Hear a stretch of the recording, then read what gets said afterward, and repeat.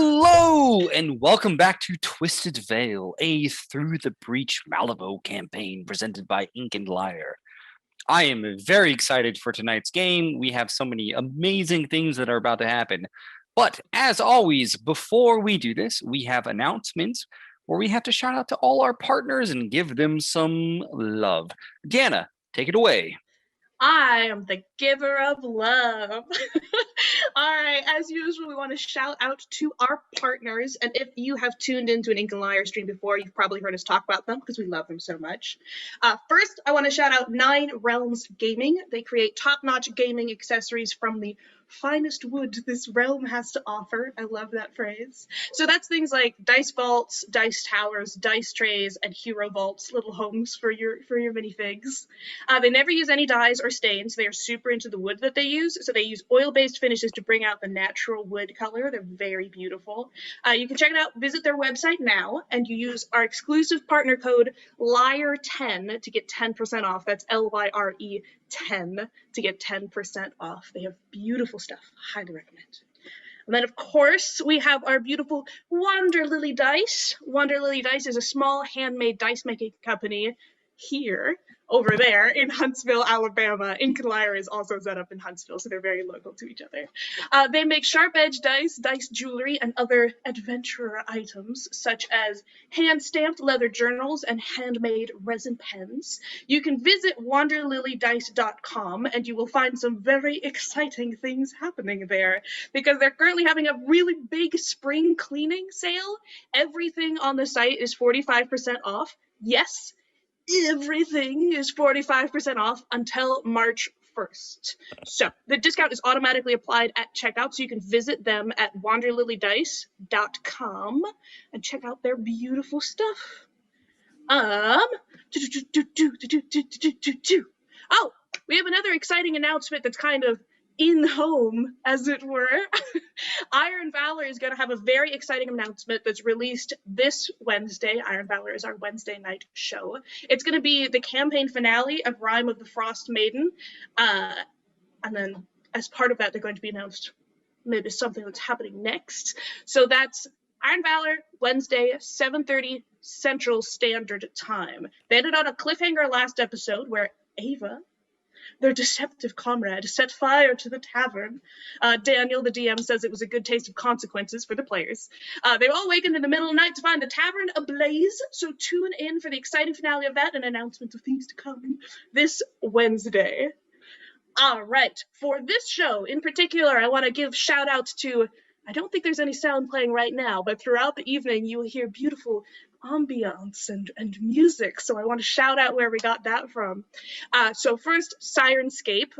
All our ambient sounds and a lot of the music that you hear is going to be from them. We also use their online players to use on the stream. And then Ounce's Music is somebody that Brent actually specifically commissioned to write pieces especially for the show. So he's a musical artist responsible for a lot of what you're going to hear.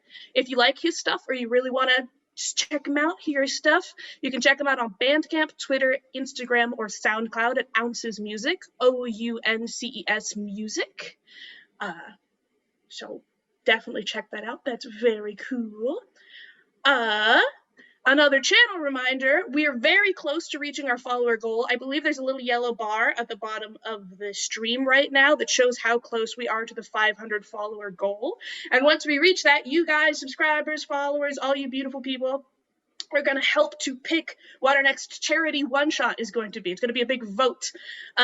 You'll get to vote from a Regency one-shot. Lauren's excited about it. People who like Bridgerton are excited about it. Labyrinth. Gay people like me are excited about it. Sailor Moon, Neverland, Alice in Wonderland, Cyberpunk. There's going to be a lot of options that are all very exciting. There's going to be a lot to vote on, and we can't wait until we can get together with you guys and talk about what we're going to do. And a reminder, you can subscribe on YouTube to see episodes 1 week after its live date. And you can also join us on Discord. It's free if you're enjoying this or any other show from Ink and Lyre. There should be a link that pops up in the chat. You can come and chat with us, the community, cast members. There's fan art, there's a ballroom, there's a place where everybody's showing off their pets that's super cute. So yeah, there's links in the About tab, and there's also, I think, a link in the chat. I want to make sure I'm not missing anything vitally important, other than the love, of course, I hold in my heart for you. All right, the last thing that I need to mention is the viewer discretion. Twisted Veil is intended for mature audiences and engages with some heavy or triggering themes. We love you all, and we want to make sure that you are having a positive experience on the channel. So if any of the themes I talk about here are something that you're like, not today, I'm not in the headspace for this, or this isn't the kind of content that I want to sit with right this moment, we totally understand. Your mental health is the most important thing.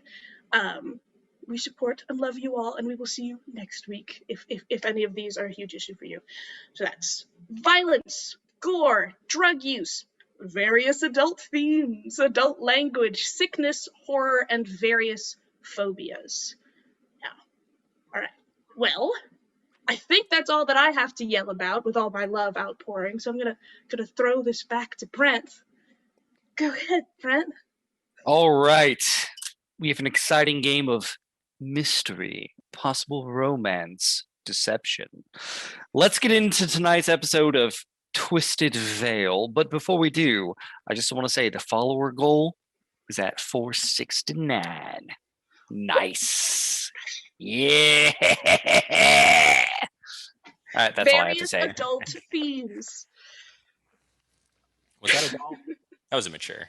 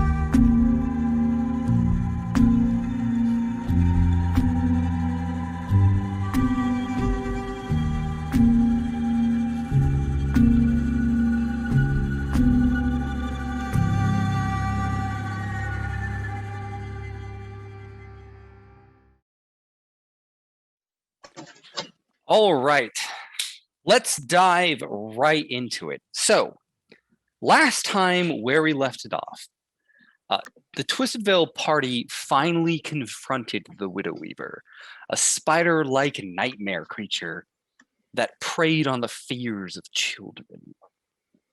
After defeating her, Ellie finally decided to get her eye replaced with Doc's mechanical prosthetic. During this, Nemo got very drunk. And despite Ellie's morphine-induced conversations, Doc managed to successfully implant the eye. After, the party made their way to the Cage of Grace, where they received their payment for the Widow Weaver bounty, and everyone went back out for pizza at the house of LeBlanc. But, sadly, people were leaving. Edward, the ancient undead companion, returned to the swamps of the bayou, but Nemo met him in the streets, where he gave her a precious scarab necklace that once belonged to his daughter and said his goodbyes. Meanwhile, Doc shared a dinner with Ellie, and with a somber air, Ellie kissed Doc on the forehead and said her goodbyes as well. Nemo decided to break into Toby's apartment, and Ellie finished her dinner alone. With time moving forward, the party is now only a day away from the Barrow's masquerade. And I will start up our music, and then we will probably dip over to Nemo. What's in his apartment? All I feel right. like I feel like he's got a totally like an Apple House kind of thing where he has to like scan his thumbprint to get into his apartment. Like really easy to break, but very expensive. No, it's you've been there before. It's essentially an apartment building. We'll set the scene. For all intents and purposes, you have been moving through the downtown area more to the outskirts where you have found Toby's apartment, which you've been there before. It's, a tall brick building. The front door is locked, and you have to go up to the third floor, and within this building, that's where he resides. But for the most part, it's, mid-evening. It's not too populated right now. A few people are walking by, some like better off workers, some of the more refined people in their coats and with their dresses. Right. What do you do? I'm gonna walk through like I belong there. Who's gonna tell me that I don't? I'm just gonna walk over to his apartment. All right. You walk up to sort of the front door that leads into the apartment building. It is locked. Great. Is there like a peephole, a window, anything that I would be able to look through, or even just under the door? I mean, you can look under the door, but you definitely can't see the apartment because it's, third story. Oh, the outside of the apartment is locked? I thought I'd already gotten to his. No, the outside is locked as well. You have to have a key to get into the building. Does he have a window? There's a fire escape. Awesome. Obviously, I'm going to take the fire escape. He's connected to the fire escape? Yes. Okay. Yeah, I'll go up that. I'll try to not do it in a super obvious way. Okay. You, all right. First of all, you're climbing up a fire escape, which is very kind of shady. Yeah, okay. But it isn't an alley. It's an apartment building that I feel like lots of people live in, right? So they will know. Okay, so I don't want to go in and be like, "Hey, I live here." That's why I'm okay. So we'll need like a stealth check for you to kind of dip down the alleyway and make your way up the side of the building in the fire escape. Target number 8. Awesome. I got a 14. Easy.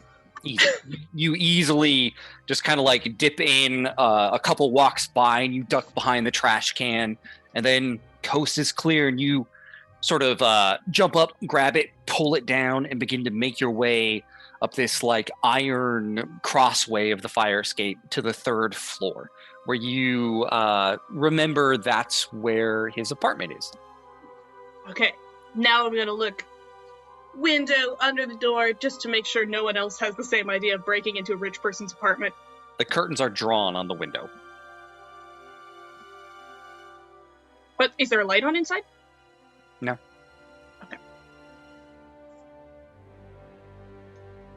I'm going to very quietly pick the lock. Can I listen at the door?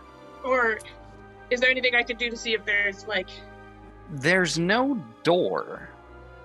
Oh, it's just a window. Okay, cool. That's fine. Are you familiar with a fire escape? I know, a fire escape. You're supposed to be able to get out, right? I've never lived in it. Okay. So okay. On old-fashioned buildings, have you ever seen the old movies where there's sort of the metal stairs that go up the side of the building on the outside? Fire escape looks like, but aren't you? It's on the outside of the building. There's no door. Yeah, but you have to be able to get to the fire escape, but it wouldn't be directly from your apartment. No, normally you would open the window and come down the fire escape if there's a fire. That sounds dangerous. Okay. Well, welcome to 1902. All right. Can I listen at the window then, or yes. do I just have to give me a target number 8 notice check? Yeah. Okay. 14 again. You put your ear to the window. And you hear,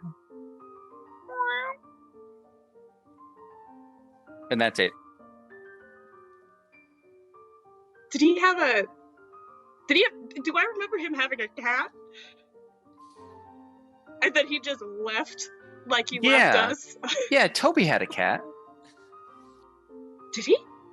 Yeah, definitely. Toby had a cat. My opinion of Toby lowers again as I realize he left his cat here while he was away. I don't. Okay, maybe I'm just forgetting. Okay, I'm just gonna try to open the window. All right. Give me your lock picking. Target number 7. Okay, cool. I have advantage on it because I have a lock picking set. I got 2 1s. Yeah, I'm not gonna cheat that. It's not important enough. 2 1s? Yeah. All right. You. Well, it becomes a 3 if that helps. With a 3, you kind of like wedge. So there's like no real lock to pick because it's a window. So like you pull out your knife and like kind of try to wedge it in there to pop up the latch. And there's like and you notice like there's like now like a crack along the glass as you sort of force the wood and it caused it to compress, but it does not open. I'm gonna kick in the window. I've already completely failed lock picking it. He's rich. This is fine. There's only a cat in here. You flat out. Can I brute force it open? Is that an option? Or you can break the window, sure. Yeah. No, I shouldn't do that. I'm very frustrated. I'm gonna go back down the fire escape. I'm gonna try the front door, I guess. All right. You come. As difficult as it is, I just did a really shitty job at lockpicking. You come back out to the front area. You're kind of looking around, right? We're going to keep your normal stealth check, which at this point in time, it's not hiding behind things, but it's blending in. So you wait until there's like not a lot of people passing by and you put your back towards them to make it look like you have a key and just get out those picks and start to pick it. Target number 8. Okay. The target number is higher, huh? Okay. Well, I got an 8. I got an 8 of crows. Meat beats. Yeah. So you manage to sort of, put the top in, move the tension rod and just like, and it opens up. You quickly open the door, put your tools back in your pocket, make your way inside. You head up the stairs to the 3rd floor, back to number, what was the number of his building?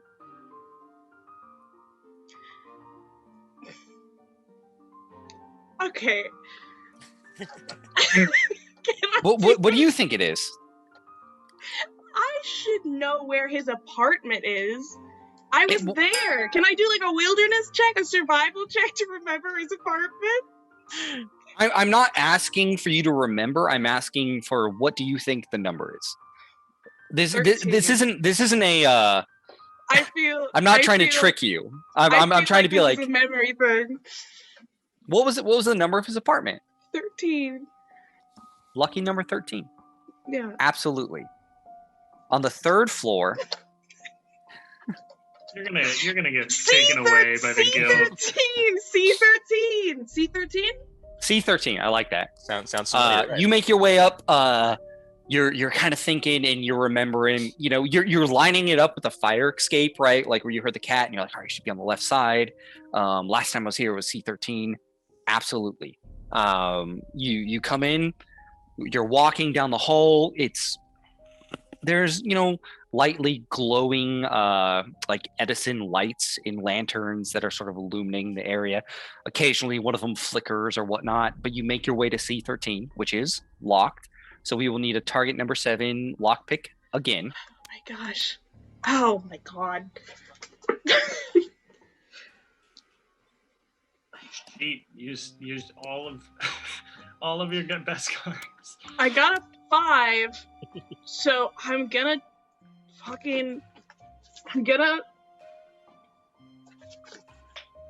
cheat it to a 14. All right. You struggle a little bit with this lock, but you manage to eventually, like, there's a moment where your tension pick kind of bends. You're like, shit, right? And you come out and you bring another one and it pops open. You open the door. And it's not Inside. It is like a soft pink carpet. There's a curio cabinet in the corner. You see a cat sort of lounging on the. Close the door. You close it, and like you're thinking for a second. No, he didn't have a cat. You were sure he had a cat a second ago. Oh, maybe you were wrong. So Nemo, you opened the door, you saw the pink carpet. There was like a curio cabinet in the back that had like little porcelain figurines, cat resting on the windowsill. You heard, "Mr. Whiskers, is that you?" And you quickly shut the door. And you were thinking, I swore he had a cat. No, he didn't have a cat. He definitely didn't have a cat. He wasn't in an apartment building. No, He no, wasn't in an apartment building? no. He had an apartment, but it was like a single small house. It wasn't an apartment building. But Where am I? Where are you? Where am I? What part of the city is Nemo in right now? She's still in the downtown. She's Oh, still in the downtown. God, Nemo, he's not in the downtown. He's not in. I know he's not in the downtown. He's in the fucking. You could have swore he was in the downtown. No, I knew he wasn't in the downtown. Don't you tell me things that I do or do not know. He was like in the. He was. I know. You know what? Yeah. I'm the DM, and I think you're wrong. I think he was in the howling slums. Maybe. I think you could have He wasn't in the swore he slums. was in the downtown. He was Deanna. in the howling slums. No, he was definitely in the downtown, and like now you're starting to realize he's not here, but this place is really familiar. And you're standing in the hall and Wait. just kind of having a moment, like trying to think like, yeah, he was in the howling slums. And then you hear like a, and you look over to the right of you, and one by one, the lights are starting to turn off. All right. I am running down the hallway and I'm jumping out of a window. Can You run describe back to the can you stairs? describe the exterior of this house again? You said it was So- a brick-fronted house. This is a brick-fronted apartment building that goes up like 4 stories. There are no windows because you're in the hall. You're in the hallway, and the lights heading back to the stairs where you came but up. I know there's a window in the house, in the apartment that has a cat in it. Oh yeah. There's a window in there, and an old lady. Slam into the old lady's apartment. She's not going to stop me, and I'm going to jump out the window onto the fire escape. Okay, you throw open the door. The lights are just one by one going out. As you throw it open, you look down the hallway towards the stairs, and you see the silhouette of a very, very tall, gaunt, thin figure standing by the stairs. You throw open the door, run into the I'm going room. to slam it behind. I don't want the lady to die. I'm going to slam the door behind me. You slam the door behind you. That'll Like a help. woman kind of peers out from the kitchen in like her nightgown. It's like, ah! It's just completely shocked. The cat immediately like, ah! And like jumps off the window as you're charging towards it. Give me an evade check to like safely just throw open this window and come out. Okay. I'm good at this. I can do it. Went from 0 to 100 real fast. No, Yeah. that's my discard. Okay. What's the TN for my evasion check? Target number 6. Okay, awesome. My evasion, so that I got a 6, so it's a 12 total. Jesus. My specialty is jumping out of windows. You manage to do it with like such finesse that you don't even go through the window. Like you throw it up, it slams against the ceiling. The glass doesn't shatter, even though you kind of slightly broke the window. And you like kind of roll out into the fire escape. There's an old woman just like screaming bloody murder, like help, guild, please help. And like you quickly begin to just like zigzag back and down. down the fire escape and back I'm into the full streets. Spider-Manning. I'm just jumping over the side of the railing, dropping down to the next level. You're like, parkouring, just yeah, drop, I'm not grab, drop, sick. grab, drop, grab.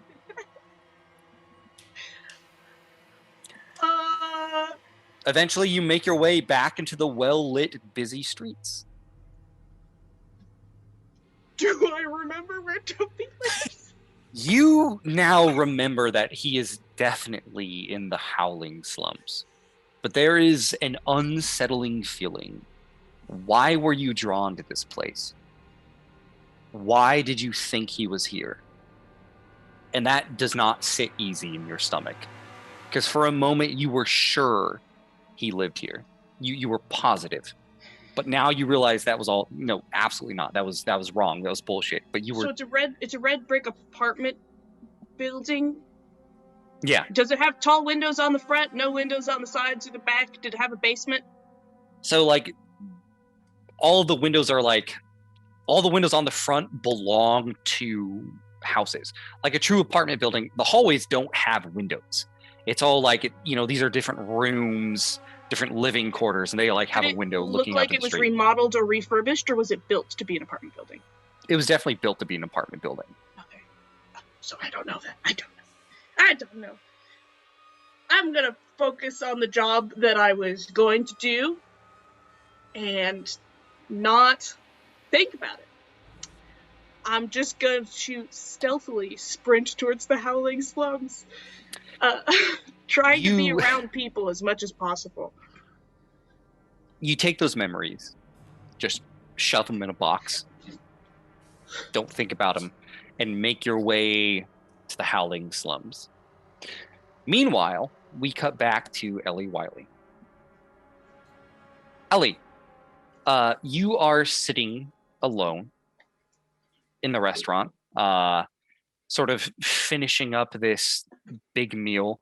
And as you do, the waiter comes over to the table and drops the check.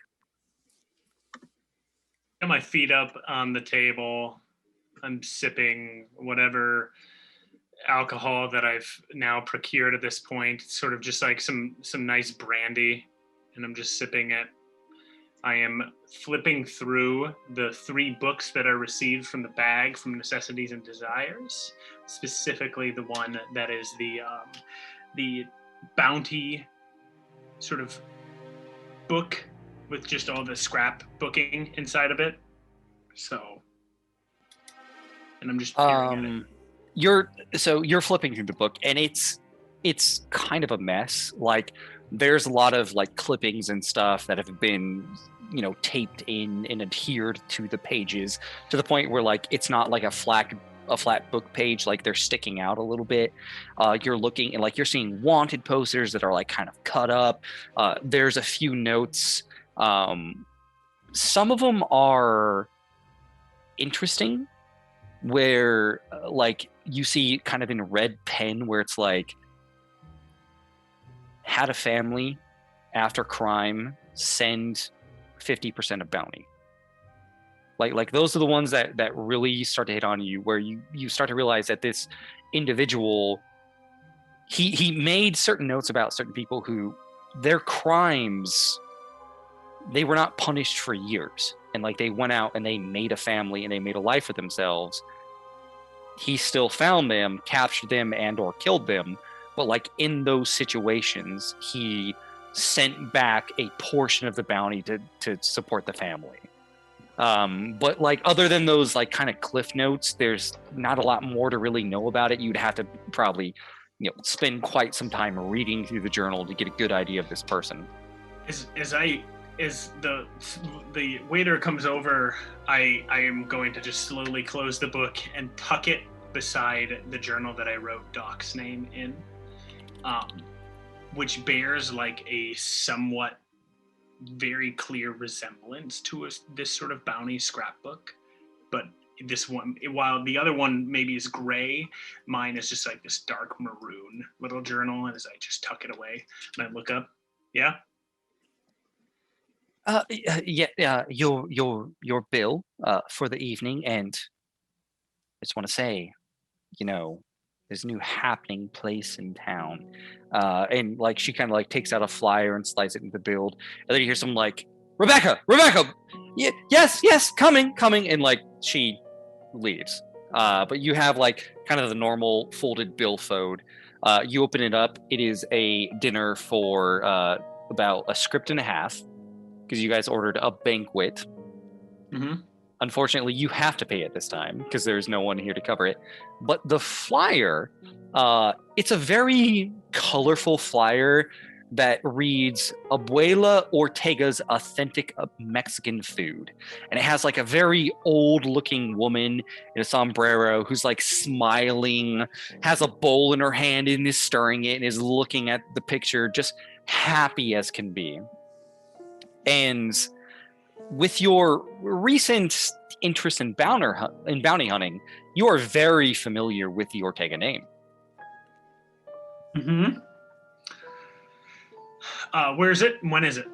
So it does have an address. It looks like it is a new place that has recently opened. It's very happening. It's in the downtown.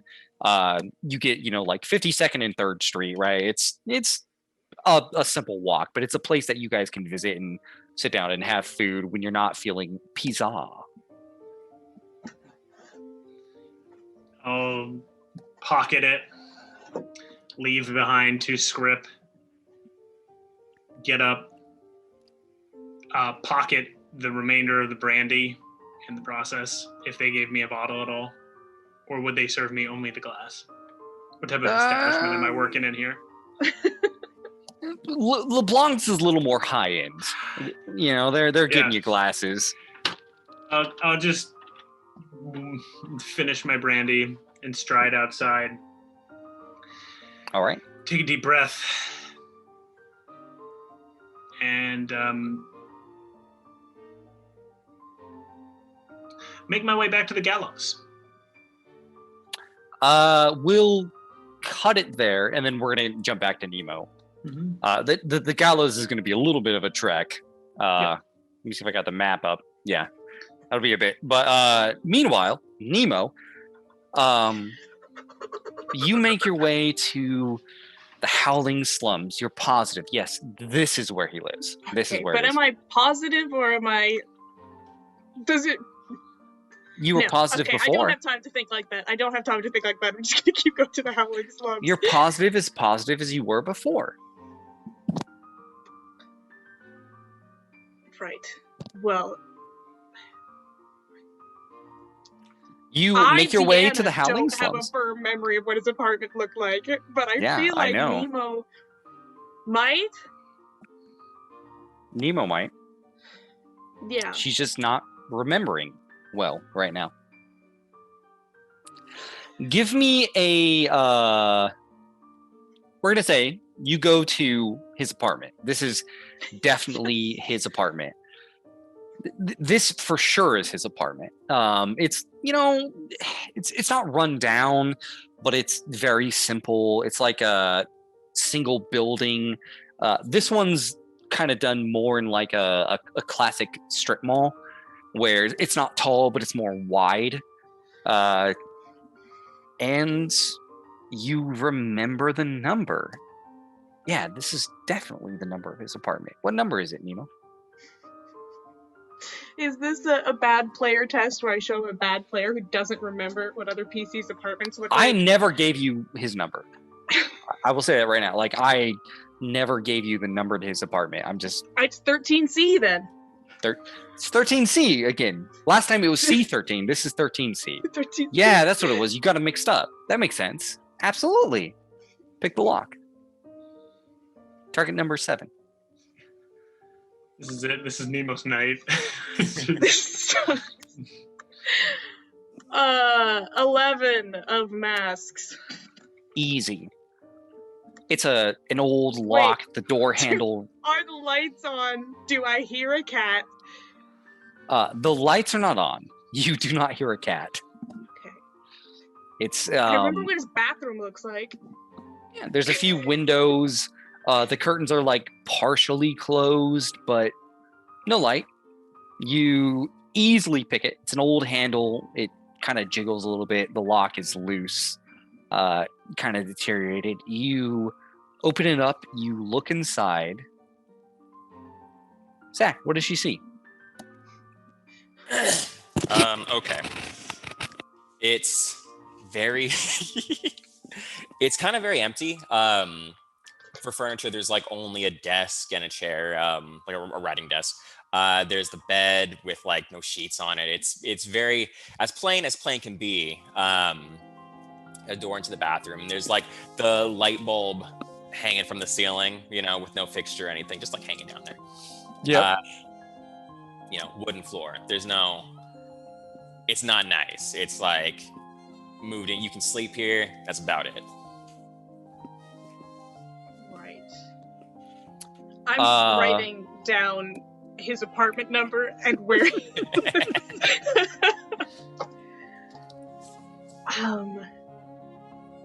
When I was here before, he had sheets on his bed and stuff, right? Like, did he take his sheets with him? So I mean, it was sheets. pretty barren. There might be like a few simplistic things he took with him, but for the most part, it's dark. You can't see too much. the closet's empty. There were clothes in the closet before. That's the thing. Yeah. So for my search, I'm looking for small, relatively inconspicuous object, like something that's definitely recognizably Tobias's, but that he might not notice is not there for a certain length of time. That's the ideal. So I'm going to be looking Target number medicine 6. cabinet, Notice under check. the mattress, floorboards. Target number 6, notice. What was it? Target number 6. Notice check. Jesus. How am I having such a bad time here?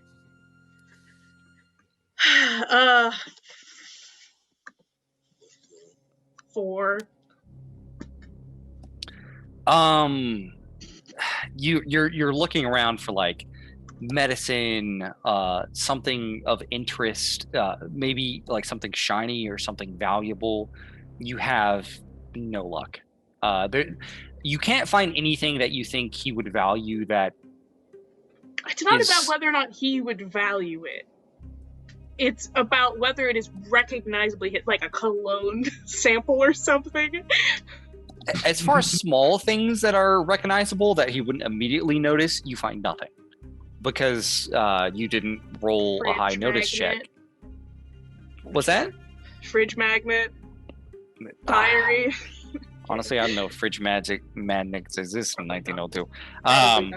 However, there's that like single hanging by a cord light bulb. You turn it on and get a better look of the environment with like its single bed, a desk in the corner. A lot of the plaster on the walls are cracked.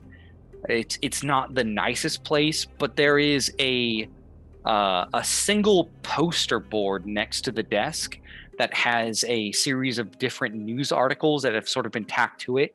And next to that, in a very nice wooden frame, is a familiar news article. It is the news article that was released about the tailor that talks about travelers who came to Malifaux. What did they expect? What did they see? Essentially, it's the article that he wrote, and I say wrote because he didn't really write. He did the research, but it's the article about you, Doc, and Ellie. And it has like a simple wooden frame, and it's hung next to this poster board.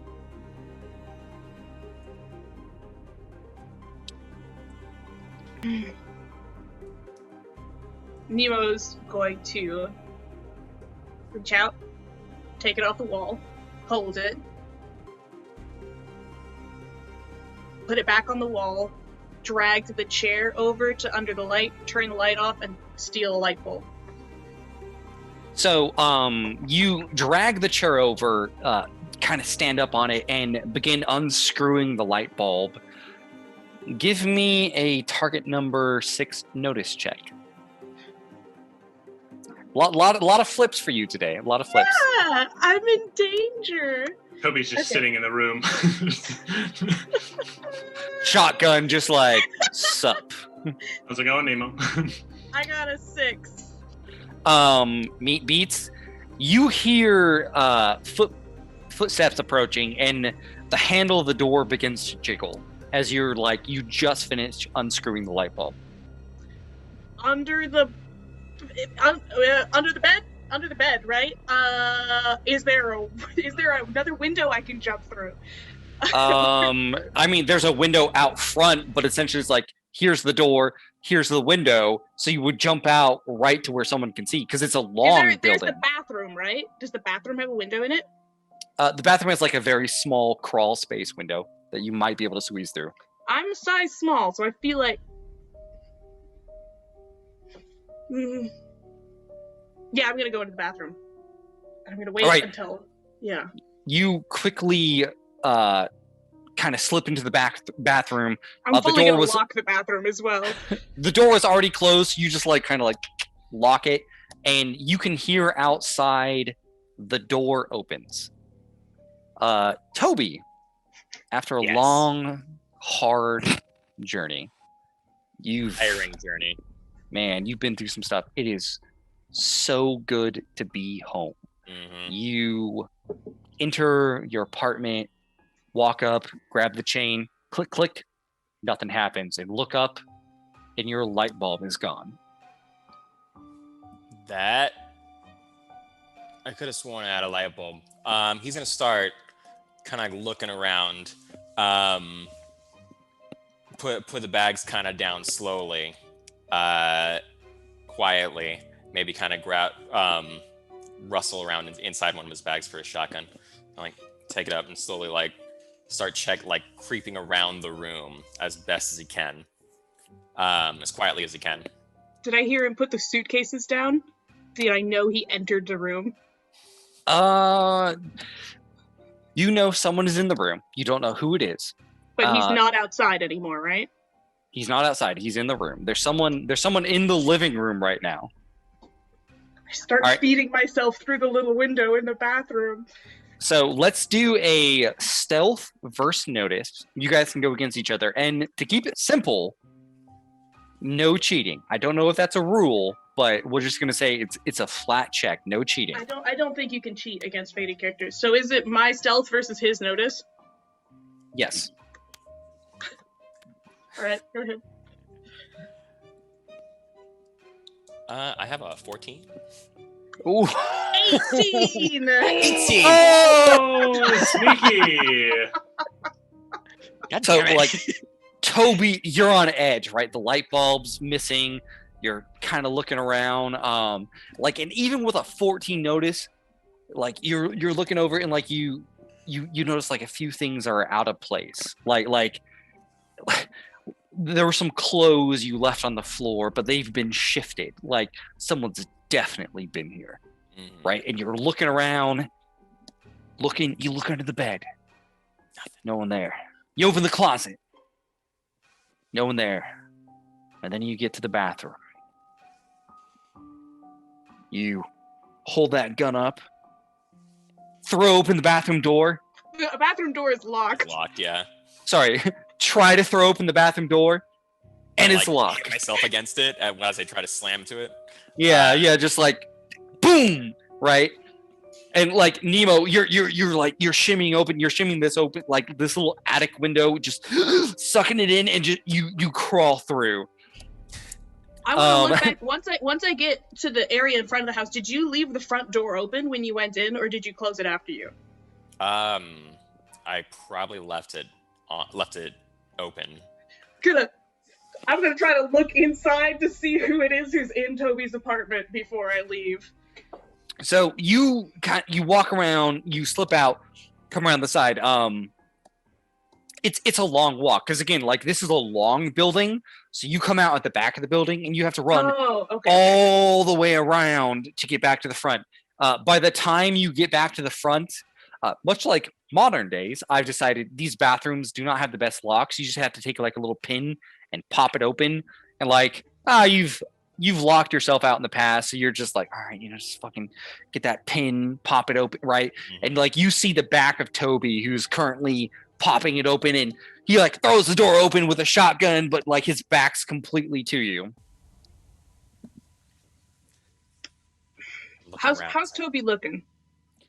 on edge.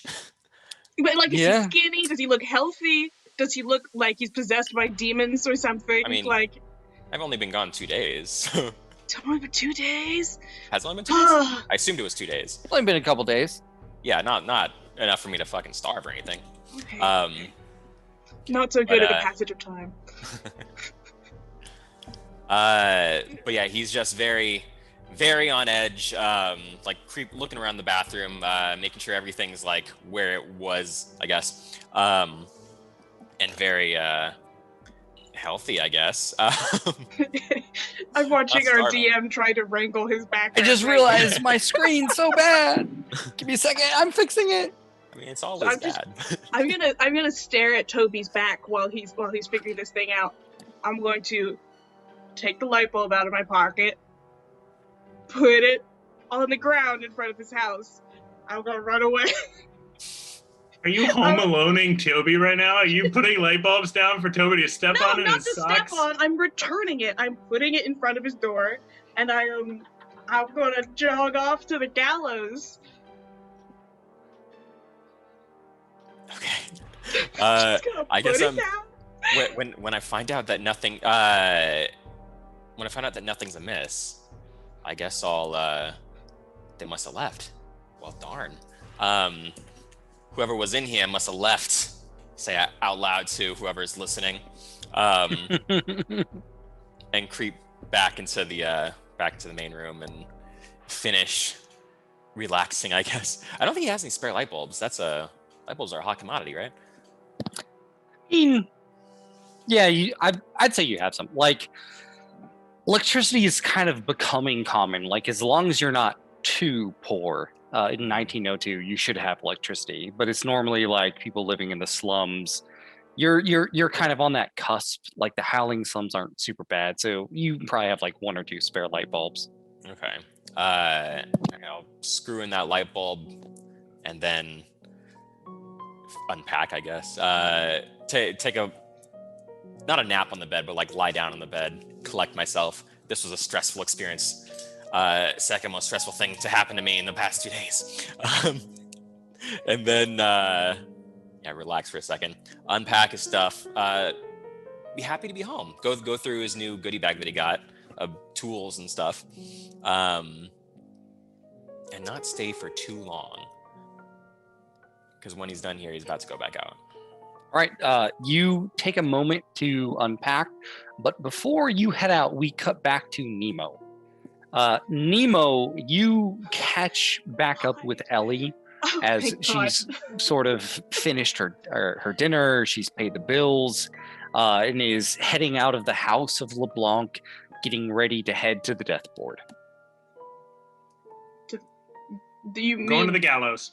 Yeah, we're going back to our like where we've been staying, the gallows, right? The place with Ronan. Ronan's Yep. bar. Not the Okay. death board, right? Okay. Okay, yep, we're going there. Yeah, I materialize at Ellie's shoulder some way between LeBlanc's and the gallows. Okay. Ellie, you've paid, you're getting ready to head out, you're about to head back to the gallows, and then Nemo comes sort of dashing down the street towards you. Hey, How much was it?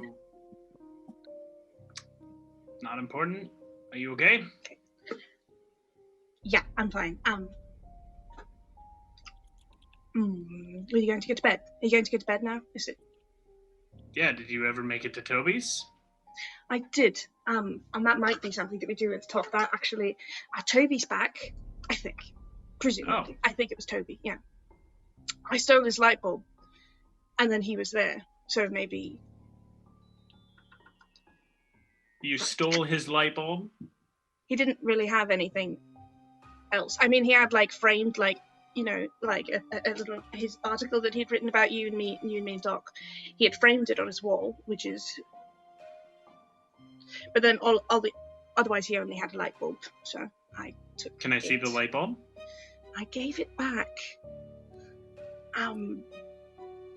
I was thinking maybe we should go if you want to go to bed, we don't have to do it. But I was thinking the next thing we could do is that we would go pick up, there's like the bouncing baby boys bouncy somewhere outside the city, and I thought maybe we could do that, and then we could go, check on Toby, but now he's here. So, unless you were going to go to bed, do you want to go to Toby's apartment? Right now. We don't have to. It's just What time is it? Right now it's about 6 o'clock. Oh, all right. All right. Sure. Yeah, I'll go see Toby. Yeah, you will. Yeah. Lead the way. Right. Yeah, I wrote down where it was. So it's in the Howling Slums. 13C, right? Yeah, it took me. Yeah, definitely. Cool. Yeah, let's go have a conversation. Yeah. And I follow Nemo and make my way from my original destination over to Toby's. All right. Toby, you are having like a nice shower. You got back, right? Kind of settling in, getting ready to head back. I assumed you reclosed your door. Yes. And then Locked it, made sure. definitely, right? But this time you put the chain lock on. You forgot it last time. Yeah. But this time you're like, oh. Extra safe. Mm-hmm. When you guys come up, are you trying to sneak in, or are you just gonna knock? What's the plan? I'm gonna pound on the door and say, Toby! Toby, you're out of the shower, like you're in a towel right now, and you just hear like, boom, boom, boom, boom. Ellie's voice, Toby. I'm gonna pick up a light bulb. Whoa! It's 6 o'clock. We got neighbors here. We gotta be quiet. And he's looking through the hole. Give me the people. You see just a mechanical eye looking back at you. Oh no. Give me a second. Let me get decent. He's gonna go back and get dressed. One. Grab the shotgun too, because that sounds familiar, but that don't look familiar. And open the the chain's still there. He's gonna open that and be like, "Who's there?" I just see an unsmiling, just Ellie, just being, "Are you gonna let us in or not?" Good to see you. Nemo's standing there holding a light bulb as though it's like a flower, just like. Hey! And his face lights up. Hey, guys! I missed you guys. And he closes the door and fucking undoes it. Hey, come on in, guys. It's been so long. What have you guys been up to? How's Trix? It's been a long 2 days, 3 days, whatever it's been. I get the feeling. It's been a long 2 days for me too. I had a long journey, pleasant journey. Made some new friends. I'm good. What have you guys been doing? How are you guys doing? We fought a demon. A what now? Yeah, you remember those little things crawling through the walls that we fought in the Burroughs house? Grip tighter on the shotgun a little bit. Yeah. We fought something bigger, scarier than that. Nemo killed it nearly single-handedly. That's not true. That's good. I'm sad I wasn't there to get the story. Yeah. I registered with the guild. That's good. Wait, no, that's not good. That's why? Why'd you do that? To get some bounties. To get some money. I found this on your doorstep. And I hold out the light bulb for you. It was just out there. Yeah. Grab that. You weren't in my apartment, were you? No. Why would I be in your apartment? Just had a funny feeling. Yeah. No. Well, if there was someone who was in your apartment, and they took a light bulb, if they gave it back,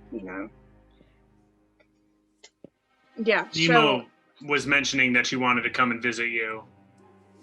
So. Okay.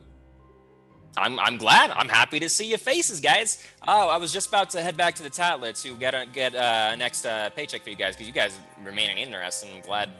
Yeah, you got fired. Yeah, you were fired from the Tailor. Hardcore. What? Simon Duffy, you know that loud fat man from like the pit? He said that you were engaging in illegal gambling or something like that. And I mean, at least according to the newspaper, you're fired. So.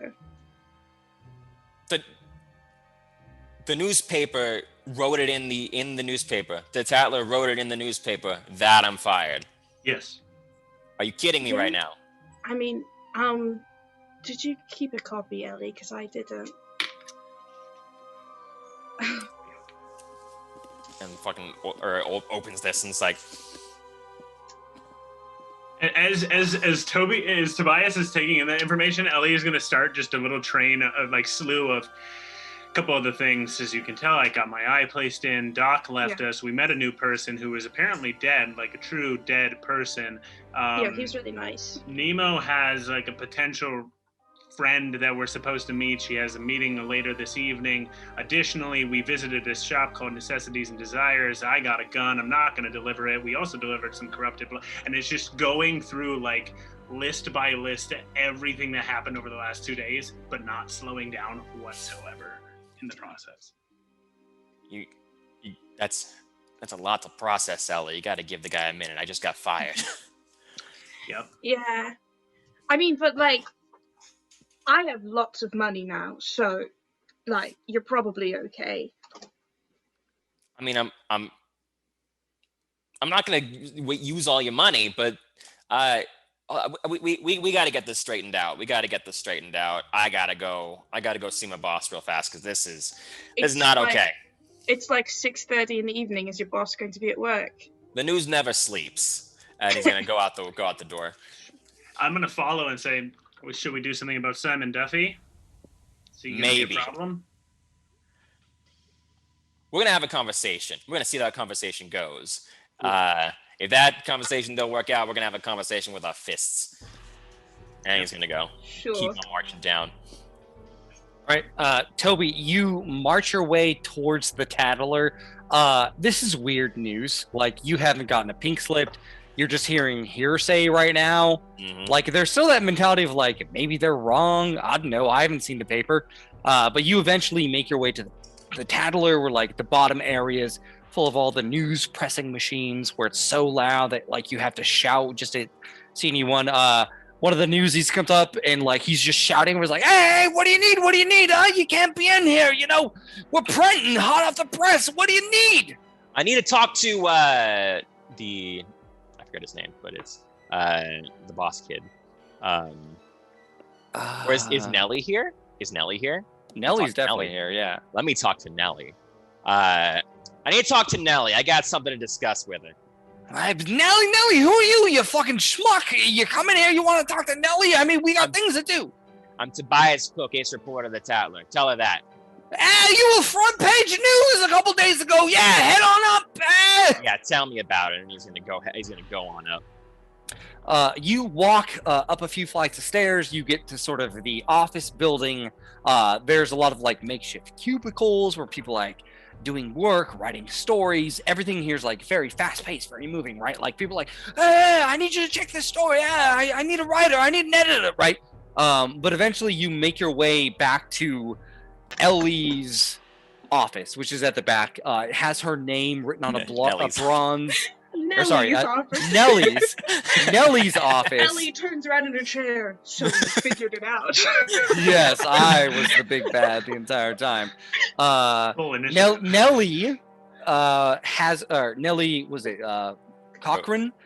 Nellie Cochran has her sort of like brass plaque with her name carved into it in black. And there it is.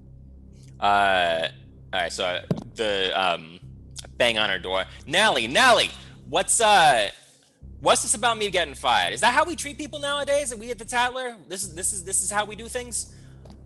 Not even a pink slip, not even a hey, how you doing? Not even a performance review? Just front page news? Toby dear, you don't have to shout through the door. You can come in and we can talk like civilized individuals and beings. I know you're upset, but please come in, have a seat. I can come and have a seat. This is after all the things I've done for you, Nelly. It's I've pushed your papers. I fucking wrote your articles. Toby, dear, darling, I get it. You're upset, but have a seat. Have a seat, please. There's 2 chairs, by the way. You sit down in one of them. These are my posse. Nelly, Ellie, Nelly, Nemo. My assistants. But they my assistants, of course. Toby. This is what I'm talking about. You went outside. You got outside individuals. These aren't recognized people of the Tattler. They're not reporters. You're bringing in people we can't trust, and we have to trust the news. Simon came in with a very convincing story about how you went out and you were being an announcer in a legal fighting ring. I had you up for a promotion. I thought you had moxie, kid. I saw you as a shooting star shining across the sky, lighting it up like a sun. And you go out and you do this to me? What am I supposed to do when the guild comes in and starts asking about my star reporter doing illegal things? And now I find out you're with vagabonds? They ain't even reporters. Look, my hands are tied. With the amount of work I get done over here, I need help. I've done so much work, and you're just gonna listen to the word of some random Simon Duffy. What is he even doing right now? Do you know where he is? How do you know he's not out there reporting, or out there announcing for these things? I mean, Toby. Originally, he had his radio show, and we had, a new office inside the Tattler, which you were going to fill that position, but after this breaking story, he's made an interest in the news. I mean, I got to give the position to someone, and Toby came in and rooted out corruption. And he made a good point. He said something that really stuck in my goal, something that really stuck with me. He said, if you're going to be a reporter, you got to make sure you're an honest citizen. It stuck with me. I was like, citizens, yeah, they got to be honest. You got to have integrity. And with you running out with the riffraff and getting involved in all this stuff, Toby, are you an honest citizen? I got more honesty than I got moxie. My hands are tied. Once a crime's been reported, you know how the guild is, where they want to make sure reporters aren't involved in any illegal activity to make sure they can give honest news. And I mean, he had eyewitnesses. He brought in like 3 or 4 people, and like they spoke real highly of you and someone who like knocked a guy out. They were all about that. They're like, oh yeah, we know him. He was friends with some broad who knocked the guy out. And I was like, well, I mean, my hands are tied. Ellie is gonna walk over to the chair and grab the other chair and grab the back of it and just lean in and say, this person back here with me, you heard of the Widow Weaver? You know about that? I'm not familiar. I mean, we mostly do politics around here. Is that some sort of some murderer or something? You heard about the Ortegas? I mean, everyone knows about the Ortegas. We just know that I did a service for Santiago Ortega, killing a Neverborn. I mean, I'd love to schedule you for an interview after that. I mean, that's juicy. That's real juicy. Unfortunately, one person has signed on exclusive rights to interview me, and I gesture over to Tobias. I mean, I see where you're coming from. I see what you do. No, I don't think you do see where I'm coming from, and I'm going to scoot the chair into the desk and just sort of lean on it, looking at Nellie. Ellie, show me your guild badge. I don't think I have one of those yet. The receptionist at the Cage of Grace is really bad. I'm just going to say that right now. However, and I pull out a bunch of paperwork that I stole from Santiago's desk, and I lay it down. I'm registered with the guild. Tobias is upstanding. We are upstanding. Isn't that right? Roll. Okay. Sorry, flip. Flip a target number 12 convince, but you'll get advantage. I'm gonna stand in the doorway, but a little bit back in such a way that they can't see that I'm wearing a very obviously stolen guild marshal coat. So I'm just not even.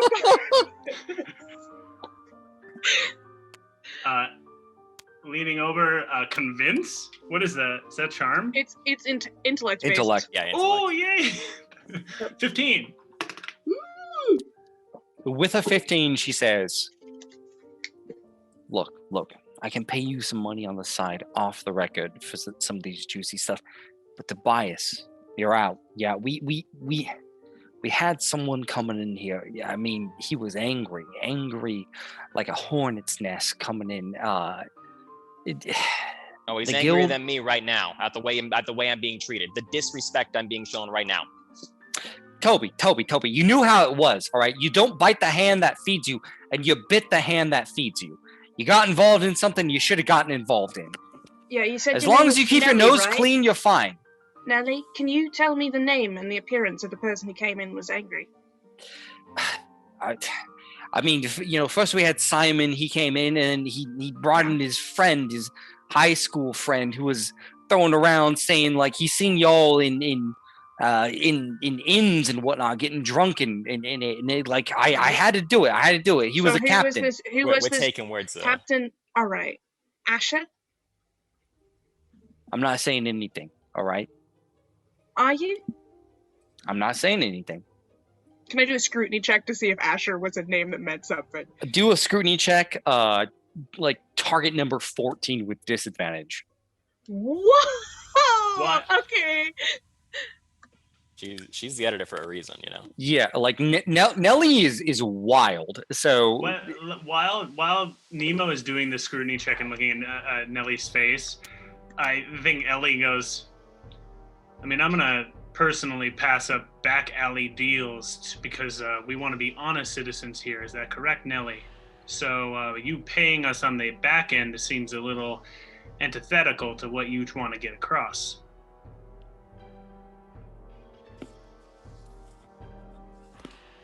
how far you want to get into morals, all right? I'm offering you money. I ain't here to do schematics. All I can say is he's out, all right?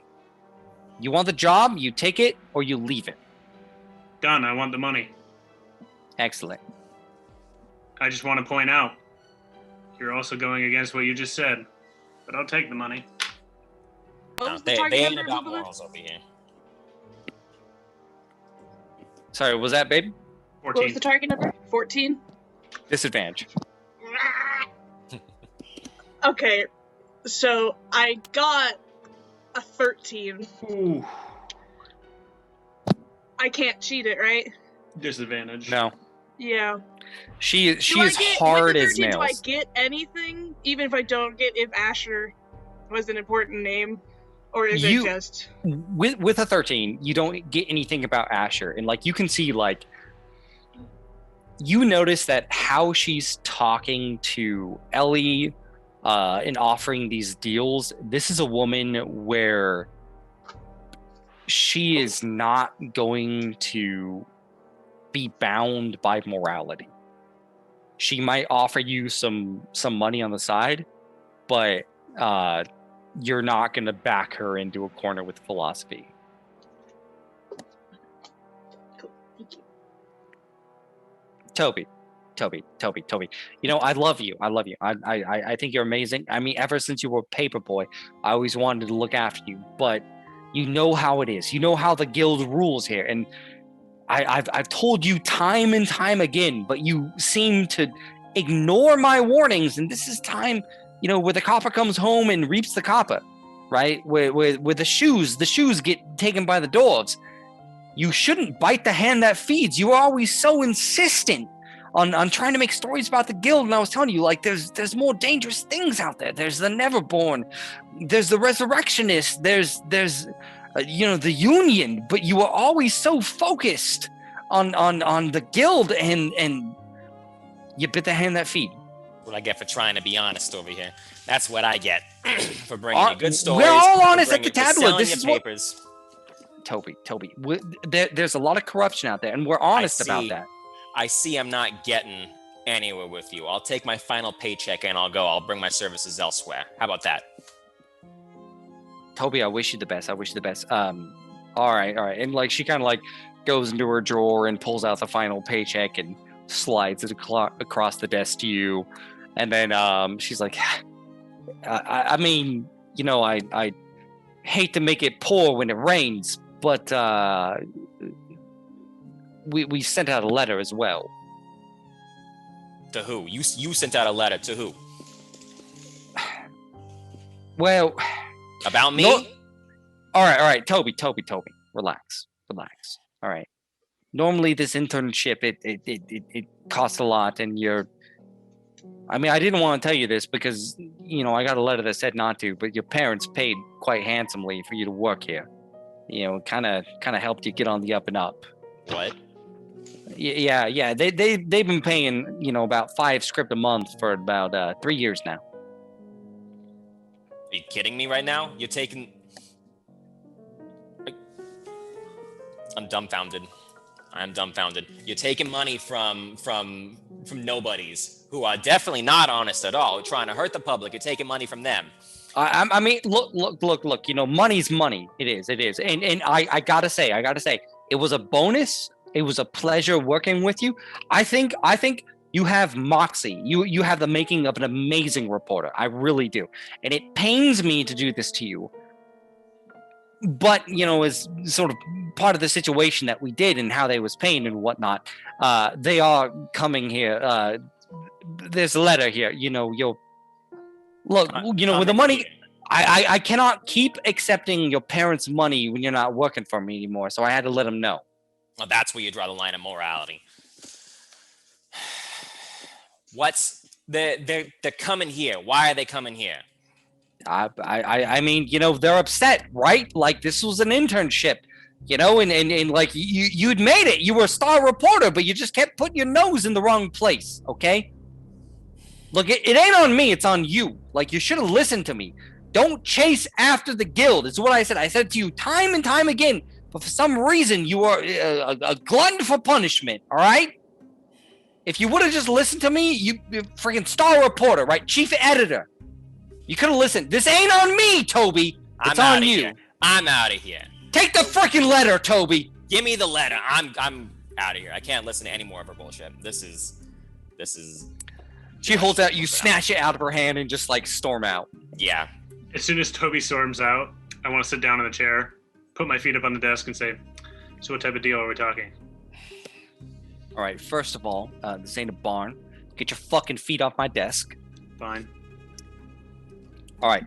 You give me inside information about rare things, like the Neverborn.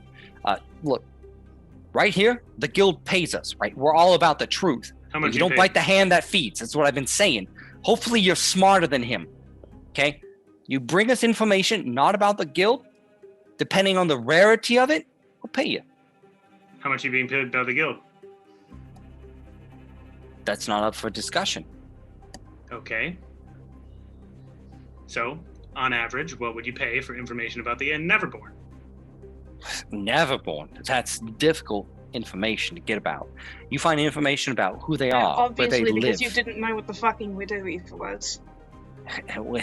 Like I said, it's difficult information. That's something that the guild keeps hush-hush, which we spin it the right way, not to put people in People are literally panic. fucking dying, and you don't know about it. What kind of newspaper are you? You think for 1 minute, if everyone knew about how scary the Neverborn are, That's true. they That's wouldn't why be you didn't burning- report. I'm so sorry you didn't Thank report you. on it because Thank you you. were interested in the public good.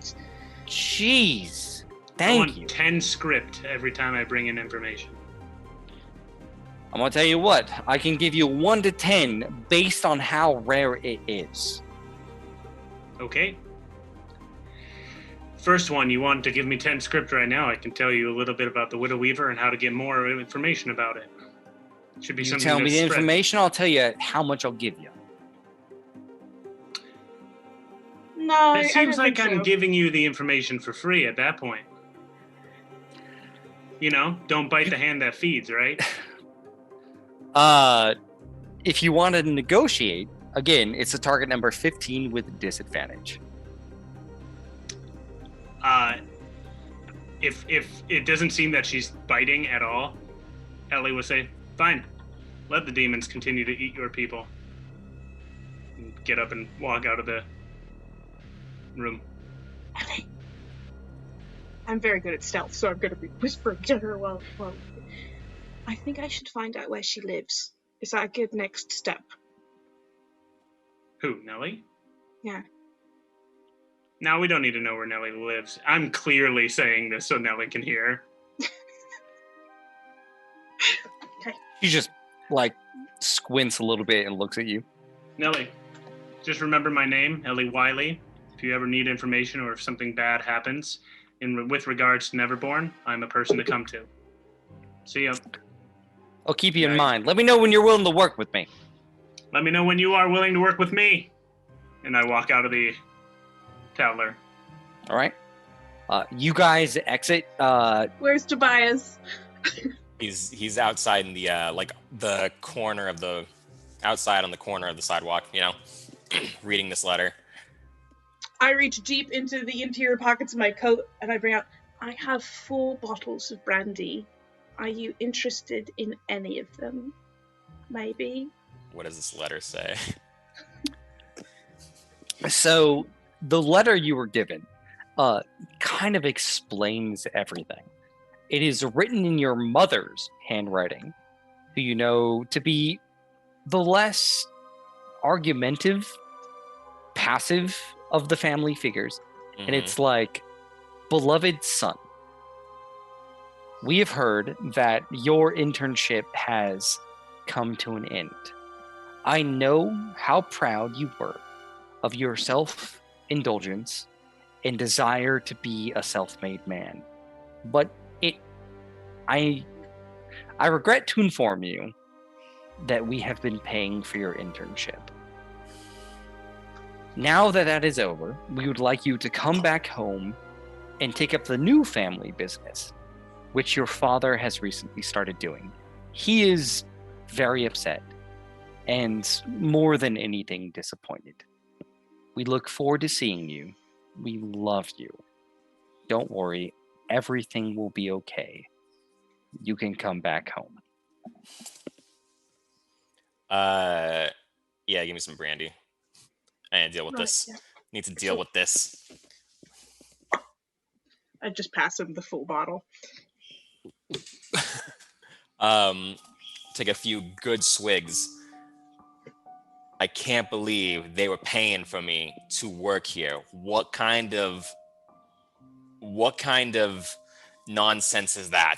How does that make any sense?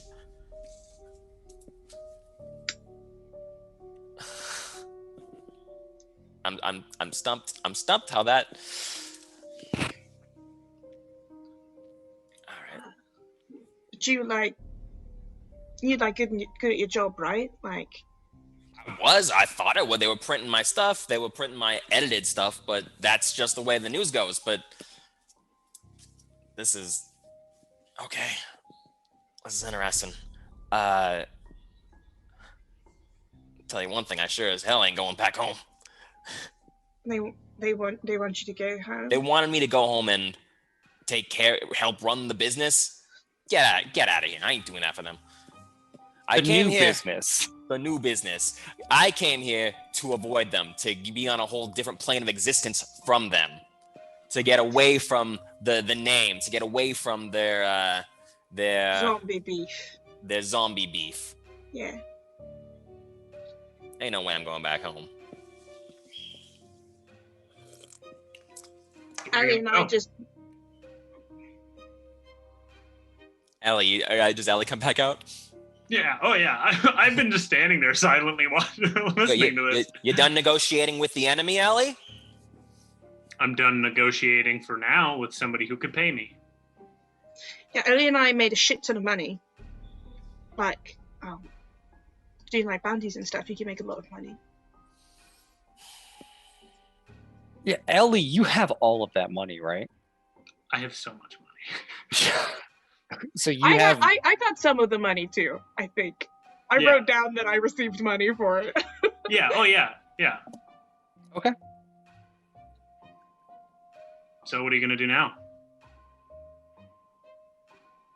I mean, we have lodging and, we have free food for a while too. And, so, yeah, what are you going to do? We have one more thing to do in town, right? That's the last thing we have to do. I mean, we have plenty of things we can do.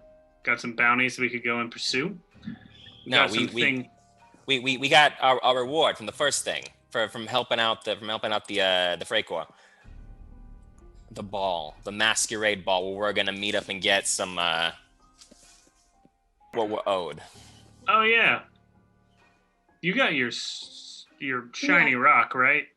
That was something else. We still have one other reward that we're owed. I'm gonna collect that first before I leave town again. You're leaving, so okay, where are you going? I got a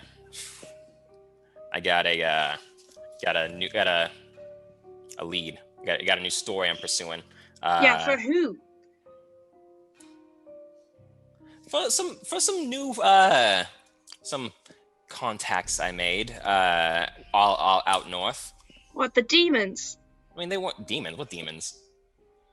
They were almost certainly demons, right? Like we just dealt with one where they were like, I'm speaking in your mind, I'm telling you what's right and wrong, like, and before you left, you were all like, oh, my brain is telling me I have to go to the mountains. I mean, I got a phone call from someone who gave me an offer I couldn't refuse, and I went and met up with them. Yeah, but did you know the person who called you? Did you know them? Were they a friend? I mean, we're friends now. Right. So you've got demons in your brain, and you're going to follow them. I have a new employer who's the demon? Interested in giving me money, Ellie, and is more interested in doing good than working for the tailor was. So that's where I'm headed next. Are they good paying, and can we get in on this? They're good paying, and if like, you do help they me pay out, well? I mean, I'm about to get paid well after going on a second work trip all the way out to the Badlands, and that's not nearly as nice as Ridley was. Do you want company or not? I mean, I could always use a little help from my friends. We all need a little help from our friends. Right. That sounds okay. And if you guys are done hunting demons that talk in your head, I got some actual people we can work for.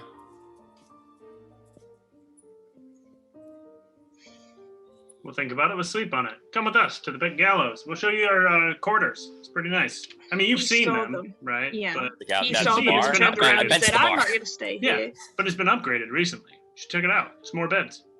More beds. All right. Do you know where Simon Duffy lives? Keep going. Speaking of which, we got words to say to Simon Duffy, but that's on my off time. All right, let's go back to the gallows.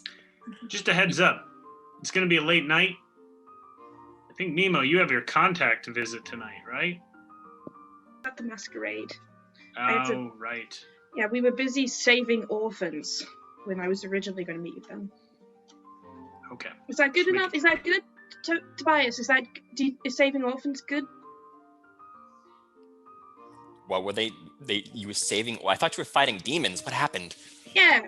Is there more to the story? This is why you need me there to write down your stories. No, if you're not there, you're not there. So, right, no, but it's at the masquerade. I'm meeting there. All right. I assume he's going to recognize me. So you don't know who you're meeting?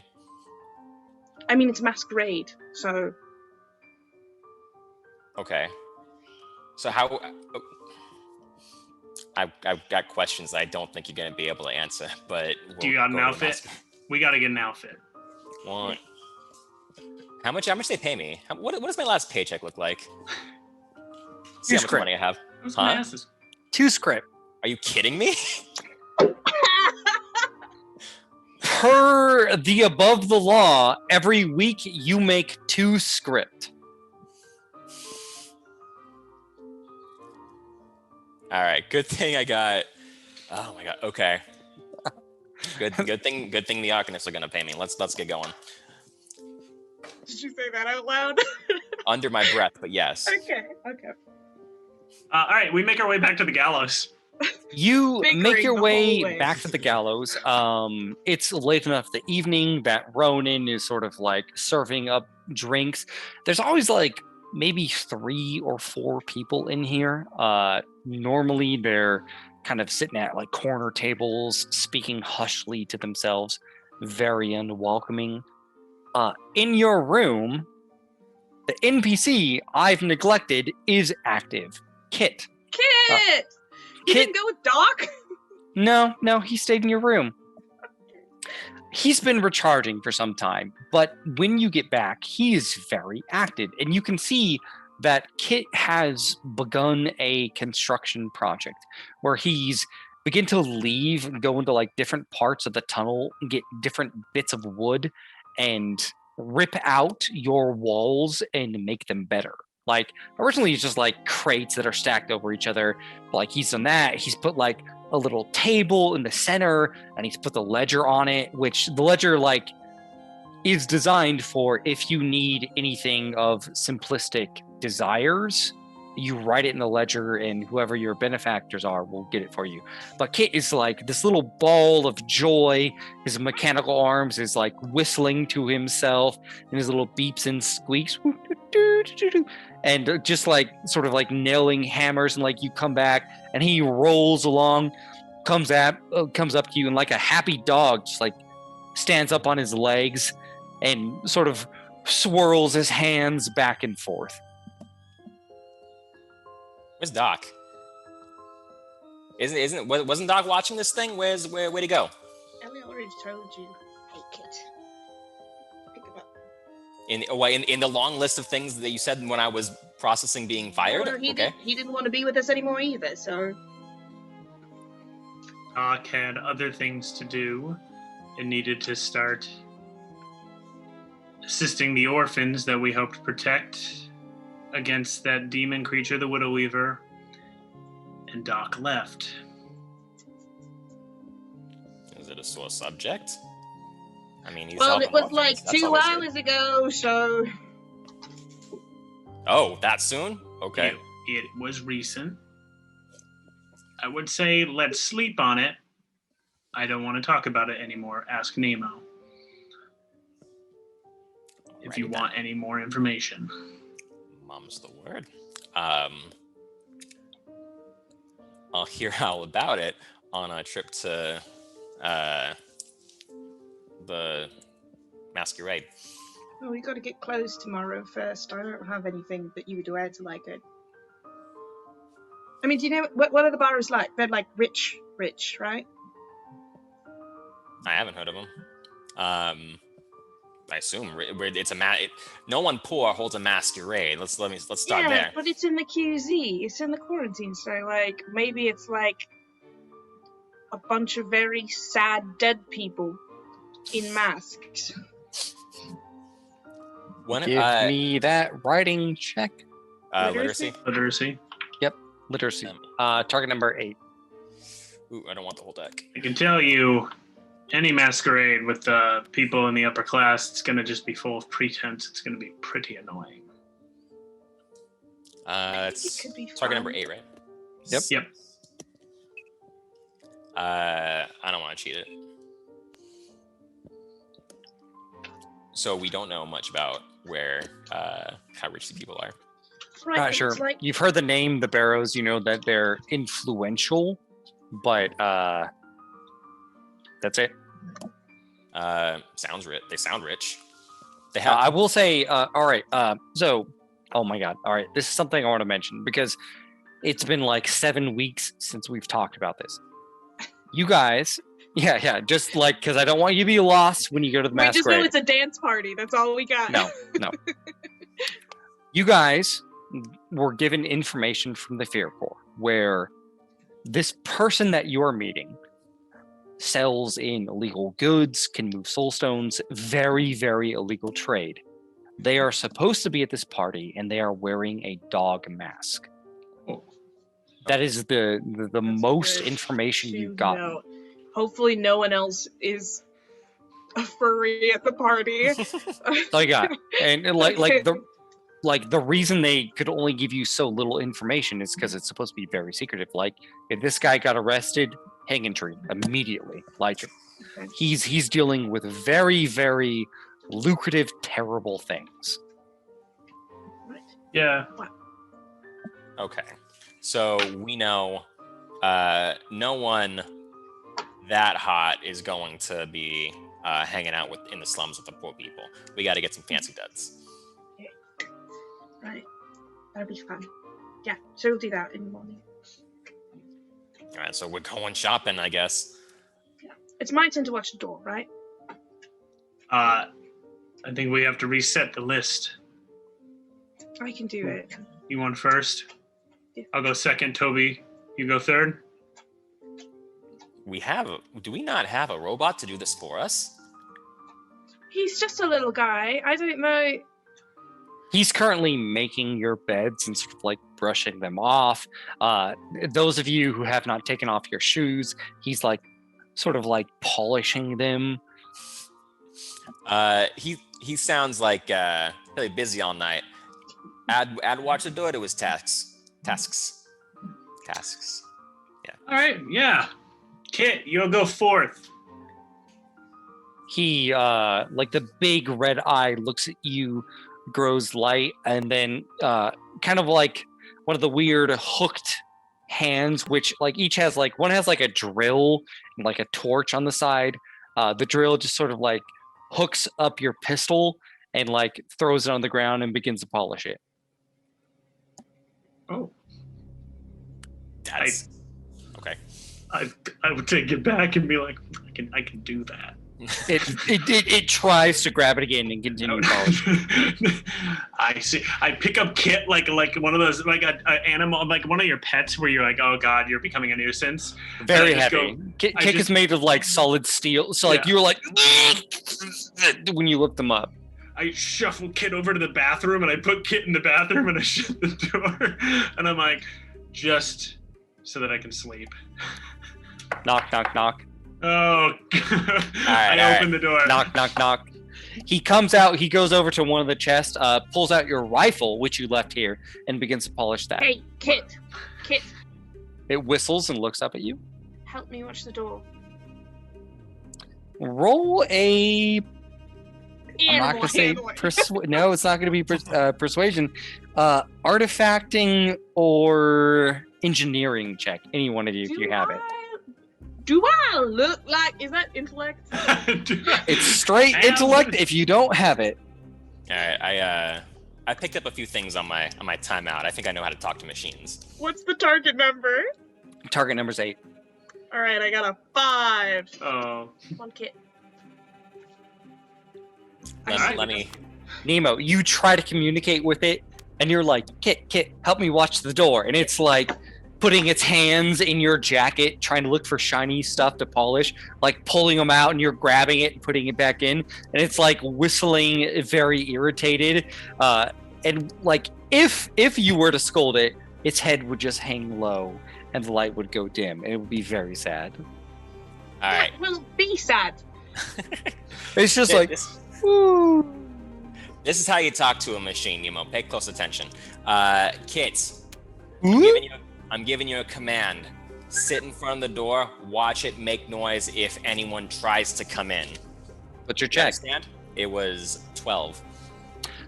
So like when you're talking to it, like you're kind of gesturing in like this weird code. You recognize the Kit model and how it essentially is designed to be like a mixture of a servant and a dog. Like it has like the loyalty of a dog, but it's meant to do like very simplistic tasks. And there's actually like a simple sign language gestures you can do to communicate with it, and you do it perfectly. And it looks at you to the point where like it stands up, salutes, flips on its back, turns around, stands up, holds out his arms, and looks angrily at the door. Good boy. That's exactly what we want. It Ain't no bounces one up and getting down. through that door. And you guys wanted us to watch it. Pff, we have technology. We're not cavemen.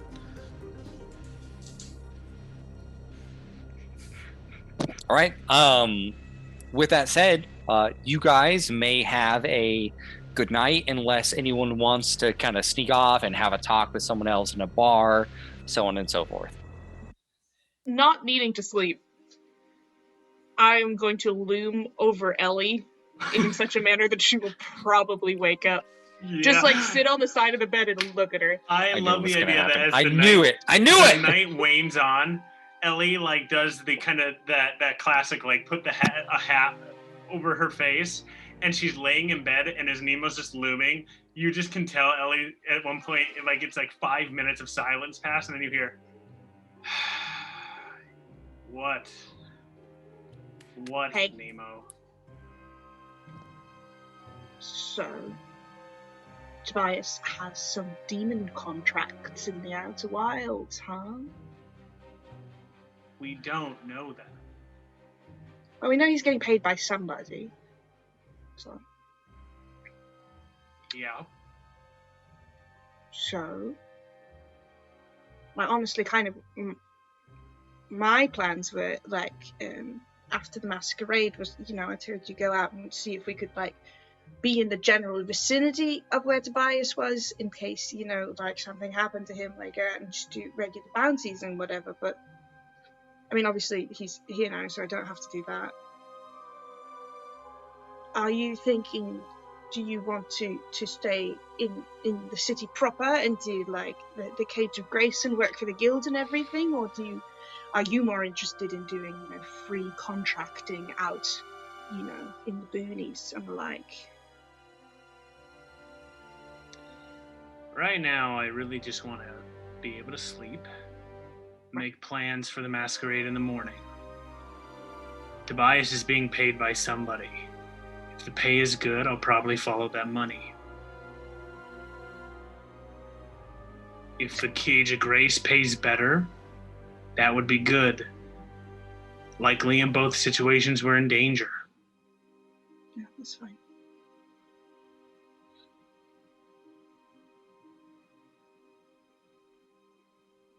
What?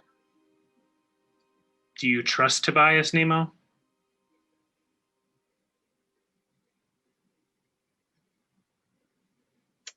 I like him. I think he's very stupid, though.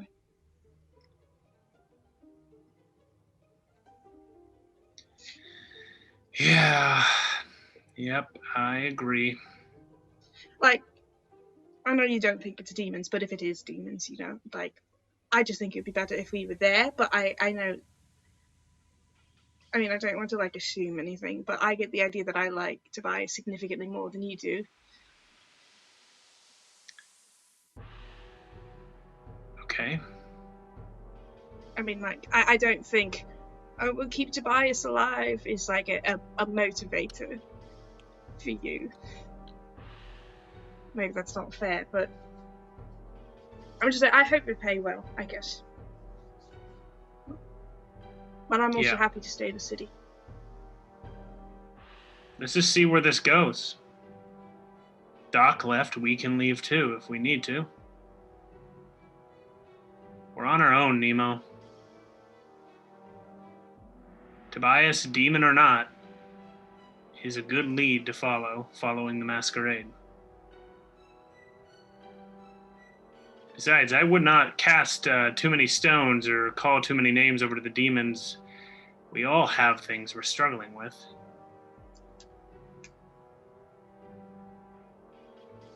Which way did you bet? Oh, are you going to tell me now? Depends what way you bet, I suppose.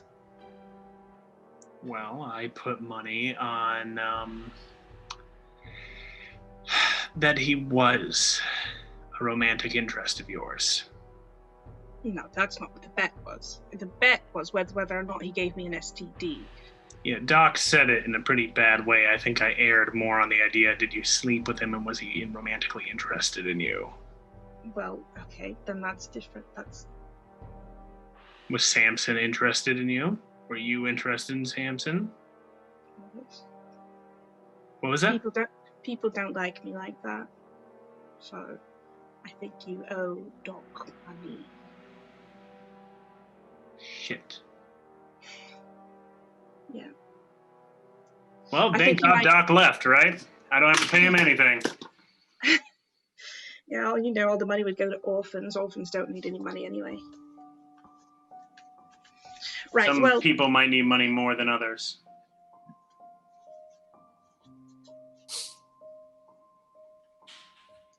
Have a good night. Like, sleep or whatever. Get up and I'm gonna go sit next to the door with Kit. Good night. Night. And Ellie goes back and lays in bed and goes to sleep after a little while. At one point in time, checks to make sure Nemo was not looming again before going fully to sleep. Toby, do you sleep through the night? Nemo is sort of sitting in front of the door.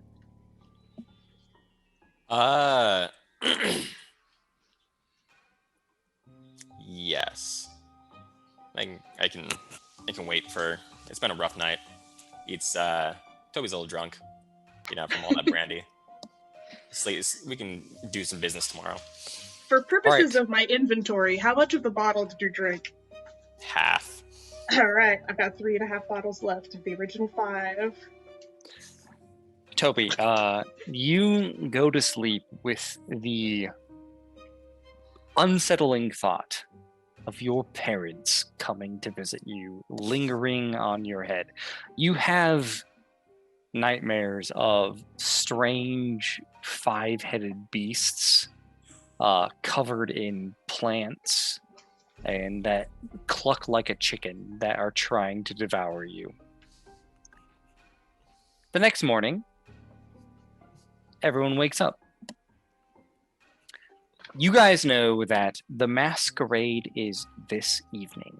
And when you sort of open the invitations that you were given to you by the Freikorps, they say 2 things.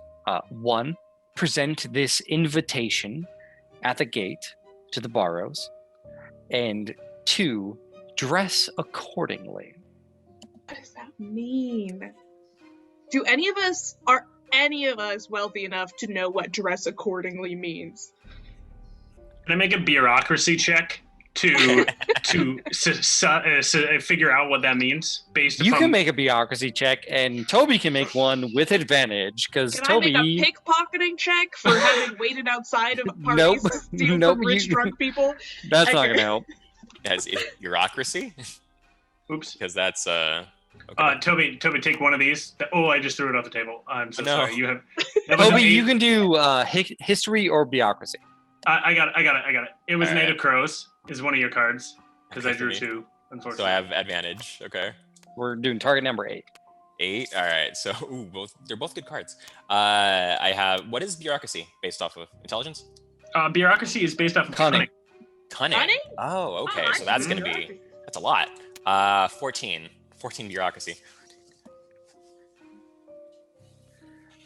All right, so Toby, you know that the Barrows is a very strange part of the quarantine zone. That it is essentially owned by what is essentially a very rich crime lord.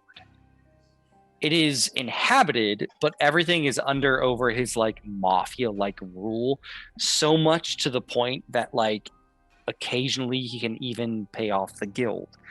This is high society nonsense. You're gonna need the flushiest of fashions, the greatest of design. The better your outfit, the better your chances of interacting with society and going unnoticed in this district. You're also going to need a mask.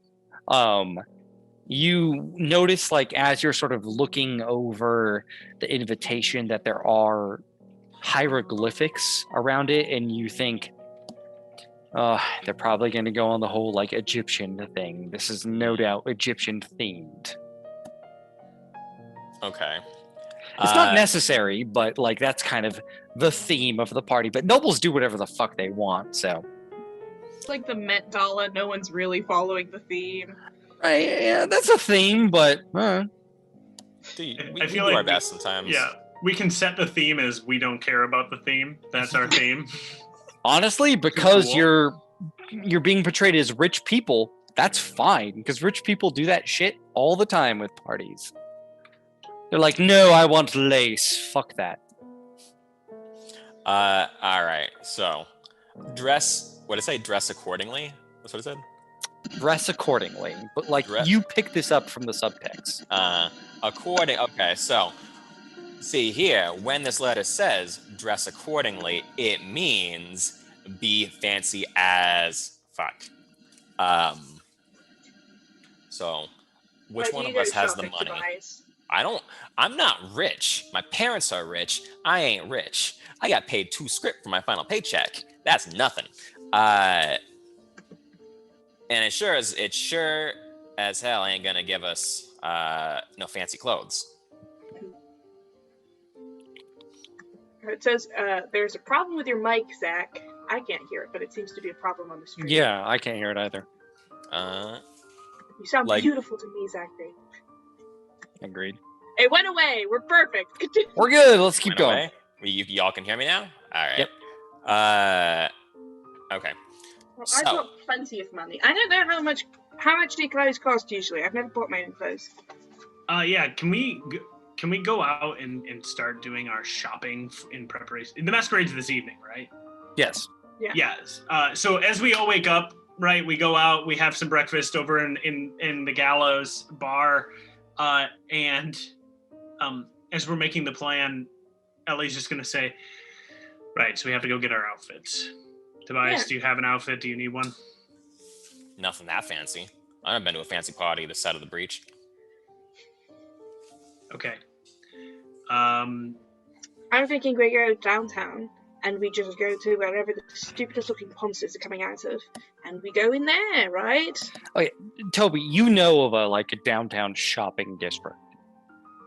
But wasn't there a wait? But wasn't there a store that you wanted to hit up, Nemo? Been there, yeah. Been there? You been there? And they don't have fancy dresses there? I wanted to No, hit it they up. don't. They have stuff. If you want to go in, Tobias, go into the store. I probably won't go in anymore. Nemo, if you want to go in, you could go in with him. I'll stand by the door and watch. If you want to. All right. It sounds like you guys have had your fun there already. I guess I we're mean, just you going to see might fancy dresses. like it. You Here's- like kind of. I mean, Here's I'm what assuming happened. part of the reason you're a reporter is because you like weird shit, right? Like, this place is not pleasant, but it's interesting. It's similar to it's just gonna make you do maybe bad things. The last time we went in there, Doc collected some trinket, if I'm correct, or was it you, Nemo? And we had to deliver some blood to a community. Yeah, I know. And we think they're vampires. Yeah. Unconfirmed whether or not they were, but apparently Yeah, the blood I think was we murdered a bunch of vampires, though, because it was yeah, in, the blood was newspaper. corrupted and hurt those people. So we don't really know whether or not that store is on the up and up. Okay, Yeah, but so I am meeting with, his business partner at the masquerade, so, it's probably not all bad, but it's kind of, a mixed bag of, so I lost my job, so I don't have health insurance anymore. Let's not get bitten by vampires. That sounds like a plan.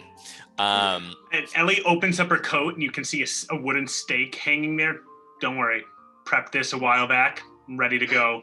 Okay. And I think I read that book too. It came out last year, right? Right? Yeah, Yeah. that was a good book. That was a I good haven't- book. I haven't read it, but a lot of people told me Bakula. about it. Okay. All right. So we're not going to the vampire store. We're gonna go get some. Yeah. We're gonna go look. The. We're gonna go look good. Yeah. I was thinking of And an if you old-time don't have any expression. money, I can, whatever. Let's go. I've been paying for enough of your pizza, so let's. That time you guys pay me back with all your bounty money. Ellie just stares at you. Am I noticed. lying, Ellie? She says nothing, gets up and leaves. Yeah, She will not concede the situation.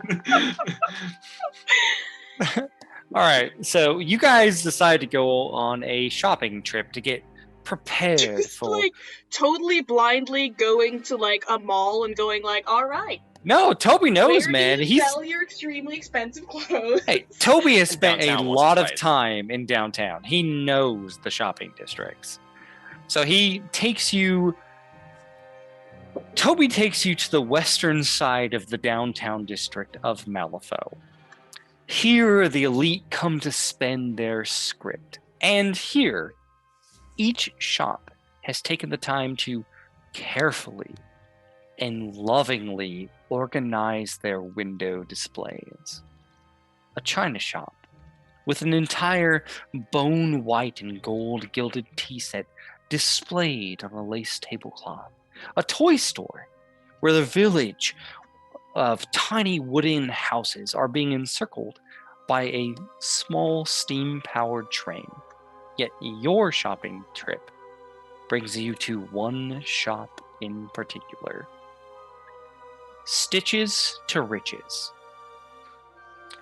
A pair of faceless wooden mannequins stand pose mid-twirl in a waltz.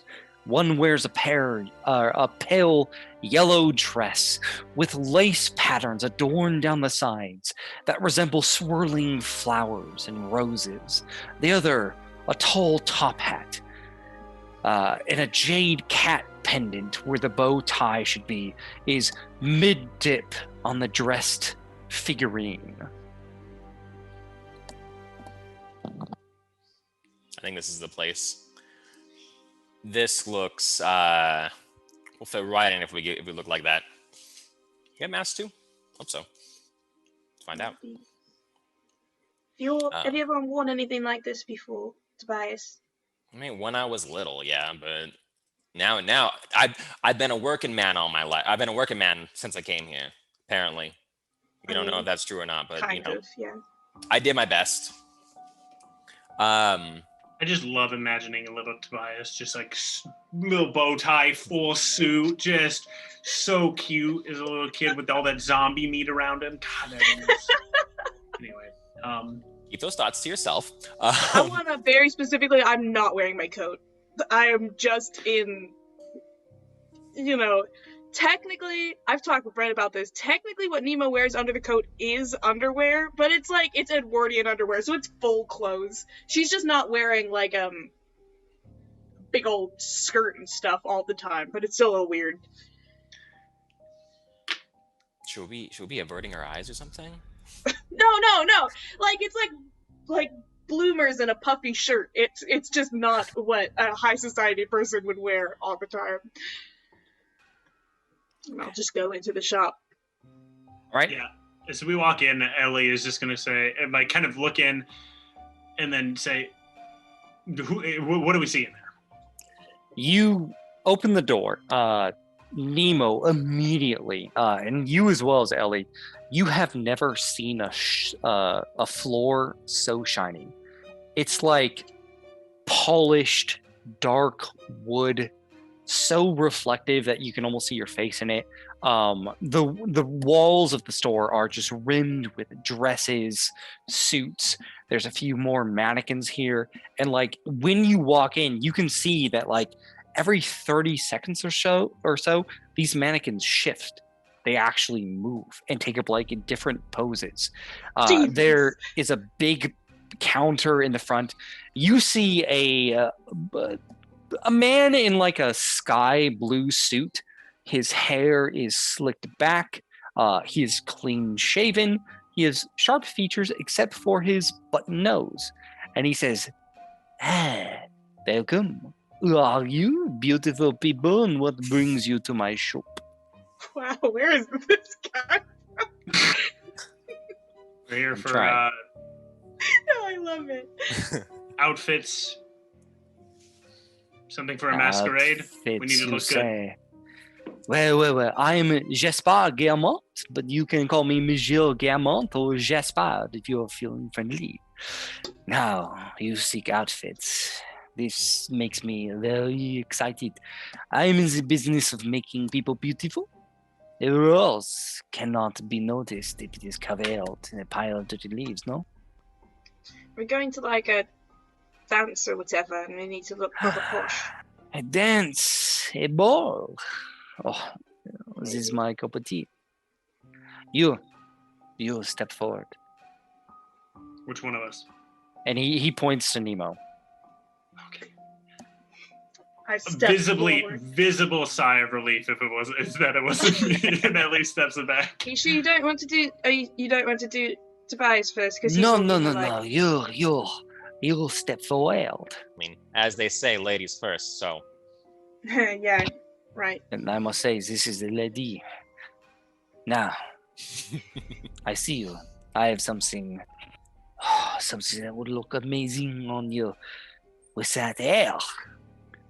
A beautiful, deep-colored bone, perhaps? Plum, deep cobalt, ocean blue to bring out the eyes.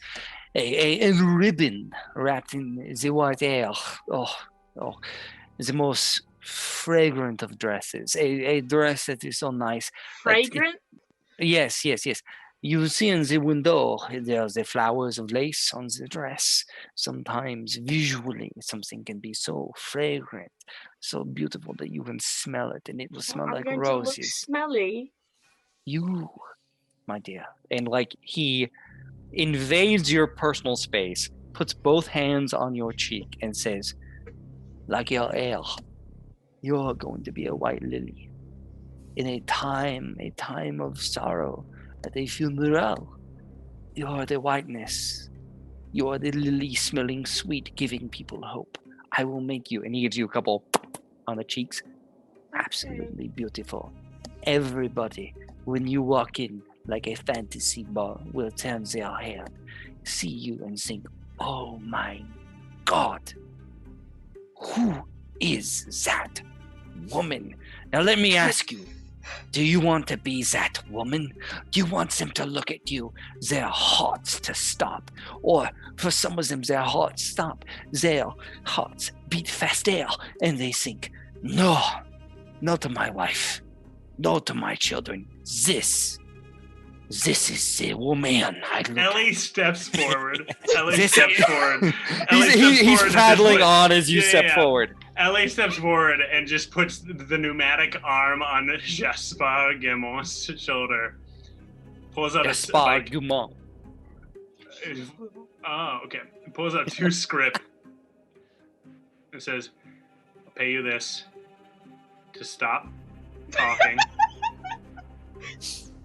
Like you he's already sweating. He says, I'm sorry, that is not necessary, but sometimes you have a beautiful canvas, and as an artist, you cannot contain yourself. I'll pay you this to No. fetch clothes for us when we demand it of you, which is about to happen. What is it? The clothes that you like, though? I mean, this is each of you is a beautiful canvas. Do not do this to me. Do not go buy something. Let me make you gorgeous. White lily, if you already have that in the back. A white lily lined in plum and ocean blue. Yes, What? yes. What? Okay, yeah. I thought it was white. Is it purple? There are different colors of white. There are different colors of purple. Right. Do not worry. And like he grabs your hand and says, you are in good hands, darling. And he dips away and runs back into the back room. I just turn to Nemo and I'm like, he's not dressing me. I know what I want. Oh, what do you want? Like, Perfect world. perfect world, right? I'd want a vest, something that could definitely kind of deflect it, like a blade if it came at me, right? Probably some sort of thing to protect me, or that like a cape that I could defend against like bullets, so that I could use it to distract when I punch somebody. But this is an upper class situation, so I have an idea. Ellie, I'd love to know what kind of cape you think deflects bullets. It's not deflects bullets, but like throws it in front of them, and then I can duck down and I can dodge the bullets, you know? Maybe we can find you a nice shawl. Maybe that.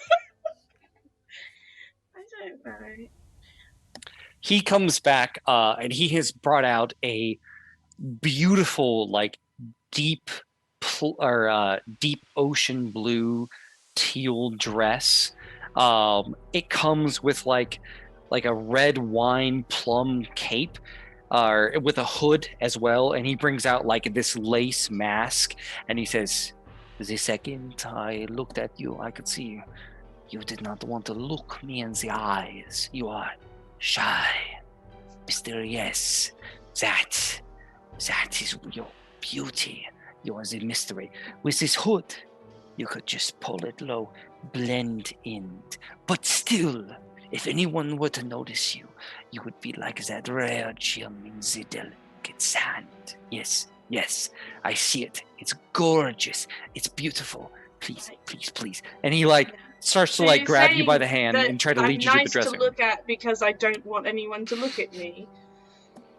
Oh, no. I am saying that sometimes when you're on the desert, there is a flower there, beautiful, amazing, but you do not always see it because there is so much sand.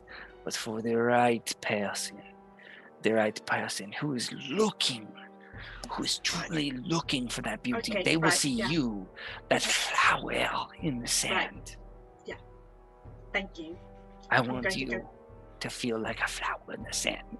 And like you're trying to walk away, but he's still like pulling at your hand, putting his arm around. He's like, go, change.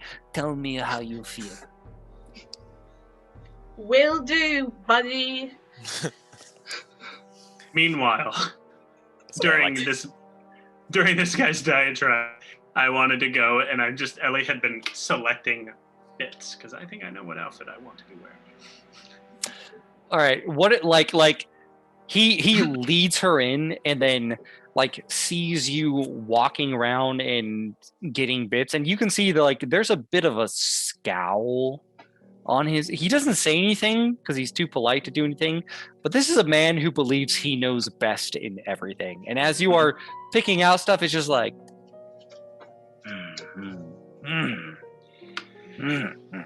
yeah, like that's it. I want to gather it all and then be like, where's the changing room? That is back there, but are you sure that those colors will bring out your ale? I can tell you right now, I don't care. But your ale. Okay, I'm going to go to the changing room.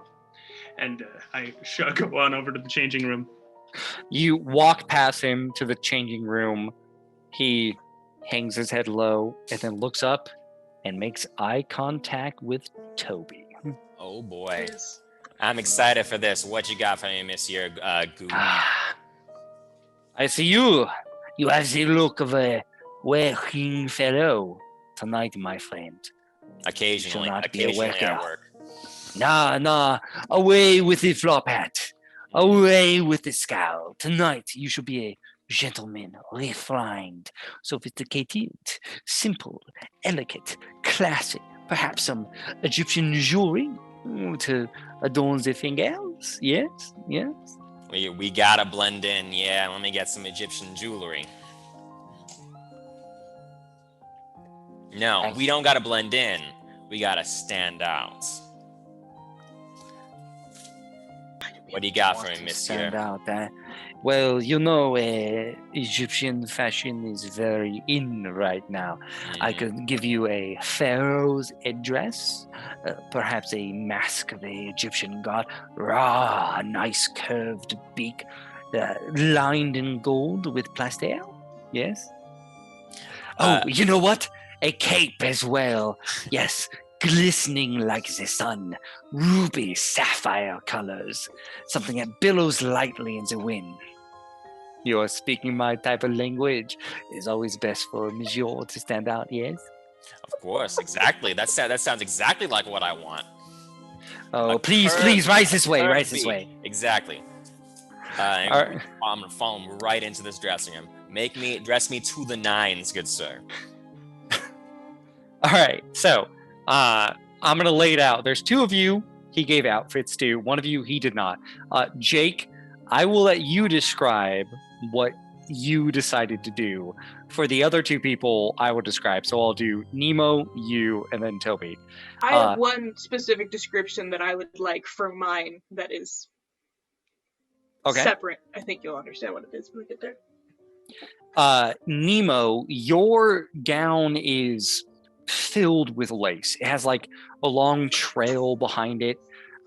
It is it's beautiful in the sense that it has a simplistic design, but it is covered in like a lace floral pattern that kind of hangs over it because it's like multi-layered. And then you have that deep plum long hanging hood that you can easily pull over to hide your face. The mask is not very intricate. It's like kind of like a see-through lace mask. But it's like these deep colors of like wine purples and like hard dark teal blues. There's a lot of movement, but you do have sort of the dress trails behind you. And of course, he gave you ribbons in your hair, and like he insisted that like that is the color he wants. He wants these colors to shine your beautiful exotic white hair.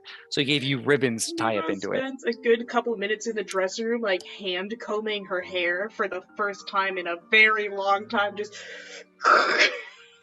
trying to get it to lie flat. She spent a lot of time she doesn't know what to do. She also, from what I know of like Edwardian dresses, there's oftentimes like a more simple garment and then the lace over the top, and it kind of makes a little shape here. Yeah. Lying over the front panel is a small golden scarab that kind of glitters there, lying. Very nice. Yeah. From Edward, of course. Yeah. When you come out, he goes. Have my bracelet. Yeah. He immediately goes.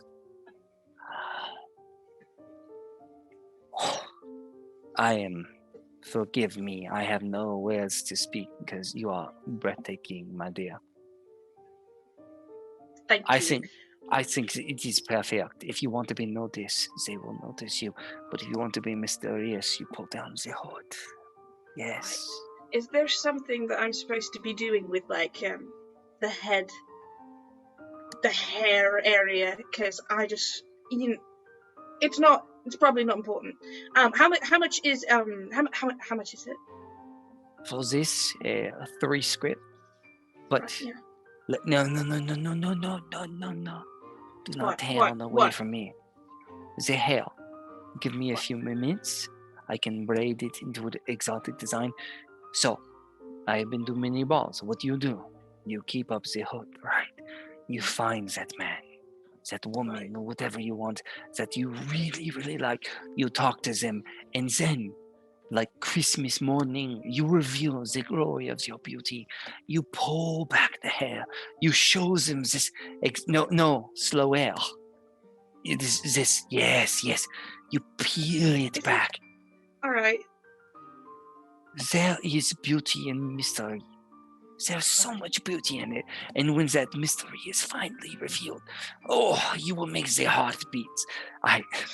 I wish I was going to this dance tonight because I'm very excited for you. But 3 script, you look absolutely lovely, darling. And then how much for the other 2? It'll be a 3 script across the board. 4 scripts for the man because we are going to give him much jewelry. All right, fancy bitch.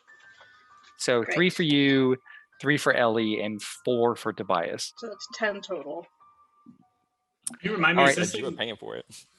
could you remind me, is this thing, do they sell masquerade masks here or no? You gave me he one. has a masquerade. he has mask. He's everything. All right, great. During this entire time, just in the back, you can hear, how the hell are you supposed to fit in something like this? Are you kidding me? God, help! Do you need help? Somebody help! Yeah. And the door opens up. And Ellie, did you even grab dress you can Oh, fit yeah. into? Because Yeah.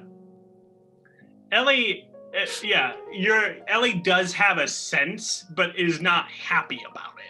In terms of she knows what to wear necessarily, but she's definitely thought about this, but is not prepared to execute upon it ever. All right. After getting some help from Nemo, Tightening the corset. oh God! Just suck it in. Don't be such a. You shut up. All right, so Ellie comes out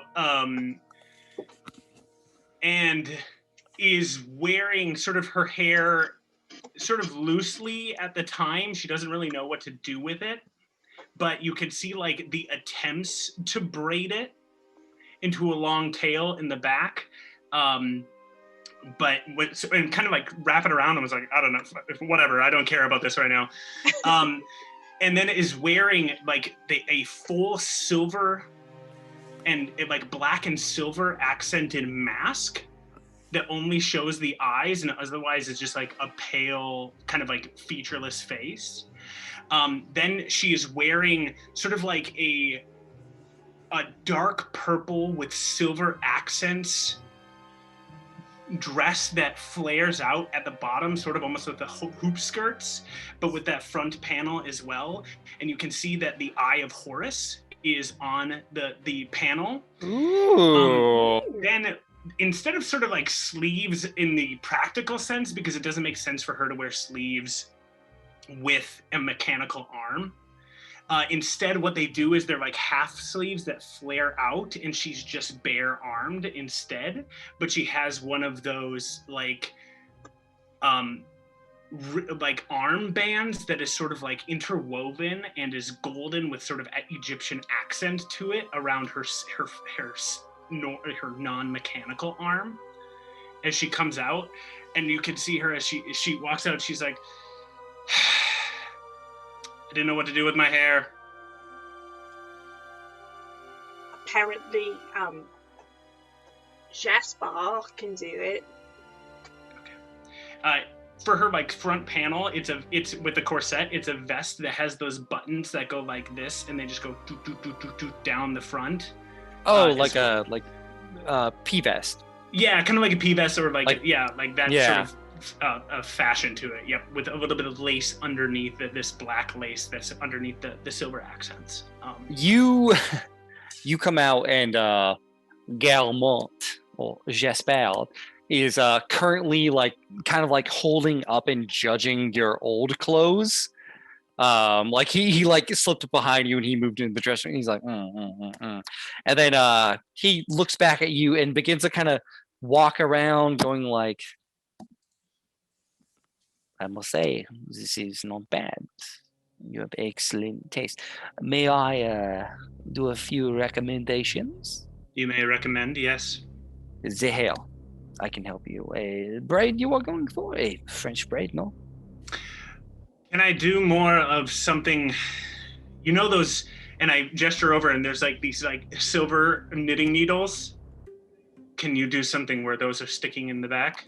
It's always nice to be able to pull one of those out and if there's an issue, they're useful. That is a bit of the Asian variety. May I recommend a few things? And he kind of goes into the back room, comes out, and has a very small holster, and says it's very weird looking. It's it's not a belt or anything. It's not like you've seen before. And he says, I've seen by carry a bell, these things that you wear. I do not think you are a woman who does not like to go armed. Am I right? No, with the whole stabby. No, I was going to ask a few modifications. First off, the corset. It will kill me. We need to change it. It is the excellent fashion right now. I cannot recommend you go without the corset. But, however, I can give you this. And he says, he kind of holds it up and he's like, this straps to your leg. And you can put your gun in there. And I assure you, no gentleman is going to look under the dress. So you will walk in. I accept that. That's a fantastic recommendation.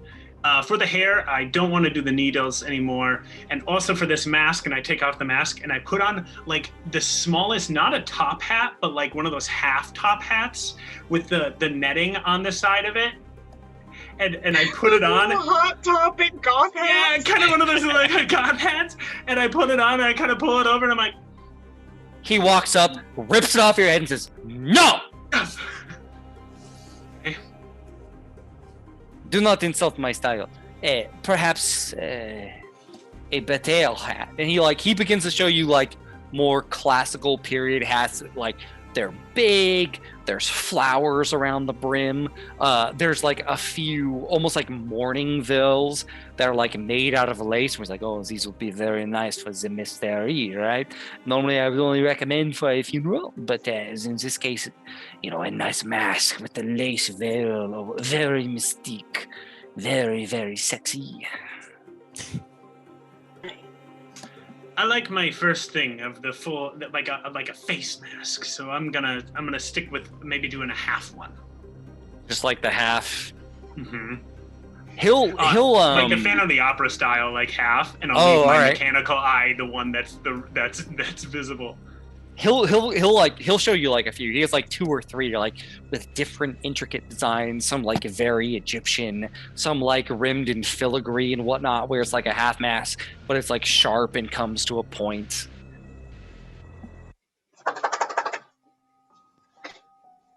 I'll let you describe this one. So it's just like you choose. Now then, the creme de la creme, the gentleman of the evening. Monsieur, will you please exit? Yes, sir. People lean over to Ellie. I thought I was the white lily. And then I'll watch Tobias. Tobias, you are adorned in sort of a black, tailcoat, classic suit. But you have like the very thick Egyptian necklace. Hanging from it are different golden skulls of like different gods. Like you have like the jackal, you have the alligator of Sobek, you have the bird face of Ra. You are in a tight fitting Ra mask lined in like sapphire and emeralds that covers your whole face, but you have like nice eye slots. Tons and tons of gaudy Egyptian jewelry all around you, or on your fingers. Ellie, you got the tab, right? I'm looking kind of spiffy, huh? What do you guys think? Yeah, you look good. Look really, yeah. You look proper posh. And everything's already paid for, so. Thanks. Yeah. You look good, Nemo. We all clean up, I think. Are you bulletproof? What? Are you bulletproof? No. Oh. Yeah, I've never seen a better lily in the sand. Yeah, well, fuck off. Right. So,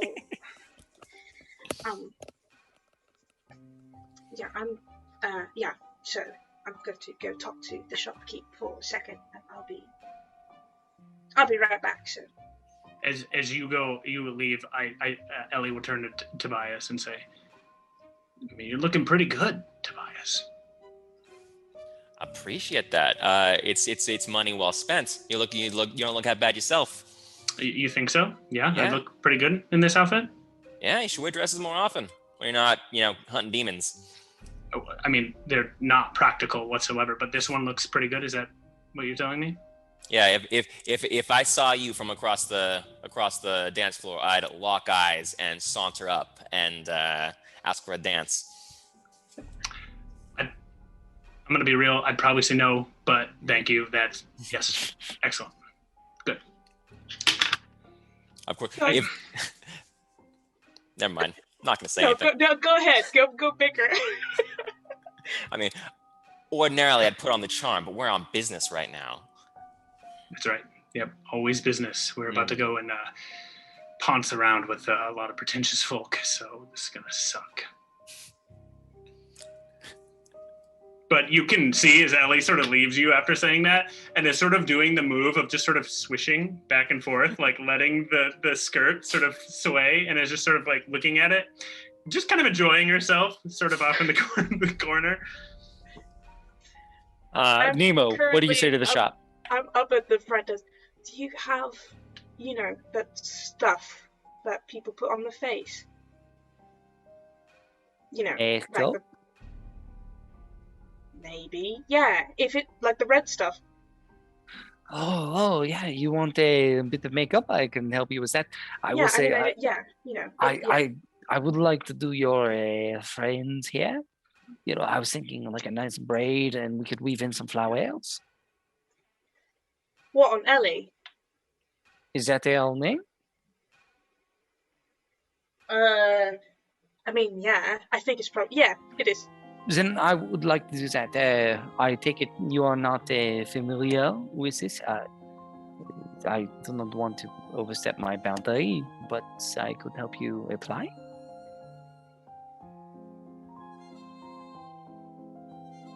Yeah, that'd be fine. Yeah, I mean, like, I don't want to look stupid, but like,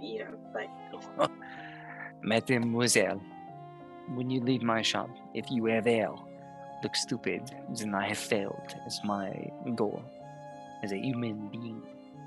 Yeah, well, it's not like a judgment of your skill or whatever. It's like, just put on, what a normal, like, make me look, Yeah, just do it, I guess. Ellie? He wants to put fucking flowers in your hair. What type? What is the type that the madame would like, eh? Don't... What? Could you just put one... Can you make a ring of dandelions? I will weave them into the braid, a nice violet to complement the dress. Trust me, you will like it. If not, I will take them out and make this ring that you say, eh? Okay, yeah. All right. You two are sort of sat down in some chairs. He applies makeup to Nemo and offers to apply it to Ellie if she is open. Oh, good. All right. He's just like, what this lady wants? Suit yourself. And then he begins to kind of weave in these flowers in this big French braid that hangs over your shoulder, just sort of sticking up out of the braid like an old Renaissance princess, and just doing the best he can. And when he gets back, he's just like, oh, is this acceptable? Because if I had died, I would think I have gone to heaven. Yeah, this works for me. Excellent. And you, madam, with the white hair? Teresa. Yeah, it's nice. Thank you. It is a pleasure. You are radiant like the sun. Please, go. Have a good time. And the next time you have a ball, think of Jasper Gumont's stitches to riches, eh? Stitches to riches, yeah. Thanks. Yeah. Till we meet again. And he bows and allows you to leave the shop. As the evening is beginning to approach, your invitations say to just sort of head to the Barrows. Show your invitations at the front of the quarantine zone. Are we gonna have to go through the sewers in our... No, this actually has directions. Go to the quarantine zone at the gate, show your invitation, you should be fine. We spent all day in the shop. I mean, unless there's something else you specifically want to do, I was going to move us along. There's kind of something else I kind of wanted to do. Toby, yeah, you want to pop out, right? I was kind of thinking while they're doing their hair, it's going to take a little while for them to do that. I'll be like, we'll meet back up at. I like that. Yeah, I like that. I didn't get a chance to cut the scene, but you know. Yeah, no, that's a good spot to do it. All right, so Toby, you're gonna pop out. You're gonna head back out to your little hideout. But before we address all that, we are gonna go back to break. I'm a bad boy because I should have told Lauren. Let me text. I know I'm so bad, man. I'm so terrible at that. But we'll do that. We'll do your scene, Toby, and then we'll start to make our way over to the masquerade tonight. I hope my French accent wasn't too unbearable. It's such a hard accent to do. I watched a video for like 45 minutes today. It was a fun one. Oh, it's such a terrible accent. Sorry, it's a good accent, but I'm very bad at it. I'm very bad at it. But hopefully it wasn't too bad. But yeah, we'll rock and roll, and then good times at the masquerade. I'm excited for the second part because there's so much good stuff going on. I'm excited for Nemo to meet her contact. I'm gonna mate. Nemo to mate and breed. We on break? Like those two, right? Yeah, we're gonna go on break now, so we'll be right back. Let's do it. See you guys soon.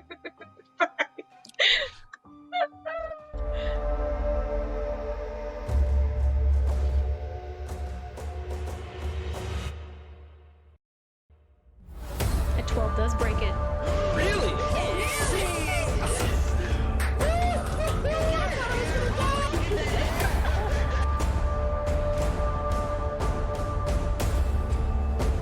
We have to wait until your next turn. Okay. I know. I just got You're gonna save Nemo.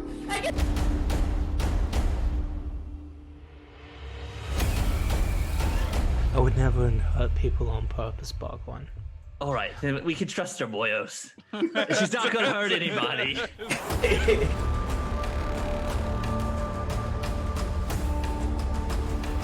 Oh, wait, does anyone have a lockpick? No. No, we don't need one.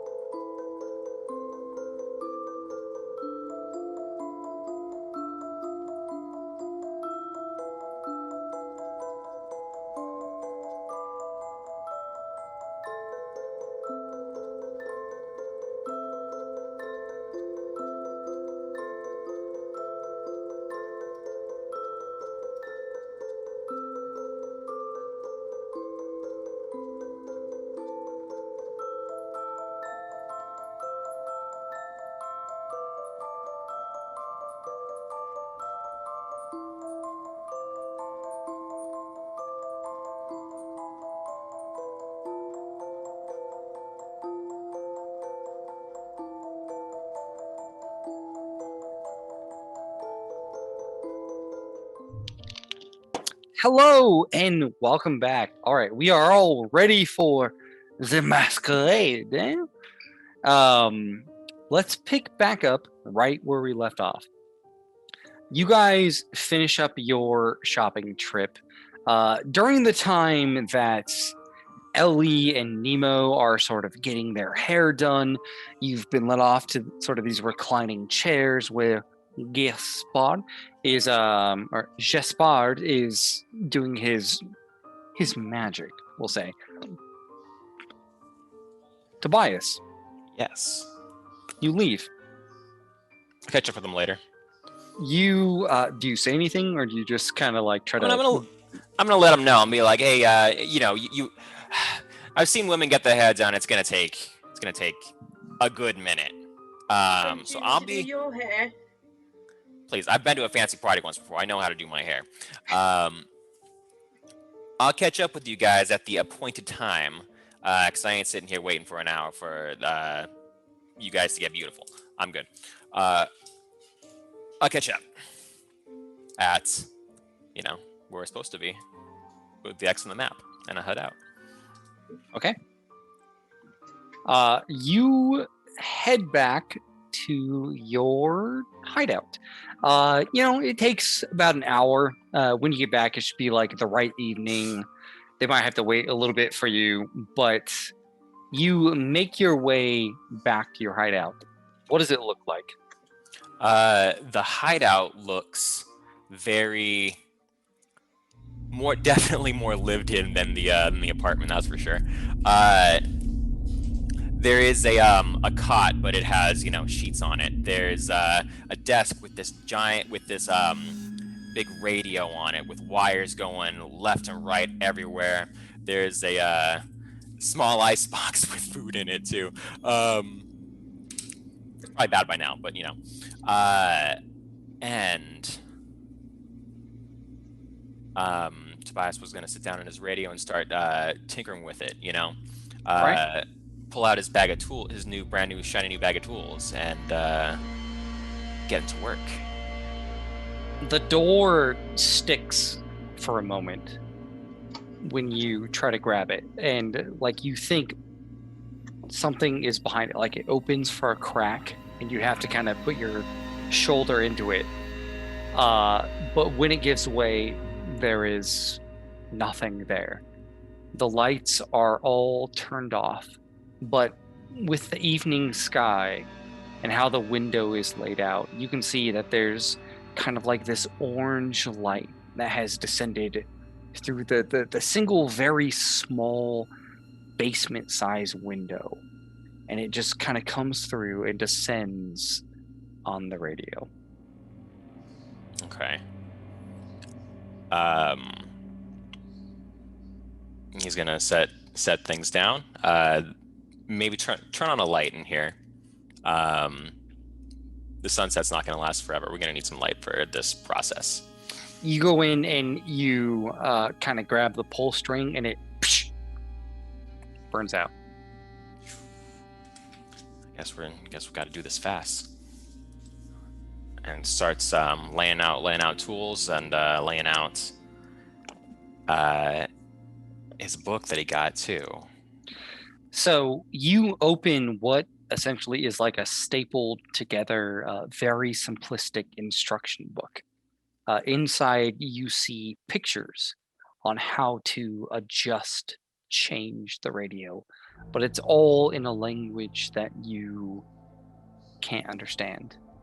As you open it and like you're seeing the words, occasionally they have almost like an iridescent glow where when the light hits it, they seem plastic, which is something not in this time and age, but like they have like that plastic sheen to them.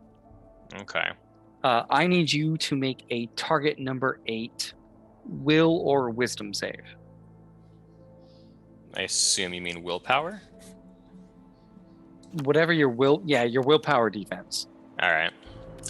Target number 8, that's going to be 13. Rolled pretty high.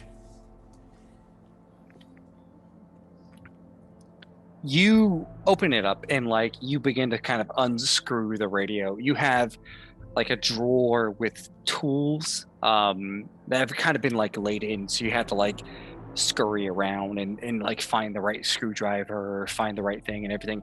And you begin to unscrew the radio, and like as you do, you disconnect the power to not be electrocuted, but it speaks. The static comes back on, and it's just kind of shifting like a radio trying to find that right frequency, and it just help. Help. I'm gonna try to like tune into that frequency and shout into the radio, or talk into the microphone. Is anyone there? Is someone need help? Are you there? Who's there? Where can I find you? It's me. It's me, Tobias. Me who? Is this Hoffman? Me who is this? Do I recognize the voice at all? It continues to crackle, and then the voice changes. Like you're at a different frequency, and now there's like a woman talking, and it's, you know, crackling back and forth, but it's trying to say that same message, and the only words you make out amidst the crackling status is, you know exactly who. And the radio shuts off. Okay.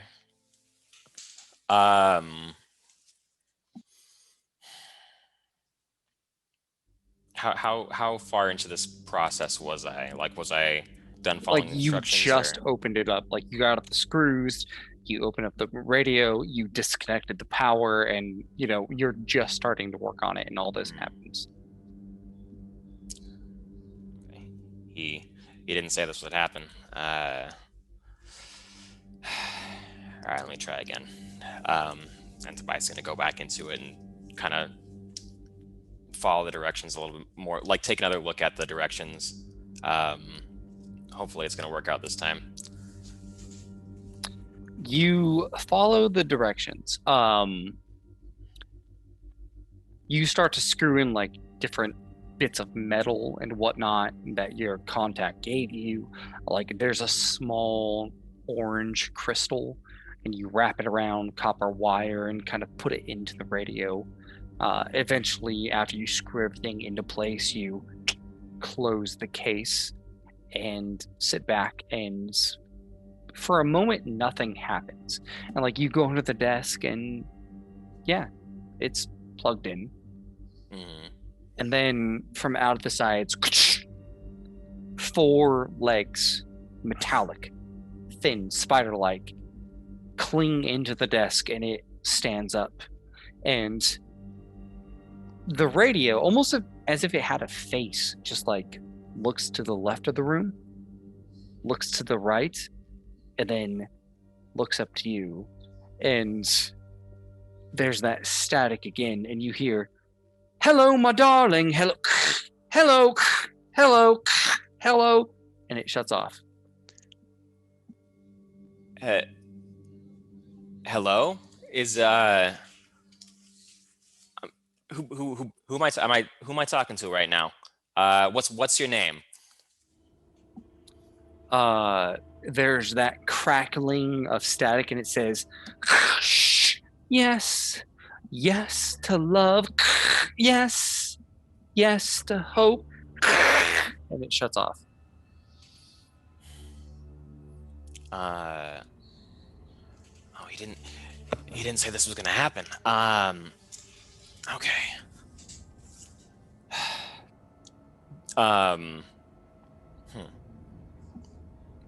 Okay. Does it look like it's completed? Like I finish all the steps. You feel confident that it's completed. Like Okay. the static, the music, it's kind of in like that off position, but it's on. Like there's that soft glowing slow beating light on the right-hand corner of the radio, but it's just not speaking right now. Okay. All right. I think this is what's meant to happen, I guess. It's okay. I mean, Tobias is kind of weirded out about this. Like, he doesn't his contact didn't say this was gonna happen. So he's gonna try to speak into the radio. Like, I think I succeeded with fine tuning it. Is anyone gonna? Can anyone confirm? Can anyone hear me? You kind of pull out like the hand radio and press the button and talk into it, and it turns back on and says, it doesn't say, it sings. Mm-hmm. It's But playing songs. this song is different. There are sounds you've never heard before. There are instruments unknown to you. There is essentially an electric guitar, which for you just sounds like, what the heck is that, right? And it's like, This is news to me. what do you want? What do you want? Okay. It almost sounds like this thing's alive. Let me. Damn, I wish I knew how to talk, how to control it better. I'm going to keep fiddling around with it, and maybe it'll spout out some more instructions. Maybe it'll spout out some more useful information. You fiddle around with it a little bit. Start to like kind of turn the dials. You're occasionally like clicking what essentially is like the ham radio, right? Trying to talk into it. And eventually you get that frequency, and it says, they gave me blood, more than I can bear. They gave me blood. And it kind of stops for a moment. Okay. I guess I know. I guess I'm going to try to find a sharp edge on a screwdriver or something and cut my hand open and kind of put blood into the speaker. You find a knife, cut your hand, and press it to the netted speaker. When you do, you pull back, and there's that slash that's residing on the speaker, and it, like static, just begins to crackle out of it, and it begins to heat. Steam begins to pull off the speaker, and that blood gets sucked in, just heated, and vanishes. And the static shifts to, that's what I'm talking about.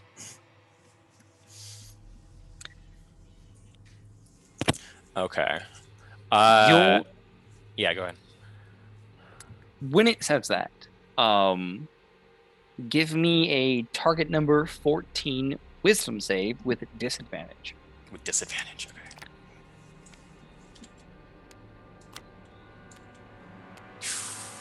Red Joker count? Not with disadvantage, my dude. That's gonna be a 8. No, not 8. 6. It says this, and like you look at your hand and your head begins to kind of fog. You're like someone who has a blood phobia. You begin to get nauseous, drowsy, dizzy, and the world goes black. You wake up. You're on the floor. The chair is knocked over. The radio is still up on the table, closer to the edge, possibly. I mean, did you leave it there? Maybe not, but like at that position with how how close it is on the edge. It looks like it's almost looming over you. And on the floor, in coppery red, are the words, "Thank you." And your mind is filled with a new knowledge, a understanding of not the universe, but Malifaux, of magic and enchantment, and that it's bound to souls and life, and you think you know how to take it like a web, pull it with gnarled hands down like a puppet master, and use it to do things. And as you're looking at it like that message on the floor, you now have this power. Okay. I think I'm gonna slowly get up. I'm gonna put my hand like on top of the radio. I'm gonna say, "No, thank you." Give it a good pet. I'm gonna have like just leave my hand there for a moment, like bond with it for a second. I think. Wait, you're bonding with a pile of blood on the ground? No, with the On radio. the Radio.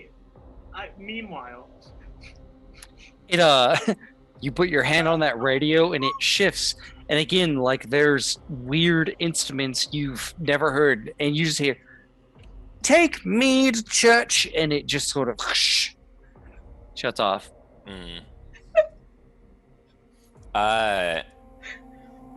All right. I'm gonna need you to stay here for a second. Wait for me.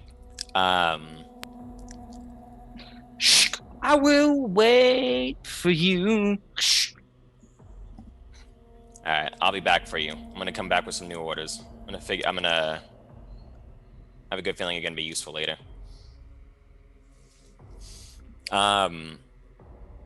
Yeah. I think with that, it's probably time to head back out. All right. You head back to your friends who are getting their hair done. When you get back, you guys, your hair gets done, and Tobias, who said he was leaving, is gone. It'll take him about 30 minutes to come back if you want to do something. Like stupid. you? Yeah. No, you Like- don't. You look fine. I look stupid. You're not wearing anything that. You look nice. I think you look really nice. And you look like nice too. Is there anywhere you I can can hide like feel it on my face. what? Makeup. Yeah. Like it? I mean, if I don't, I mean, as long as I don't look stupid. I don't think you look stupid. I mean, admittedly, like the entire concept of what we're trying to do here, I think, is a little Yeah. far-fetched, but Yeah. I think you look really pretty. and you too. Thank you. Cool. Do you think we're gonna meet anybody interesting at this party? What do you mean? I mean, I've never been to a party like this before, so I'm just sort of intrigued. Are we gonna meet a bunch of people who... I think we're probably going to meet a bunch of posh assholes. We're going to meet a Frycore contact, who is probably also an asshole. And then I'm going to meet someone. I don't know. Yeah, what it is. Do you want us to be around for that meeting? I don't know.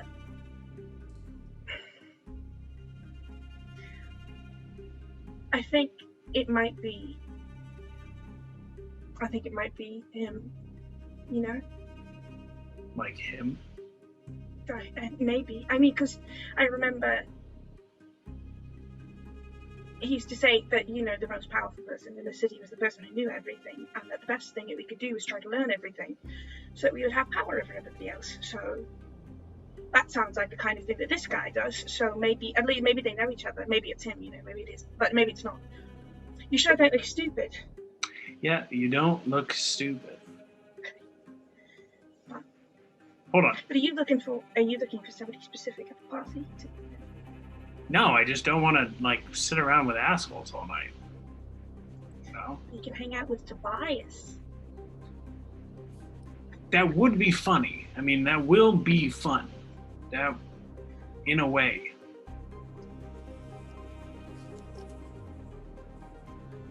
Yeah, you can be... I would like you to be there. Okay, I mean, I'll be there. I mean, No, I'll I give mean you some... I'll be in the background, okay? Like, if that conversation is going, if you want to talk to somebody, I'll be kind of back there. Just... I think I'm gonna keep the gun in the corset, because I didn't give her the halter things. I think I'm just gonna, Ooh, yeah, that's... Yeah. I think that's gonna be good. Yeah. I'm just gonna say, can you breathe right now? Nemo is going to breathe for the first time today, just to test it out. Yeah. Yeah, it is a little... Yeah, it's pretty... Yeah. I didn't really notice, but yeah, it's pretty tight, yeah. Wait, do you have your knife? Can you do me a favor? Just can you weaken the corset just a little bit, so that if I can just loosen it. I don't have to cut it off. Well, yeah, okay, yeah, but I was just thinking, if I flexed really hard, it would you tear want to burst away. the corset off. Yeah. Yeah, and we get in a situation where I need to be able to intimidate somebody. I could really just right. Yeah, no, I can do that. Yeah. And that's what we'll do while we wait for Tobias to get back, is prepare Ellie's tearaway corset. Just so that I can just flex really hard and burst it open. All right. You work on it. You're, cutting different threads to make it looser, but not just completely fall off. Do I do a stitching check, or does it just automatically work? Yeah, let's do a stitching check. I like that. No. Target number 7. I have stitching, so I should be able to do this.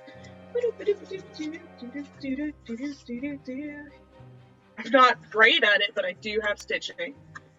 All right, yeah, I got target number 7, right? Yep. I got a 9. You managed to kind of cut the right threads and everything and jury rig it enough to where it loosens, but it doesn't just completely fall to the ground, right? Just freaking fall inside the clothes. Ellie, you can breathe a little lighter. I have one more thing. As Nemo's doing this, I'm going to say, so if this is him, if this is Samson, right? What's the first thing you say? You practiced that yet? Well, I'm going to give him his gun back, so I'll say, hey, this is yours. I shouldn't keep it, I could from beneath, and then, yeah, this is yours. Hey, this is yours. I kept this for you. Oh, no, that's not good. I don't like that. I don't know. I don't know. Maybe I'll just hand it to him, and then I see what he says. Kind of like balls in his court kind of thing. Just okay, yeah. Maybe I don't throw it at him. I don't throw it at a party. That will be a problem. Yeah. Is that good? Is that just make it his problem? I think. I mean, whatever feels comfortable, I guess. Right. Personally, I tend to go with a, hey. That's good. That's it. I like that. Yeah. I can do, like Jasper showed me. just take That's up good. there. Yeah, no, Yeah. that's good. I like that. Yeah. Okay. Yeah, I'll do that. I think yeah. that's fitting for. I mean, I wouldn't do that, but you should do that. Yeah. Yeah. Yeah. Thanks. Yeah. Right. Toby, you come back. The two ladies are just their hair's dressed to the nines. Ellie has that braid that's inbraided with flowers and whatnot. Nemo's hair has been left very similar to how it was. It's just kind of pulled back. No, it's patted down and pulled back into the cloak. Like nothing too exotic. Okay. Oh well, don't you two dames look lovely? You guys ready to go? Are we what we doing here? Notice check. Does he look ruffled? Does he look like he was just talking Did to he? a Does he deeply look possessed like he radio? just spent some time on a floor and is covered in dust?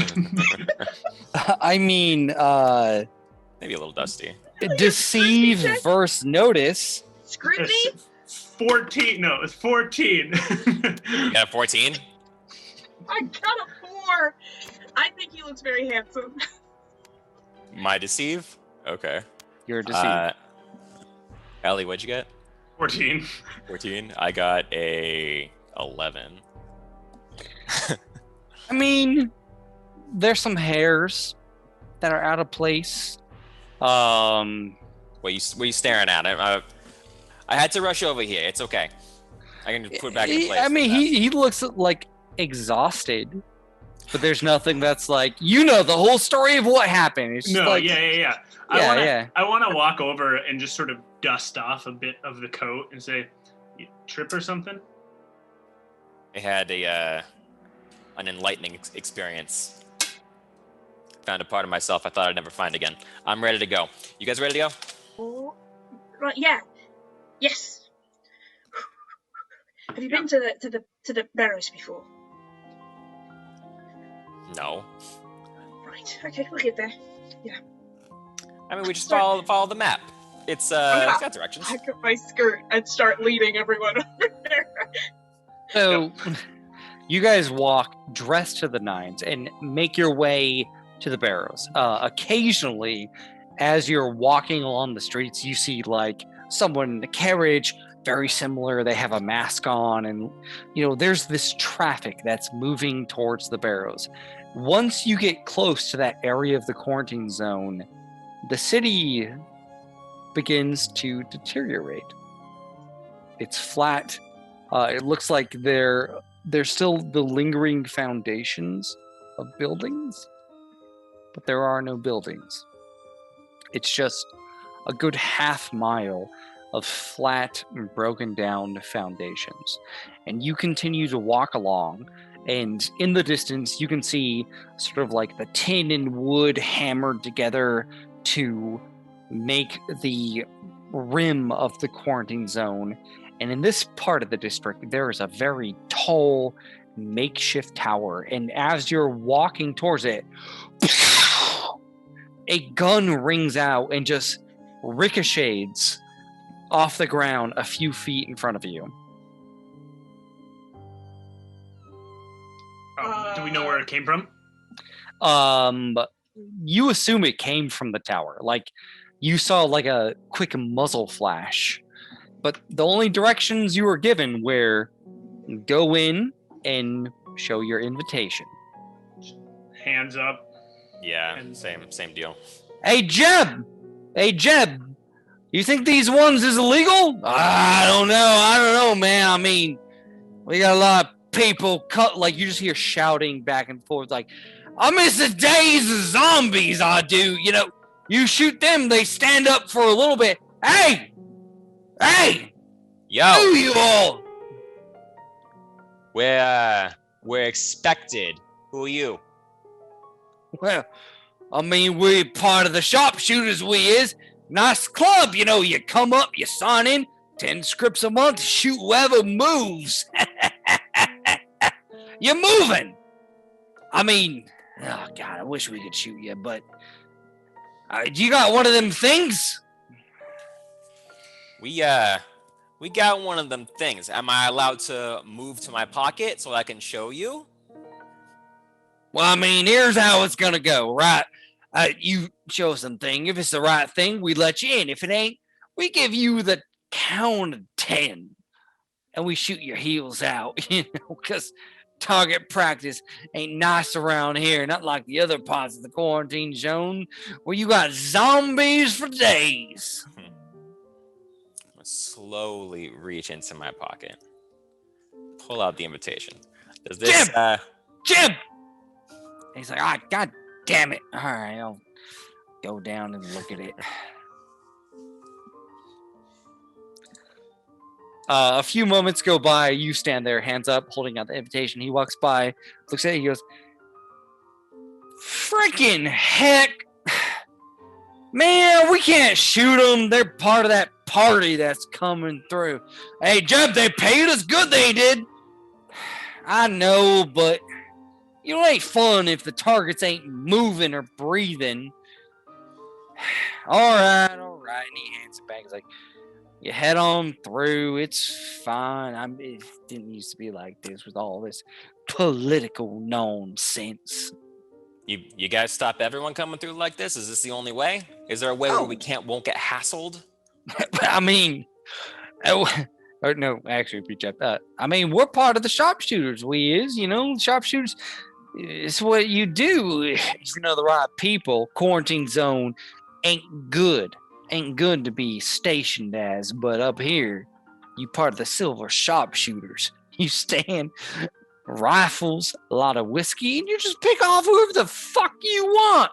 I mean, anyone coming in the quarantine zone's illegal, so you just put a bullet in their head, and anything coming out of the quarantine zone is right. twice So we're gonna have to as do this good. again when we come back out. Is that what you're saying? No, we'll remember your faces Yeah, you seem and your pretty drunk. dress. Well, I mean, as part of the silver sharpshooters, we got about like 15, 14 bottle of whiskeys up there. It's a nice club, it is. Sounds like we members? passed out by the time we get back. Well, I mean, I don't ever pass out when there's varmints to be shot. How many members are there? Right now, we got about a dozen. Dozen Okay. folks. It's real nice. I mean, 10 script a month. If you want to come up, we'll give you all the whiskey you can drink. We just shoot whatever the fuck breeze or moves, right?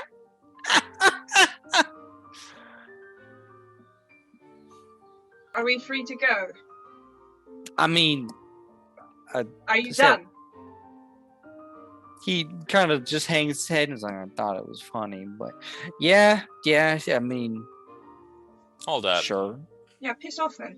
Wait. Are you guys working for the Barrows? Is No, it a no. guild thing? No, we're part of the guild, man. This here, right here, this is the creme de la creme, the best place you can be stationed at. Because I mean, you all the shooting you can do and all the whiskey you can drink. Other places, not so much. I mean, occasionally you got them ghosts that come in and possess your ass and all sorts of nasty stuff. But this is what you would call in the Americanas the Ritz. The Ritz. I can see that by your demeanor. I've never been in fine company. All right, let's go, guys. Damn much here for Through, us. head on through. All right, he Please makes his remember way. us. Well, yeah, for sure. Don't worry about it. I ain't ever killed anyone who didn't deserve dying. Okay. He For makes you. his way back up to his watchtower.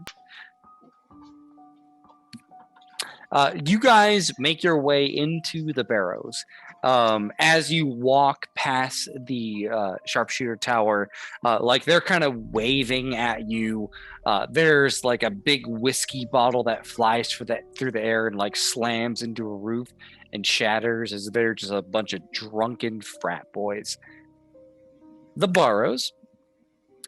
At a first glance, you see a rising field of sprawling mansions of neo-Gothic design.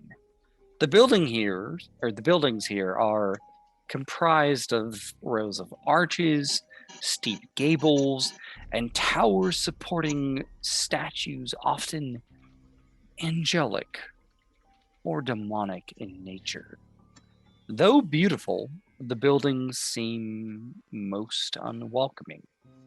The iron gates are lined with barbed wire, and the once beautiful stained glass windows have been boarded up, though light can often be seen illuminating through those cracks. And here the carriages begin to slow. There are people who are getting out of them, and the carriages are turning around and heading back towards the downtown. And it's the sense of a bunch of children on Halloween excited for something, but unnerved. Because most of the houses are abandoned. But people with hushed whispers, an excited air amongst them, make their way farther into the burrows, eager for this masquerade, trying their best not to pay attention to the abandoned houses around them. Do we look similarly attired to the other people going in? Like we look like we blend in? For the most part, you guys look like you blend in, but you look more extravagant. Oh, okay.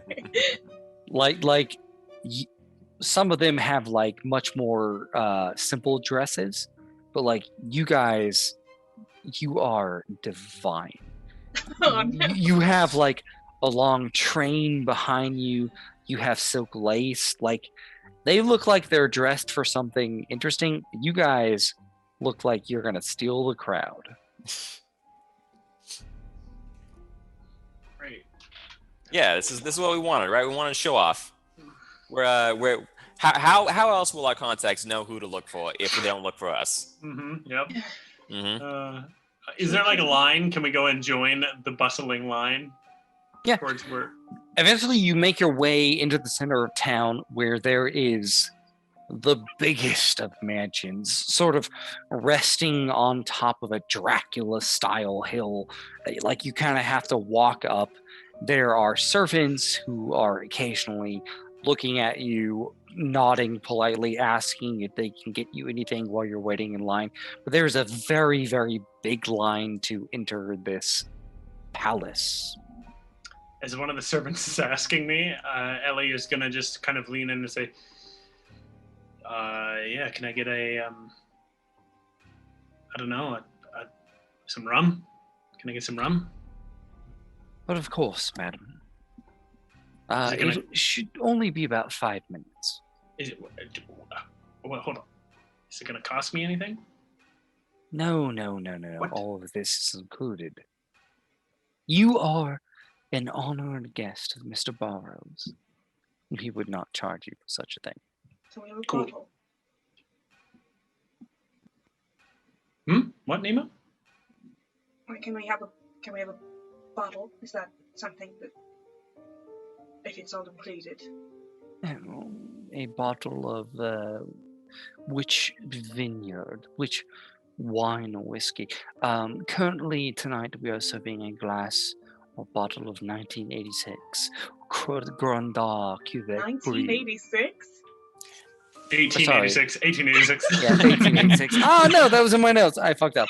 1886 Grand Cuvée Brut. Guys. We, like they said before, we're at the Ritz here. Let's take a taste of the fancy life. We can have rum back at Ronan's bar. Yeah, we'll take 3 glasses of your finest 1886. What is it? Champignon? I forget. What'd you say? Grand Cuvée Brut. Grand Cuvée Brut. 3 of those, please, if you please, good sir. I did research. This is a Is very this fine champagne? wine at this point in time. It is champagne. Yeah, So- all right. Champagne. Can I get a knowledge check? History. Toby, I would assume, because you're the only one who has... Zombie wine! Actually, Toby, you can use literacy or history. All right. So my literacy. What's the target number? Target number 7. 7. Okay, so that's gonna be a 5. How'd that do for you? You're not gonna cheat to know about the wine? Nah. I think I'll be good. You don't know. I mean, it sounds fancy. Sure. Yeah. You know, you're gonna get a bunch of glasses. At this fancy party, they're not gonna give us just no ordinary champagne. They're gonna give us top shelf stuff here. Is there a specific way that we're supposed to, walk, talk, any of that? All right, I've been to a few fancy parties. Just look at me. Look like me. You'll be good. All right. I'm gonna mimic, just sort of pantomime whatever Toby's doing, but just like a little bit off, just to kind of make fun of it. At the same time, Nemo stands up it. significantly straighter and starts like weirdly smiling at the people around him. Good job. You'll be high society in no time, kids. Right, yeah. You While we're guys. waiting. Oh, sorry. Go No, ahead. you go ahead, babe. While we're waiting in line, or as soon as we're in an area where there is a lot of people to look at, I do want to be keeping an eye out for a dog mask. I will be just keeping an eye out for whomever will wind up looking like the fanciest people beyond us. There are maybe like 2 or 3 people who are equal. And I won't say it's fancy. I'm just saying it's like We're extremely overdressed. you're not overdressed, you're just better dressed. Like there are people who are trying to be fancy, but you look divine, right? Like there's some people like you Nemo, you find someone who has like kind of a similar pattern to what you're wearing, but it's just sad. Like there's lace around the edges. It looks like a similar dress, but like you look down at yours and it's just more intricate, beautiful, gorgeous, right? And like even as you're standing there, like people are looking at you and kind of like whispering to their counterparts, but it doesn't seem to be whispers of anger or frustration. It's just like, oh wow, like who are these people? Like oh my, like you are Cinderella at the ball at this point. Everyone is just kind of like, oh goodness. And as like you're kind of sitting there, like one of the waiters comes back, hands you each like the thin glass of champagne, and you see the true wealth of Maximilian Barrows as you enter the foyer of the manor. Set off to the side, behind a desk of glistening white mahogany, a woman in a bronze cat mask is checking coats. Before you even consider the dozens of servants in long white tailcoats, a silver cat mask highlighted in topaz approaches you and says, "May I offer you another glass of champagne?" If you please. I'm okay for now, thank you. If you please. Oh, we gotta switch this stuff over to the new music. Where's it? Oh, let me refresh. I can't find it. I'm just gonna look at, the white mahogany. I'm looking at the very gaudy sort of, but not gaudy, but just very opulent looking scenery, right? As we get our second glasses of champagne, and I'll just turn to the other two and say, I'll hold off drinking for a little bit, enjoy yourselves for a bit, but it'd probably be good for one of us to be fairly clear-minded over the course of this evening. Put my hand on Ellie's shoulder. Thank you for taking the bullets for us. Now you can take some more champagne. Yeah, enjoy. I'm watching Tobias for how fast you are supposed to drink champagne and just keeping pace exactly. It's not a shot. It's not a shot. As you do that, society. I'm gonna turn to Tobias and say, Tobias, just so that you're aware, Nemo and I were talking about brandy and the other day. Nemo could go on a tour of flavor. And so if you have anything to recommend in terms of the drinks that we're drinking tonight to give Nemo a tour of flavor, I think that would be actually quite good. All right. The last time I was at one of these parties, I was under 16. So, we're going to go off my childlike memory. Champagne is fancy. Brandy, maybe not so much. Champagne's the tops here. You order champagne. Right. Okay. With none of you really having coats, you are checked in. A few more glasses of champagne. Nemo and Ellie, if you drink, it's weird. It's very bubbly, which is kind of strange. Something you've never really experienced before. The Yeah. main chamber is made up of ivory white marble. 2 golden life-size statues of a winged woman holding a goblet in each hand stand in the back corners of the room. From the top of their cups, fire rages out, and there is soft Egyptian music. In the center, a banquet table lavishly filled with grapes, chopped meats, fine cheeses, stands on a pedestal. Behind the table, a man and woman in black cord wings, thick eye makeup, they sort of sway seductively and dance for the guests. For the most part, everyone here is dressed to the nines. But there is that tinge of Egyptian to it, where they have like the eye makeup around their masks, they're kind of talking, and there's just like these 2 people dancing in the center of the room.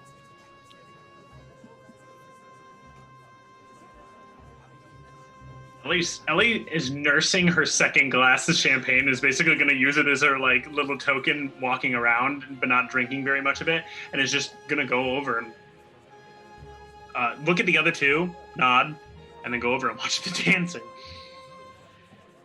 All right, Ellie, you drink, look, nod, and you're just watching these like half-naked people just kind of like belly dancing, moving around, swirling their hands. Okay. I think I'd like to go maybe collect some hors d'oeuvres, maybe make promenade around the room. See if anyone catches my eye. Give me a target number 7 notice or scrutiny check. I'd like to do the same. I am following him and saying, don't mask ya. So scrutiny is going to be 18. Nemo? 12 for a notice. Tobias, you begin to go around and collect kind of hors d'oeuvres. There's like little finger sandwiches, there's oysters, there's all sort of like exotic dates and whatnot. Nemo, how are you doing this? Are you collecting food as well? Are you doing something different? I am doing literally exactly what Tobias is doing. Just like, copying if he's him? getting a little finger sandwich, I'm also getting a little finger sandwich. I'm trying to like mimic like the couples we see walking around. I'm trying to look like we're kind of like, it's obvious that we're walking together, and I'm trying to look natural, but I'm also just looking around the room. I'll stick out my arm for her so she can hold on. I stare at you.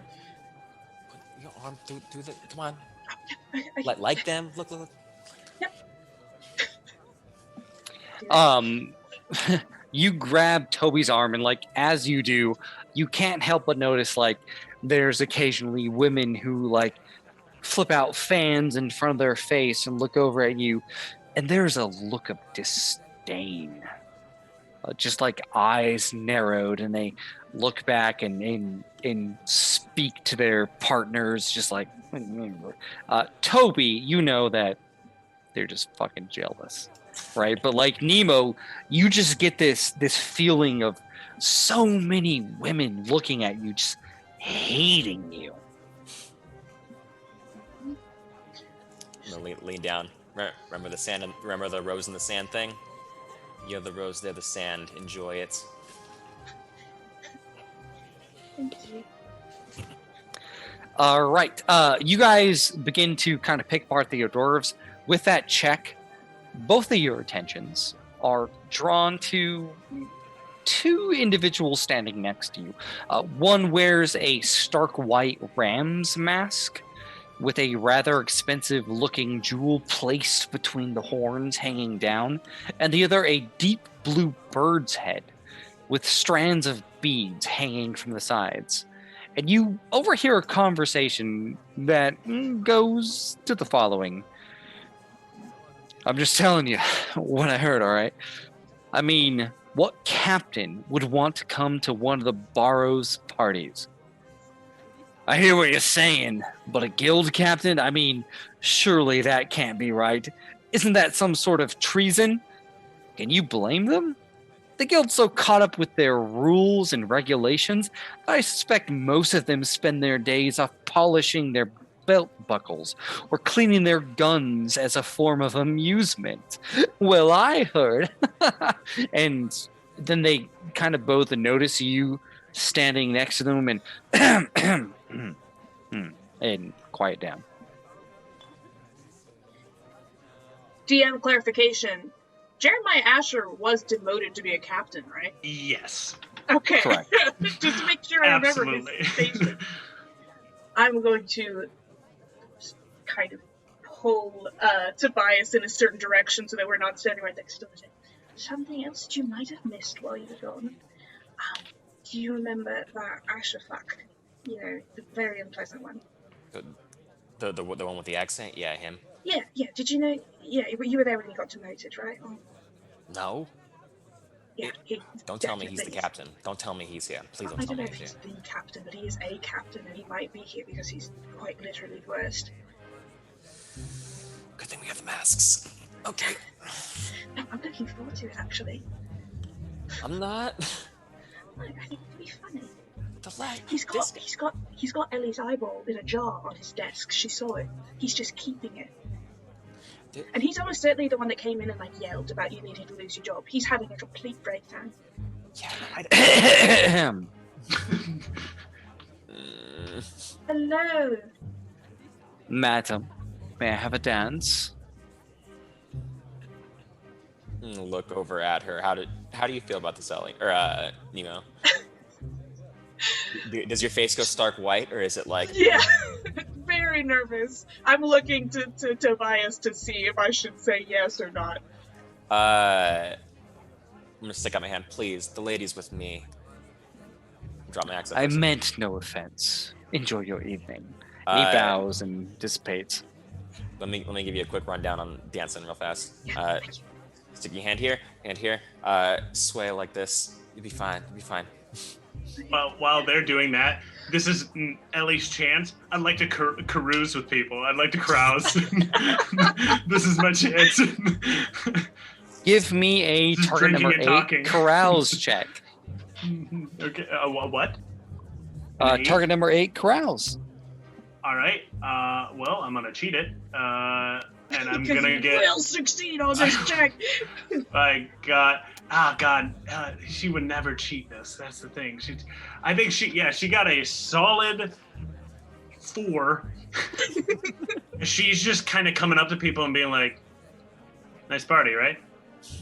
It's pretty good. Good dancing. How are you this evening? You good?" Ellie, you're going around and you're trying to carouse, and then they look at you and they're very oh yes, but the second you open your mouth, it's just yes. Who are you and why are you here? I had an invitation. Showed up here. It's really good, right? It is. But, and I mean no offense, this is a private conversation. Oh, sure. Cool. Enjoy yourselves. Have a good And I just- evening. Ellie is just watching the dance, just kind of making her way through the crowd. Just You're kind of a wallflower at the moment. You're like watching the dance. Tobias and I are kind of like swaying around, and over Tobias's shoulder, I'm like making eye contact with Ellie, like, did you see me? Did you see me? And yeah, can I make a notice check as well because I want to look for dog mask? Sure. Yes. Right. Target number 9. That was the last card of the deck, so we all draw a twist card, and I got a 13 on this.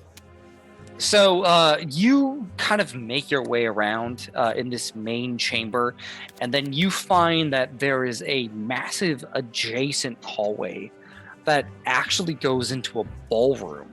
Like, people are dancing here, but when you get to the ballroom, it's like, oh shit. Like, there are 6 chandeliers that hang from this ballroom that stretches that far. There's this massive dome ceiling. There is a live orchestra playing in front of a 10-foot tall ice sculpture of a living, or not living, but like a sphinx. There are 2 large ponds filled with lily pads. Like, you went into the first chamber and like, oh, this is nice. And then you went into the next chamber. It's like, oh shit. Like, Can now it's not nice be anymore. A full alive sphinx in the next room. There's no live sphinx, but it is a life-size sphinx. Easily over 200 people in this chamber. Some of them are like standing on the balconies, looking down. As you begin to look for the dog mask, you spot one.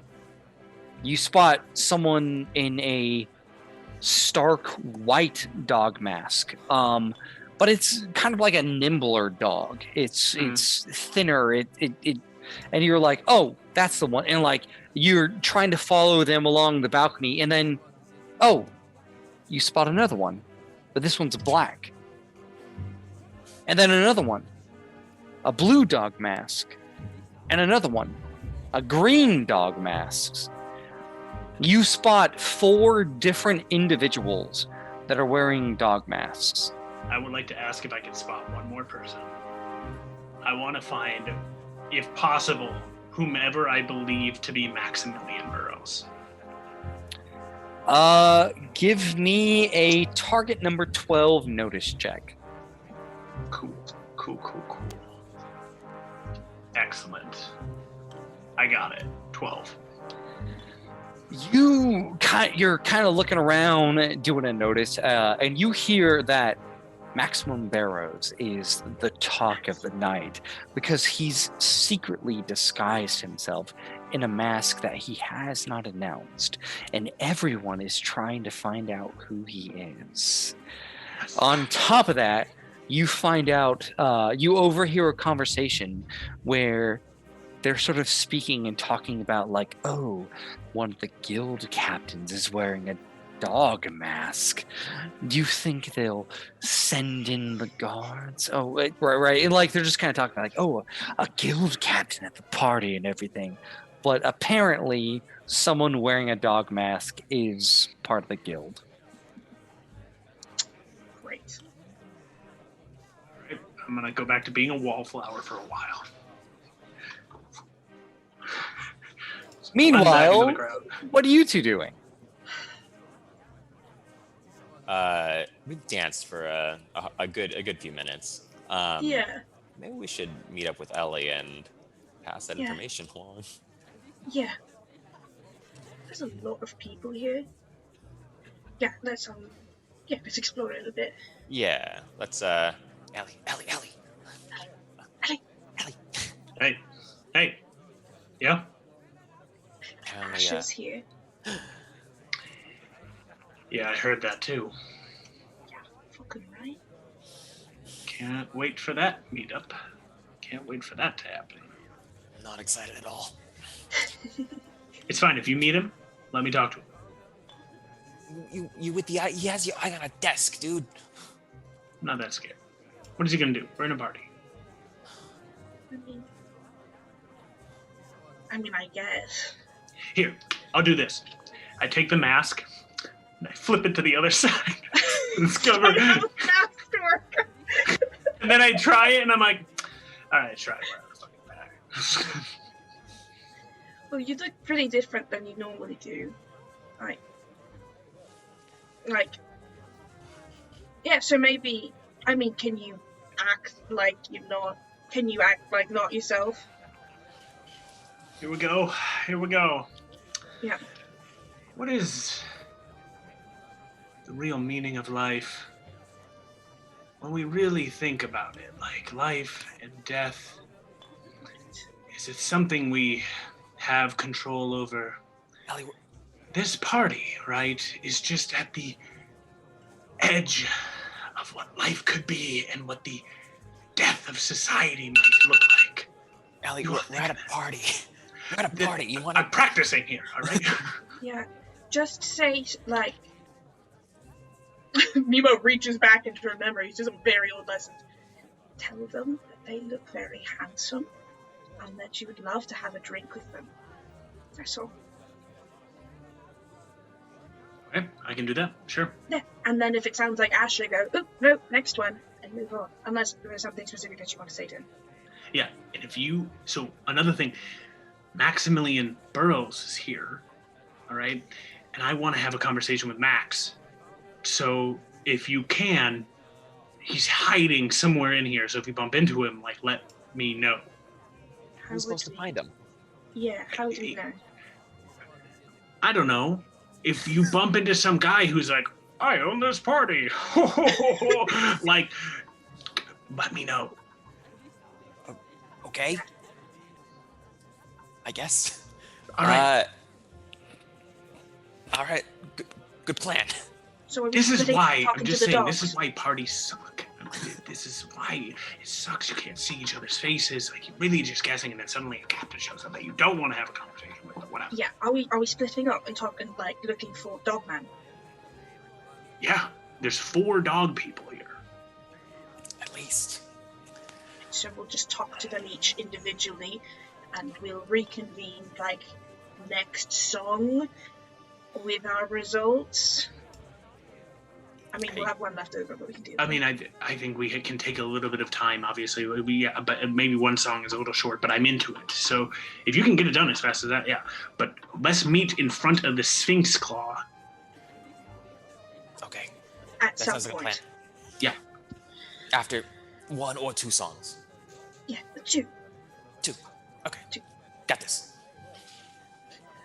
Okay, bye. I grab a champagne off a plate as it passes. Put it back on there. So you have 4 options: white, black, blue, green. We'll start with Nemo. Who do you want to talk to, Nemo? I'll talk to White. All right. You go up to White. So White has, and for all intents and purposes, these are jackal masks, like very long-nosed. White has sort of like a porcelain mask. She's wearing a long dress. Did we know if our contact was a man or a woman? You just heard your contact is wearing a dog mask. You have no idea which they are. She's sort of standing on like one of the top ledges of the balcony, and you can see just like from the shoulders and the body language, there are a bunch of suitors all around her, and she's sort of chatting, chuckling to herself, and every word she says, they're like, ha ha ha ha ha, just laughing adoringly at this person. I will stand outside the circle for a little bit too long, and then I will just confidently sit down in the circle. Oh, darling, you're new. I am. Welcome. I was just telling the most amazing story about a Duke of England that I seduced. It was delightful. I just came by to tell you that your gown is very beautiful. Oh, you make me blush. If you could see my face, you would see it's the color of the thickest of roses. Do tell about that Duke. Roses? Oh, I'm no botanist. I couldn't possibly. I meant the Duke of England. You know what you were saying. That Oh, yes. So there I was at his castle, and his wife was standing across the room, and he saw me, and his eyes just opened wide like the moon trying to take in the sun. Wow. I don't blame him. Wow. You're like a rose in the sand, madam. Thank you. I only wear this mask not to blind the others of my beauty. Wow. Right. I have to leave. Bye. Toodaloo. Have a good night. Yeah. I assume that is not her, but I can check later, I guess. You're gonna need to make some checks to find out if it's her. Can I do a scrutiny check on that completely inane conversation? So what I'm doing is I'm setting up a situation where it's one or the other. You guys have to tell me how you're going to try to find out who it is. I want to, while I was talking with her, I know I can't see her face, but this is a very specific question. Does she have the posture or the build of someone who would be able to defend themselves, whether through dexterity or might? She seems confident. Great. Did there appear to be, or auditorially, any kind of this is a code behind her words, or is she just exactly what it looks like on the tin? Sure. Roll me a target number 8 scrutiny check. Okay, cool. Cool. That's a 9 of masks. There was nothing unique about her, but with how the situation is, you guys are going to have to very subtly suggest about illegal trade or something to the right person and hope they're not the guild. How you do this is up to you. You can do it. You can use any skills in your toolkit. But I'll say my plan right now is we're just auditioning all the candidates, and then we'll send Tobias to go actually talk to them about the illegal trade. It doesn't have to be social. It can be anything. But this is the problem: is one of these person is a guild member. I don't think that one was Captain Asher. I think I could check that one off the list. I don't think that was Asher. That one's safe, yeah. Pretty safe bet, I think. Does Asher look like an address? I don't know. He might. We'll say next up is Ellie. All right, I'm walking along, and I'm all right. They asked me. Do you want to do white, black, blue, or green? Who did? You did white, right, Nemo? You did white. Yeah. So as I'm walking, I'm okay, somebody different. I can do that. All right, sure. And I'm gonna go to blue. You go to blue. Blue is sitting in a very large chair. Seems to be, by the frail appearance, an older gentleman. Has a cane, and there is a younger individual sitting next to them with a mask that has big peacock feathers coming out of it. I will stride up and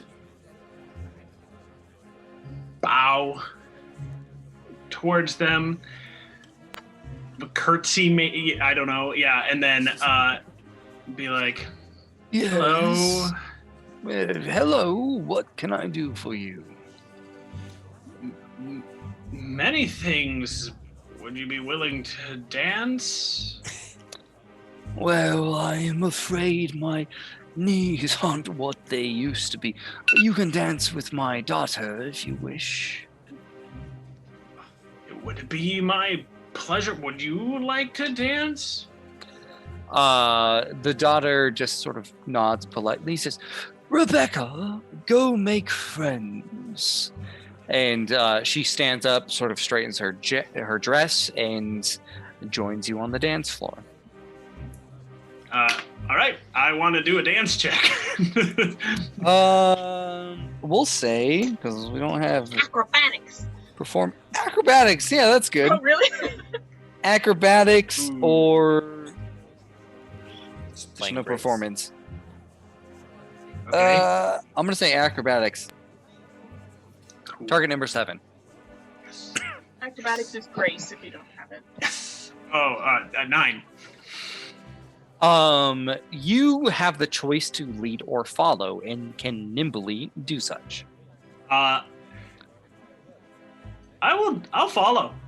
I'll follow. So, like, you come out to the dance floor. You've never been in a situation like this, but from your experience of like judging enemies and like judging people and knowing when like someone's about to go left or right, like music, there's just harmony where you can pick up her subtle gestures of left to right, and before you know it, you two are swirling along the dance floor. She seems disinterested. Her head is sort of cocked off to the side, and she just sighs occasionally as she moves you along. You don't enjoy parties like this? It's not where I would wish to be. My grandfather is not the most enjoyable human being. Oh, yeah. Tell me about it. A person older than me, horrible person to hang around, right? Does yours wax philosophy all the time? You know it. Him and his philosophy about business. Oh, God, I know what you're talking about, yes. Where would you rather be? My name is Ellie, by the way. As we separate, come back. Rebecca, thank you. And she sort of takes your hand and leads you over to the bar. It's been nice. I don't suppose you're rich, are you? No. Well, don't tell my grandfather that. He only has me dance with the rich people in the hopes of finding a suitor. I assume by your exquisite gown, he thought that you were an oil baron or something. Okay. Your grandfather deals with oil? He deals in all sorts of shady businesses. I have 2 questions for you. And I signal for some drinks to show up at the table at the bar. Immediately, like, the bartender comes over. It's like, what can I get for you, mademoiselle? I look towards Rebecca. What do you drink? Sidecar, if you don't mind, and I would like to share one with you. Done. I hear a rumor that Maximilian Burroughs is somewhere in this party. She chuckles. Don't we all? Isn't that the talk of the town? I'm convinced he threw this party just to raise himself to a stature of importance. Everyone was find Maximilian Burroughs, the rich boy. Yeah. That's how they do it, right? They're always just like, oh, let's just charm everybody by doing something like this. Right. I mean, if he was such a good person, his kids wouldn't all be dead. You want to do me a favor? You don't want to be here. No. You want to meet up somewhere else later, and we can have some more conversations about just life in general? Oh my goodness. Yes. I mean, I'm tired of being shown off like a prize horse of my grandfather. Absolutely. Please say the word. Is it somewhere dirty? Poor? I mean, it's a fine place, right? I mean, I want a taste of the other side, to see what it's like. Cool. Yeah. All right. Yeah, this will be funny. Quick question. What do you think about the guild? I mean, Actually, roll. This is where I'm going to make you make a roll. Roll bewitch or convince. Target Hey. number 9. Hey, Ellie, she sucks. I know, trust me. Ellie Fuck has you and your dead kids. Ellie has checked it off. Checked it off with that statement. Ellie's like, cool, okay. So I'm gonna cheat this and get an 11. All right, with an 11. And what did you ask? What do you think about the guild? Boring. I mean, the fact that they're here just shows how boring they are, right? Because they can't find entertainment in their own area. My grandfather would have ran the guild out of this place years ago if he could. May I ask, what is your grandfather's last name? Or first, or both? Well, it is a masquerade, and she puts her hand on yours and says, because I like you and you're going to lead me to a bit of adventure. I am. Which, have you ever seen people who eat the rats? I would love to walk amongst them. I've done it. Dare I say you're a borderline cannibal? Sure. How exquisite! So that name. Oh, yes. Gulfrey. What was that? Gulfrey. Cool. Okay, I'm gonna presume that's spelled Gulf Ray. Gulfrey. Okay. Like Gulf of Mexico. Okay. I scribble on the paper, on a piece of paper. Unfortunately, I have to leave you now, but if you ever do want a bit of adventure, find the gallows. It's hard to find. That's all I'm gonna say. Enjoy. She's left being about to say a word, but you're gone. You're gone, right? And she's just like, oh, the gallows. Yeah. If she reaches out, Ellie does the very clear, nope, just turn it, go away.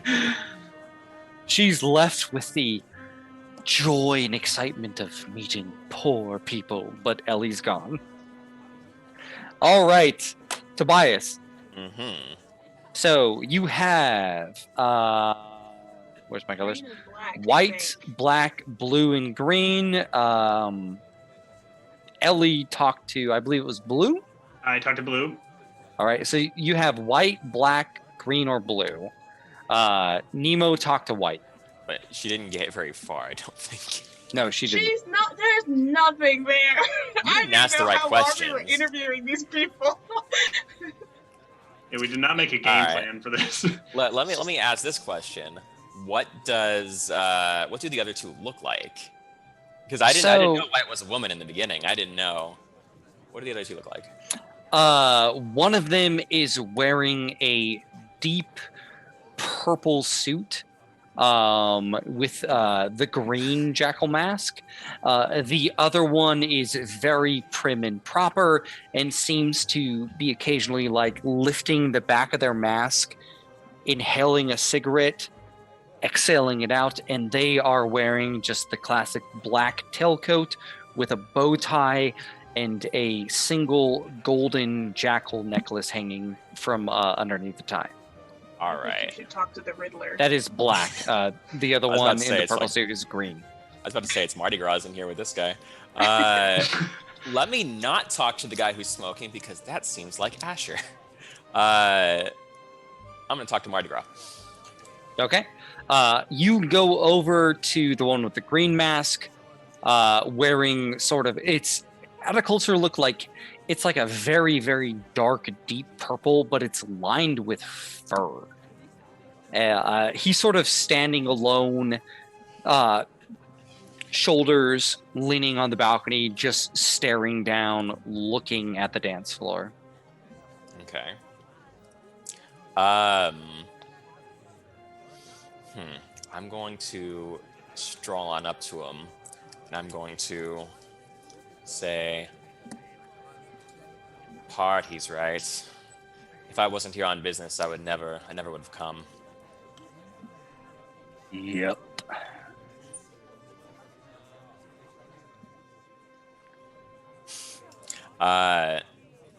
What brings you here, my good sir? On business, on fun, on... I'd say the same thing that brings everyone to something like this.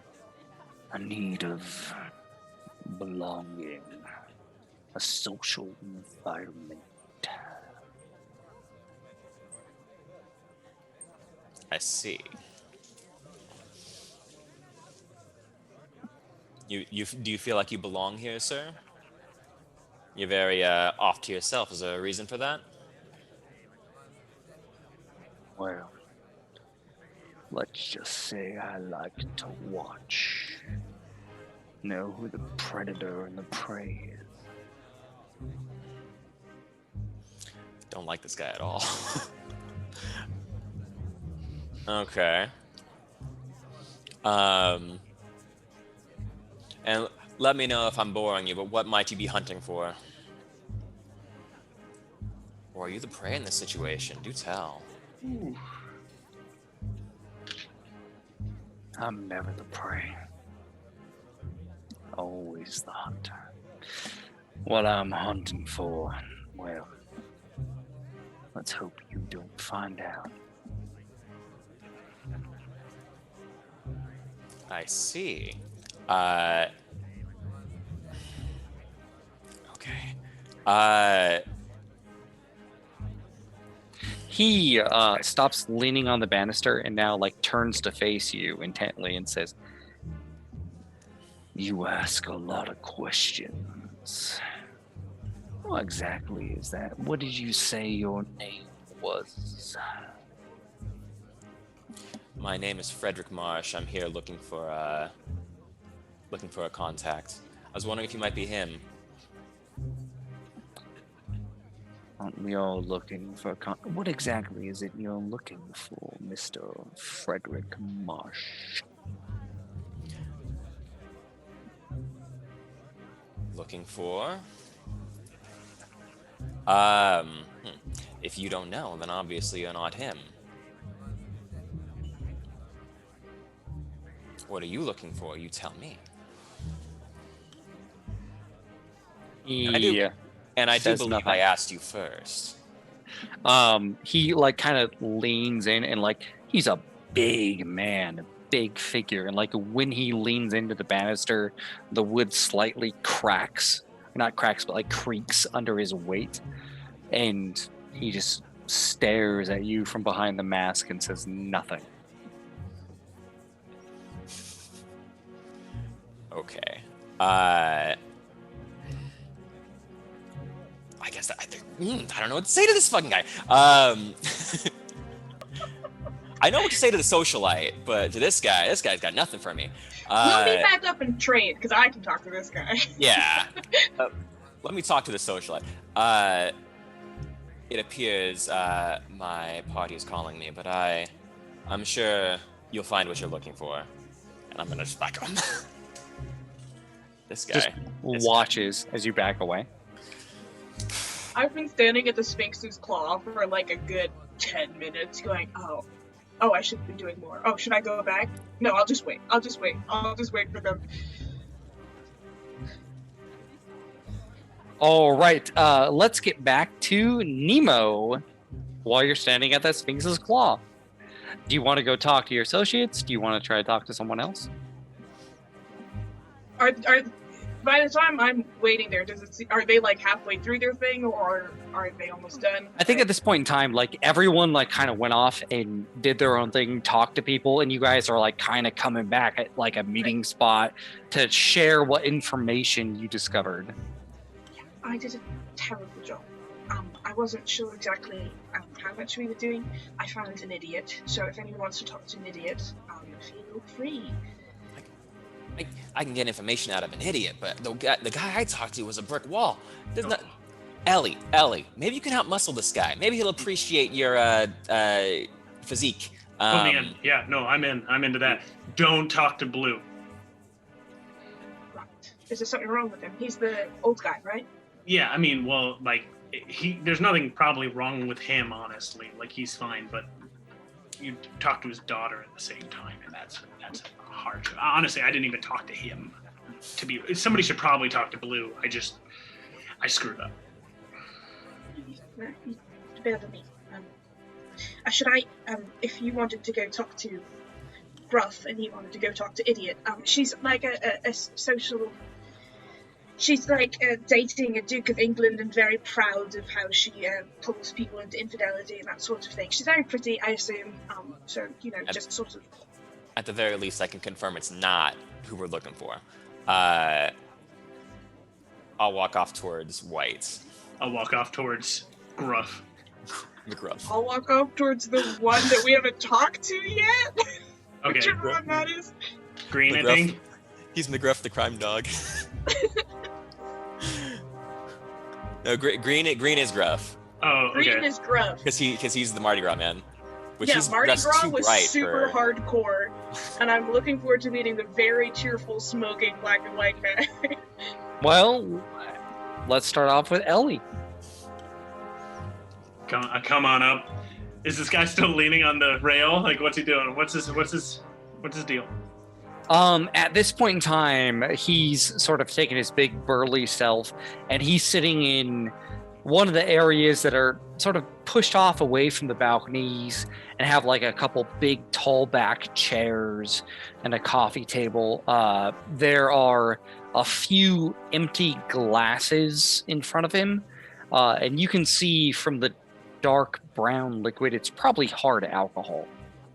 And he's like sitting there, one leg crossed over the other, just staring out into the balcony. I come over, Ellie comes over, and I sit down in one of the chairs, snap a finger towards one of the servers around, and go, cigars, 2. 1 for him, 1 for me. The server like sort of nods and quickly walks off, and he looks at you and says, "Cigars, huh?" You don't partake?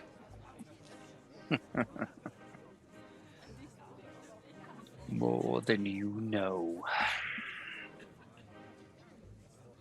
So?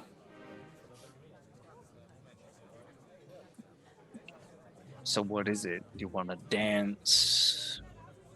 You're some sort of rich bitch looking for something. I'm looking for something, yeah. Not a dance, though. Got 2 left feet. What are you? Some duke who's too cool for everyone else? Yeah. We'll leave it at that. You hear about the politics of the day? Can't believe that that colonel got demoted, right? That was crazy. Now he's a captain. That's a low blow, I think. I hear a lot of things.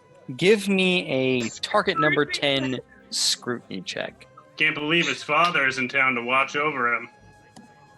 Does the 10-second silence assist in that scrutiny check? Target number 10 scrutiny check. I like the idea that this conversation is happening over a span of about 5 minutes. It is long puffs of cigars and then the occasional statement to each other. Long puffs of cigars. That can't be Asher. That's Asher. I love it. Like, Ellie, this is the most awkward, but at the same time comfortable conversation you've ever had, because it's like you say something, he doesn't respond for like 45 seconds. He says something, you don't respond for 45 seconds. We're it's just like teachers doing this, the 10-second rule to get each other this to talk. perfect push and pull where it's like I'm vibing. Yeah, I'm gonna have to cheat this. So I got a 13. With a 13, he doesn't say anything, but you can see by the shaking of the shoulders and like the breathing of the chest, there's a silent chuckle where when you mention that this person has, gone through some stuff, he finds that amusing. He enjoys that. He finds it entertaining. Probably pretty funny, right? Do you know anywhere to get any soul dust or anything like that? And I gesture towards the pneumatic arm. The masked face turns over at you and says, "What did you say your name was?" Never did. What's yours?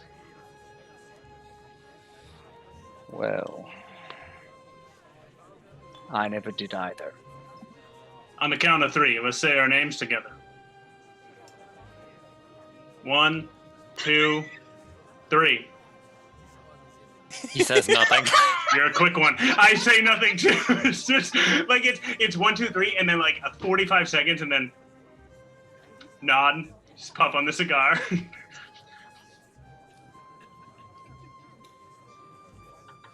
At this point, he's holding a glass of whiskey, but he's not lifting his mask up to drink it because you're there and just staring at you.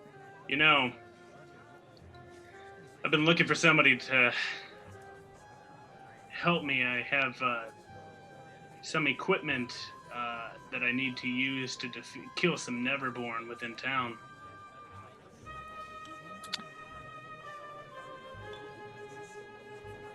I think I might know someone who can help you with that. Who? Well, you see, I was waiting for someone. And who's that someone?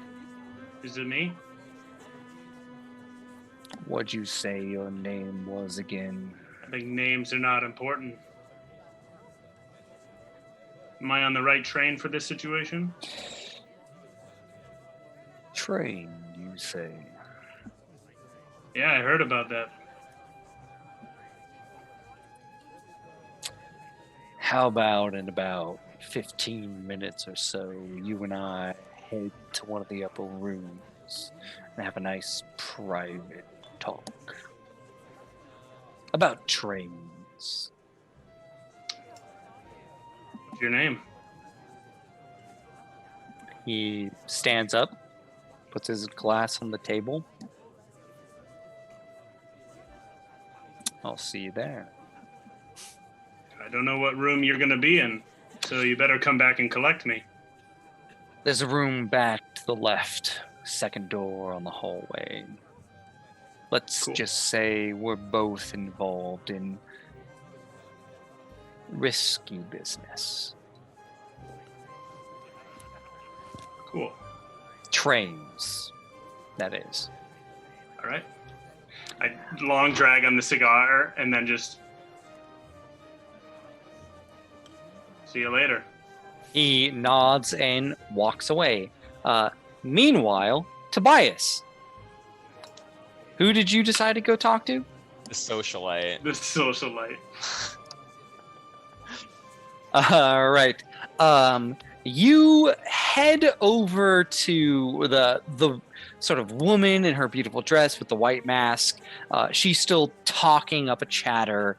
Everyone, there are so many men. They're like, oh, tell us who you are. She's like, well, I can't say I'm not a noble. And they're like, is it blah blah blah, and they're like name talking. Do you think this is one of Maximilian's living daughters? And just they're all hanging on every word she says. Okay. I'm going to roll up to her. I'm going to say, please, darling, you must tell me who you are. You have such a beautiful gown. I want to know. I simply must know.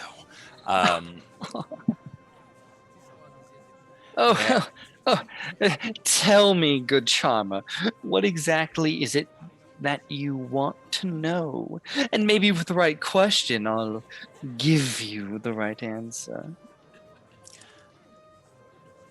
I just want to know your name. I just want to know your name so I can properly address you. Because I'd love to stay. Let me roll a. May I roll a bewitch check on her? Yes. I want to do that. Target number 11. 11, Mhm. which is charm. Okay. Fuck. All right, I'm gonna cheat that because I'm gonna get somewhere with her. Well, I don't know about get somewhere, but I'm gonna at least know something about her by the end of this night. I'm gonna cheat it with a 13. She's like, I come from a rich farm family farther to the east of the bayou. I am loved and named after a flower. Who am I? Loved and named after a flower. What flowers do you have in the bayou? Skunkweed. Skunkweed. You can do a history or a She's been a deceive check. gremlin this whole time. All right, I can do deceive. Let me get some deceive going here. What's the? I got a 12. Gotta be good. You're good. You're good. All right. Of course. We all know what the most beautiful flower is. You don't tell me you're named after. Could it be that? It's not that. You have to tell me. Oh, it is. It is. It's that. That's me. I'm so glad someone could recognize me beneath the mask. You're absolutely darling. If you ever want to come out to the farm to see me, I mean, we could have the most exquisite talks. Of course. I'll be there any day of the week. Just what train should I get on to get where can I find this farm? The eastern bound train to the Marigold farm with the most glorious supply of corn, of course. You know, you can see me there. We can talk. We can have some tea in the afternoon. It'll be absolutely wonderful. I'm so glad I've been playing such the lush, teasing all these men and women, but I'm glad that someone finally knew who I was. You Okay. cute little boy, you. I'm gonna hold out my hand and I'm gonna touch your hand. I'm so glad I can meet up with you later. I'll be at the farm, the Marigold farm. But until then, I'll see you later on. And walk off. All right, I've confirmed it's not. I didn't blow my 13 on nothing. You confirmed, my sir. Oh my god. It was confirmed in my head when she got a sentence out, but I'm glad she double checked. In my mind, she could have been, in England on business. She's rich, so she could be doing anything. Just saying, I might be dead in like 15 minutes.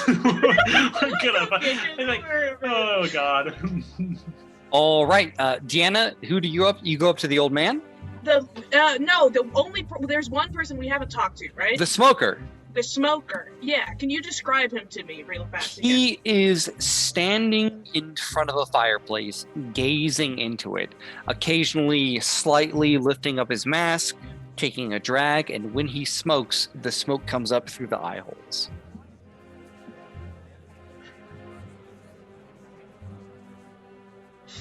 Alright. I'm gonna come up beside him.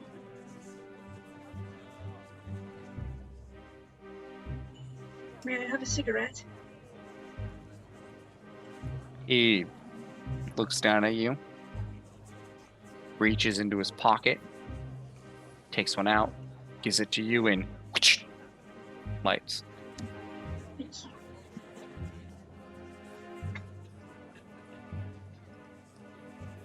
Are you finding the dancing tiresome? No. I'm not fond of dancing. Not anymore.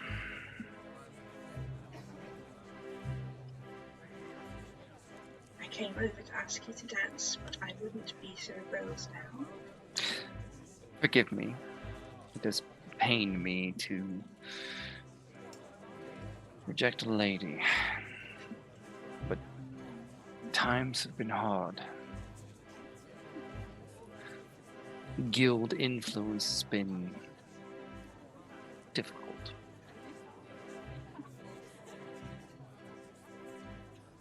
Is it a story you wish to share with the listening ear? Roll a bewitch or convince check. Okay! Target number 11. Good luck. Convince is intellect, right? Because my charm is -1. Can I do it deceive? Is that an option? Nope. Okay. Convince it is then. Which is just a straight 0. What's the target number? 11. Okay. I got the black joker. Yeah, I critically failed on that one. So, tell me about at length now.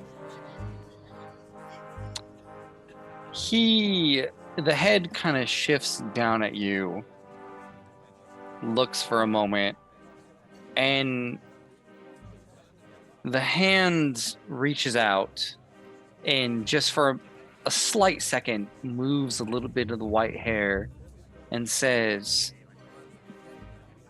well, I say, you look mighty familiar. I get that a lot. Yeah, so if you don't want to dance... It's not that I don't want to dance, it's that I've only met one person with white hair. Well, it's a costume party, isn't it? Yeah. Yeah, it is. Right. Nice to meet you again, Miss Teresa, was it? My name is Marianne Radcliffe. It's not to be supposed to share a masquerade, but You take care of yourself. Being inside the quarantine zone is a very, very illegal offense. I've heard there are guild members here. Everyone's talking about it. They know that they're here, so you be careful too. Mighty right. You must obey the laws that the guild sets into place. Isn't that a nice idea? Thank you for the cigarette, Captain. I hope you have a nice evening. Ain't nothing nice about what's going on right now, but I'll keep that in mind. Nemo, Run away!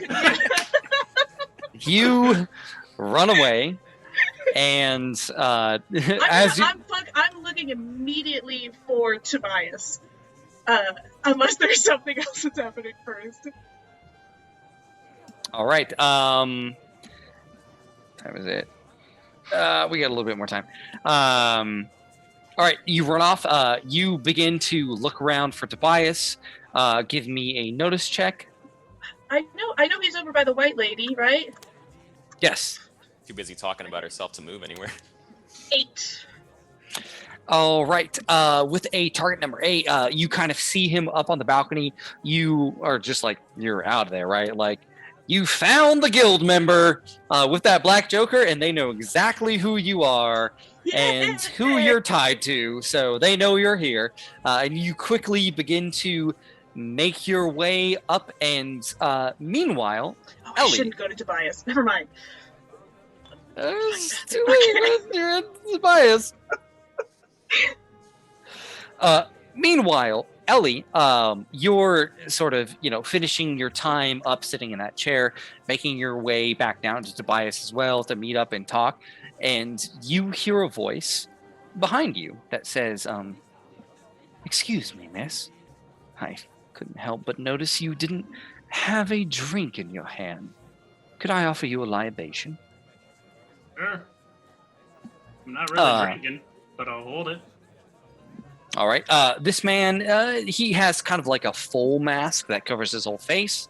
It's half painted in gold with jade flowers and half white in ruby raindrops. And he sort of snaps his hand, order one, and kind of hands it to you and says, well, you know, half a bit of sophistication is holding a drink, is it not? Just to blend in, to be interesting to common folk. If you say so.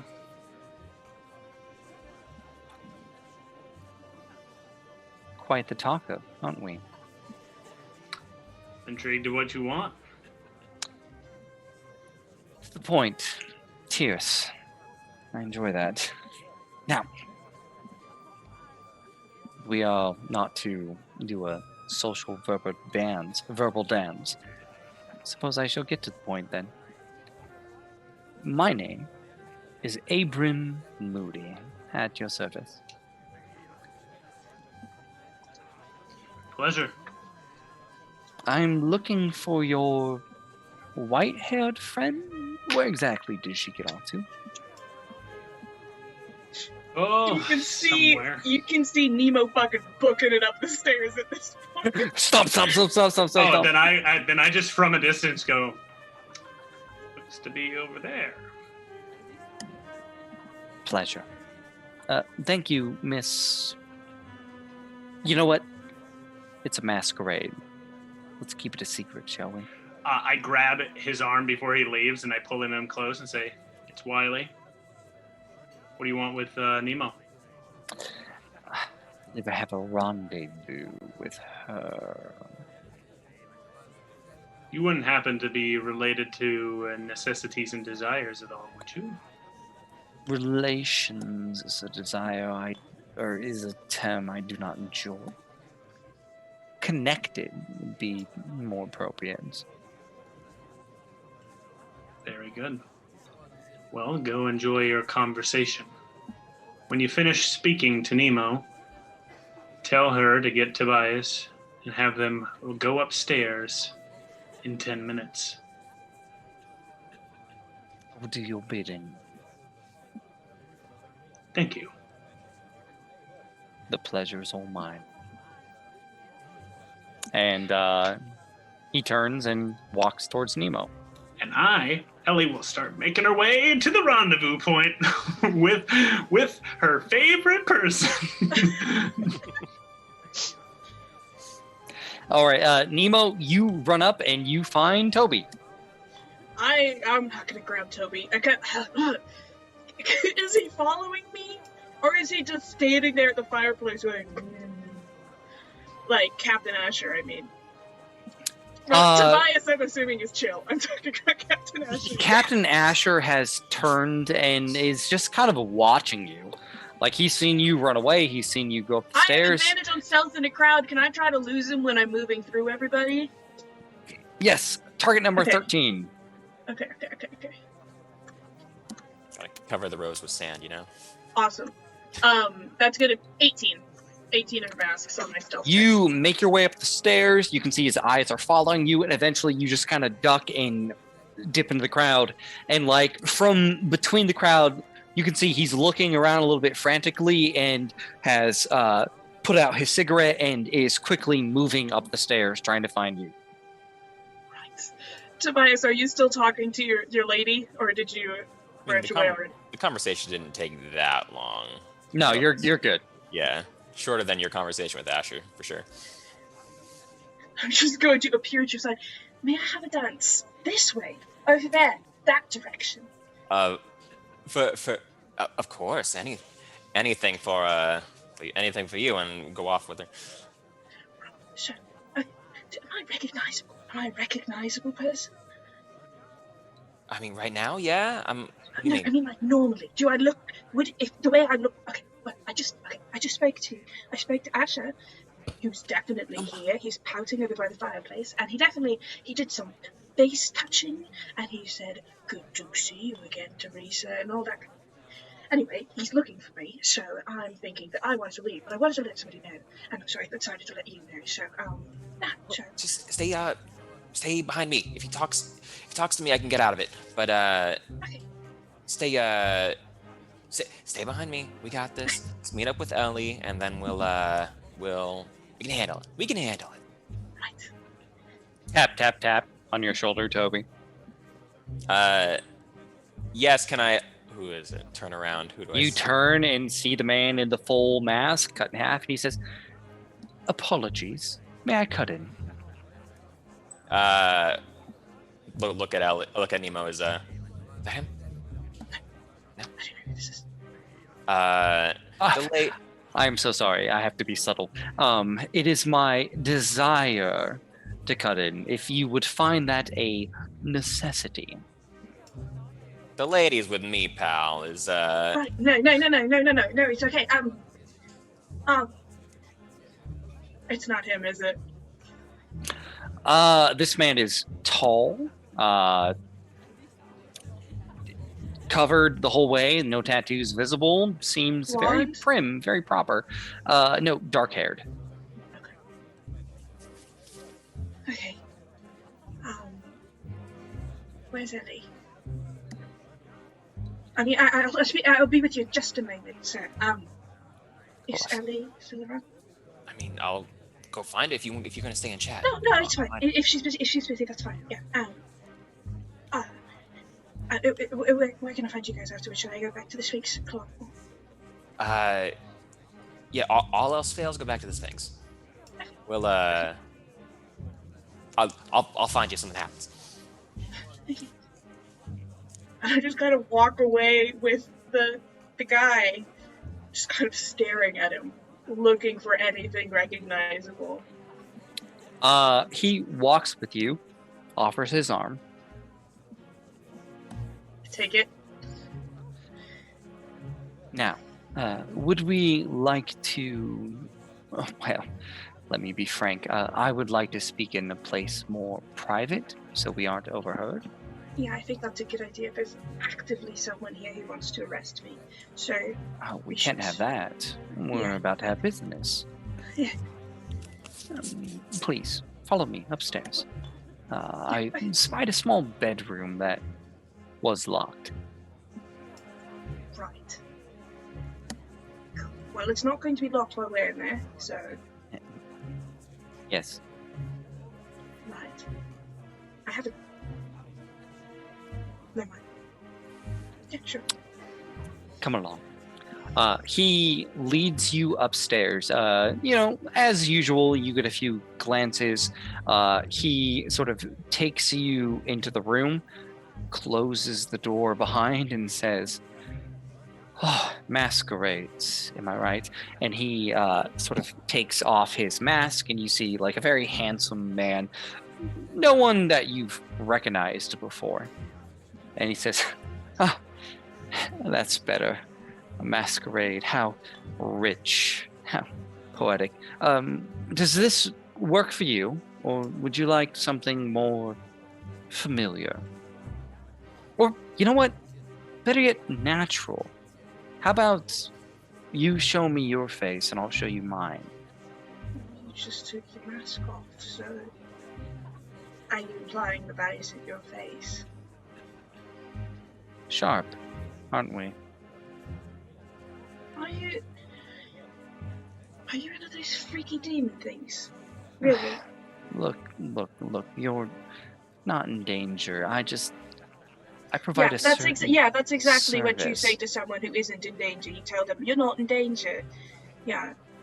You have nothing to worry. I mean, if this is fine for you, we can No, just... show me. Hey! I take off my mask. Show me face. Come on. Yeah. Probably seen worse. Very well. Oh no. Oh, it's the somebody who We has have a picture. yeah! We have a picture. No. That means somebody dangerous. What? No. I didn't know that I was dangerous, so uh-oh. He takes his flesh and begins to mold it like Play-Doh. As he does, he pushes it from the forehead down to where the eyes disappear, he takes his fingers, hooks them into his cheeks, and pulls them back into this big Cheshire-like grin until there is no nose, there are no eyes, just this big, sinister grin. And he looks like this. Oh boy. Oh. Oh no, he's not the guy from the hallway, is he? No, he looks Okay. completely different. And he No, I says, mean, he's a tall, skinny guy in a top hat? he's like, as he does all this, his entire outfit changes. He has the coat, he has the jacket, he has like kind of slightly clawed hands. How many tall, skinny guys in top hats are gonna terrorize He me, does bro? not look as tall as the boy you're thinking of, but no face. And he goes, that's better, isn't it? Oh, isn't it crazy? You wear a mask all the time, and then you finally get to show your true self. Now, this aside and all the politeness, we made a deal. You want information, a consultation, didn't ya? Let's talk about that, my pricing, and what I can figure out for you.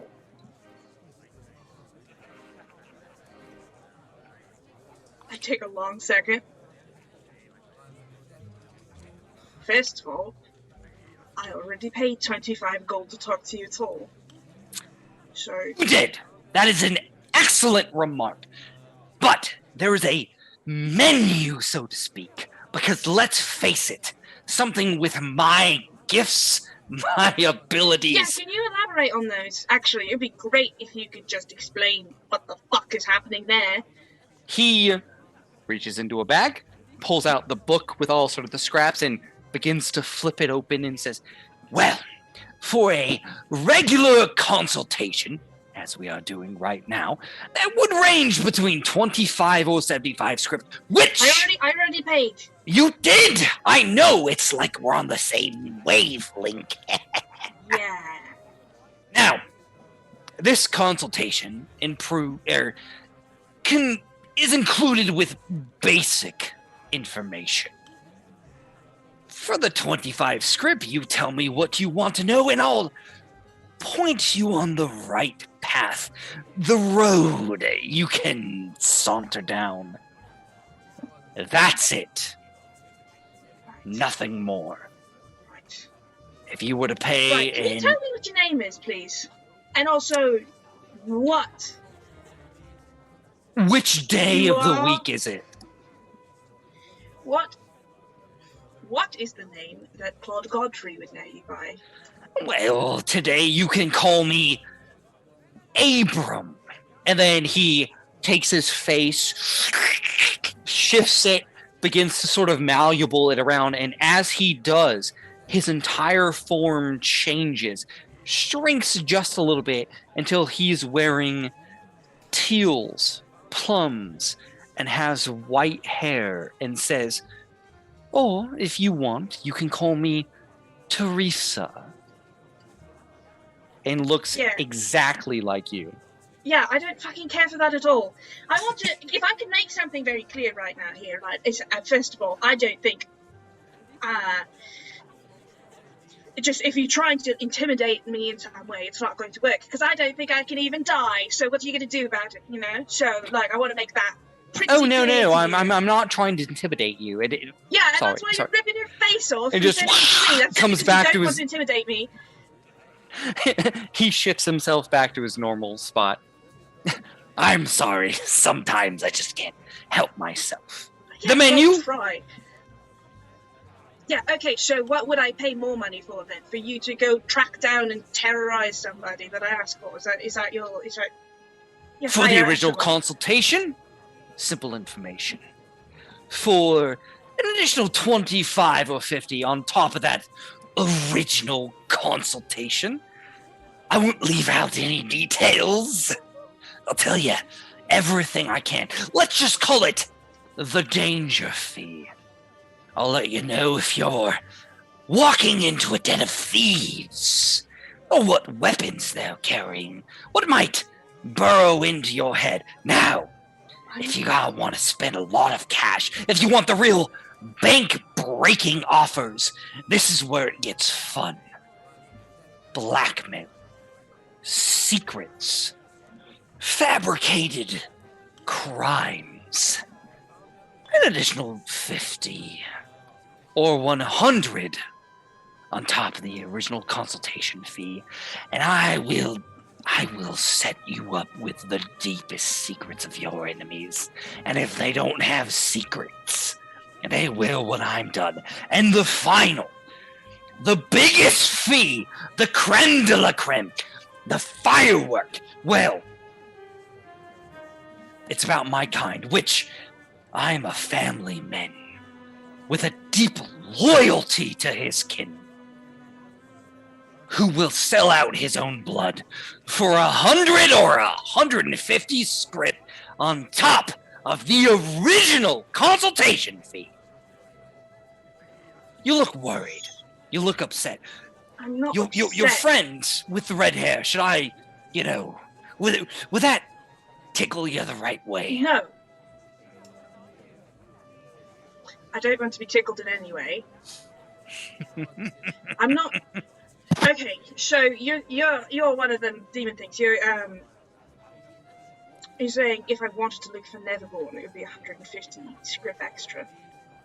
There's always the 25. Yeah, no, okay. But I'm not looking for a Neverborn, and I'm not looking for an enemy, and I don't want to ruin anyone's life. So I think I'll stick with the consult for now.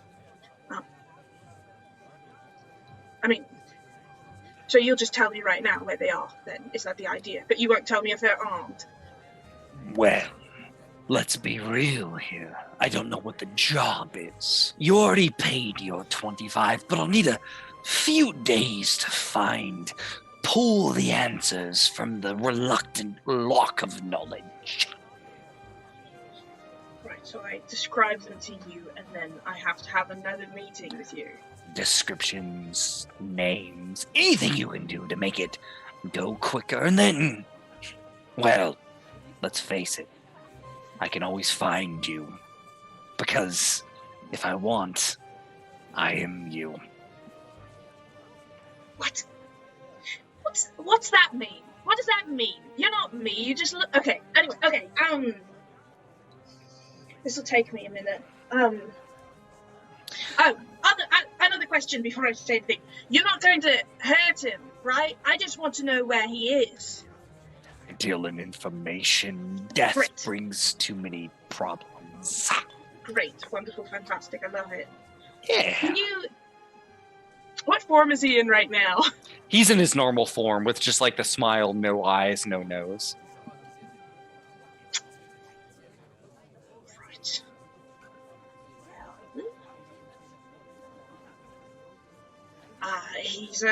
I'm looking for a man.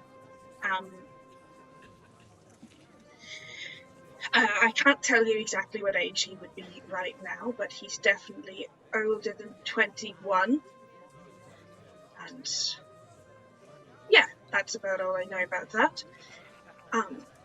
He's tall, he's thin, he's got quite pale skin, unless he's gotten a tan or something since then, but I don't think he always burnt, so no, he'd still be pale. Kind of blue eyes, kind of lopsided mouth, blonde hair, sticks up all over the place. He's got tattoos over everything. Do you have a name? Yes, I do. It's SR. The initials are SR. And I knew this a minute. I knew this. Tattoos. Yeah, I think it's Samson. It's either Samson or Samuel, and I've been thinking that it's Samson. He doesn't like to be called Sam. And the tattoos, they're like text or something. They like move. I don't know what they are, but they just all over the place. And he grew up On a house overlooking the river, a brick front, the basement, for a man who called himself. He's like rapidly writing this all down in his big book. Yeah, he worked for a man who called himself the Baron, and he would probably still be working. If he might or might not still be working for him, but he did at some point work for him for at least until he was 21. He worked for him, so he had a pen that came through, Claude's shop, so yeah, he knows how to write. What else do you need? I think this is a succulent amount of information. Give me a little bit of time. I'll be in touch, and I can just give you a light nudge in what direction you need to go. Don't look so dour. After all, it's a party. Great. Yeah. Great. Yeah. Now, Are you going to go back out looking like that? Is that the plan? no. You would recognize me now. I need to enjoy myself, and I'm just gonna walk outside for a moment. After all, I don't want anyone to see me change. That would be indecent. And he steps up, opens the door, and as he begins to shut it mid-shift, you can hear the... and you are left alone in the room.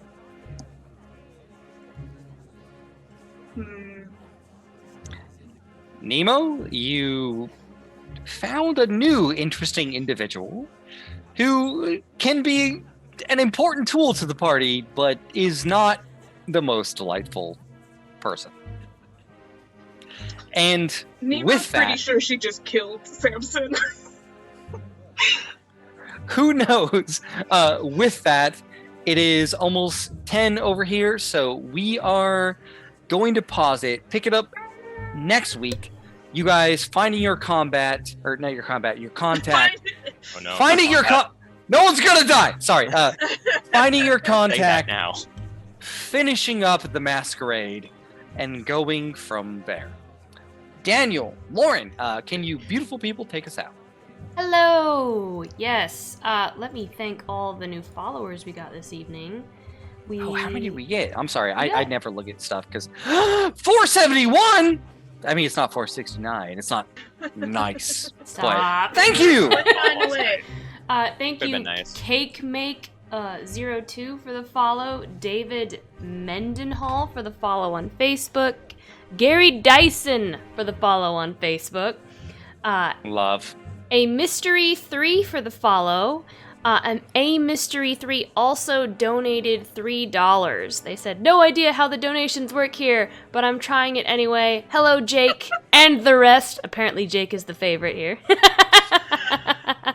Gotta run, but I'll be back to watch the VOD later. And I did see, they're still in chat right now, too. A Mystery 3 is still in chat. Thank you so much for that donation. Thank you, D Frost Giant. That's a good one.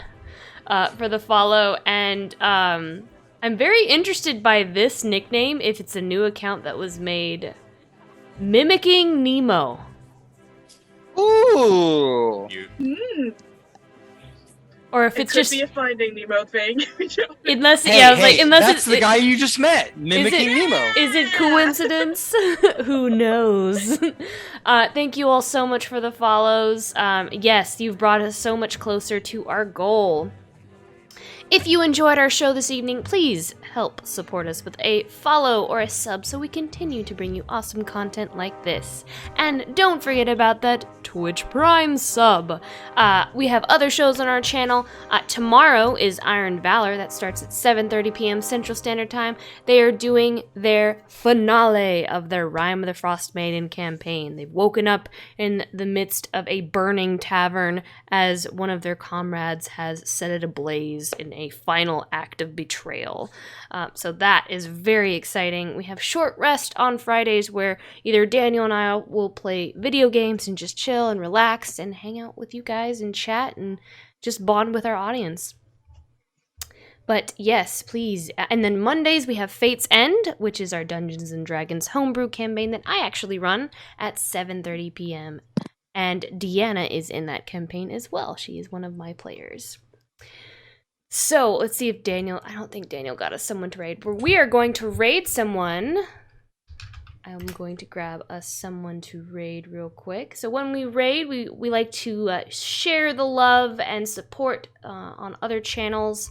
And just when you get over there, make sure to give them lots of snog hearts and lots of love. Tell them that Ink and Lyre sent you.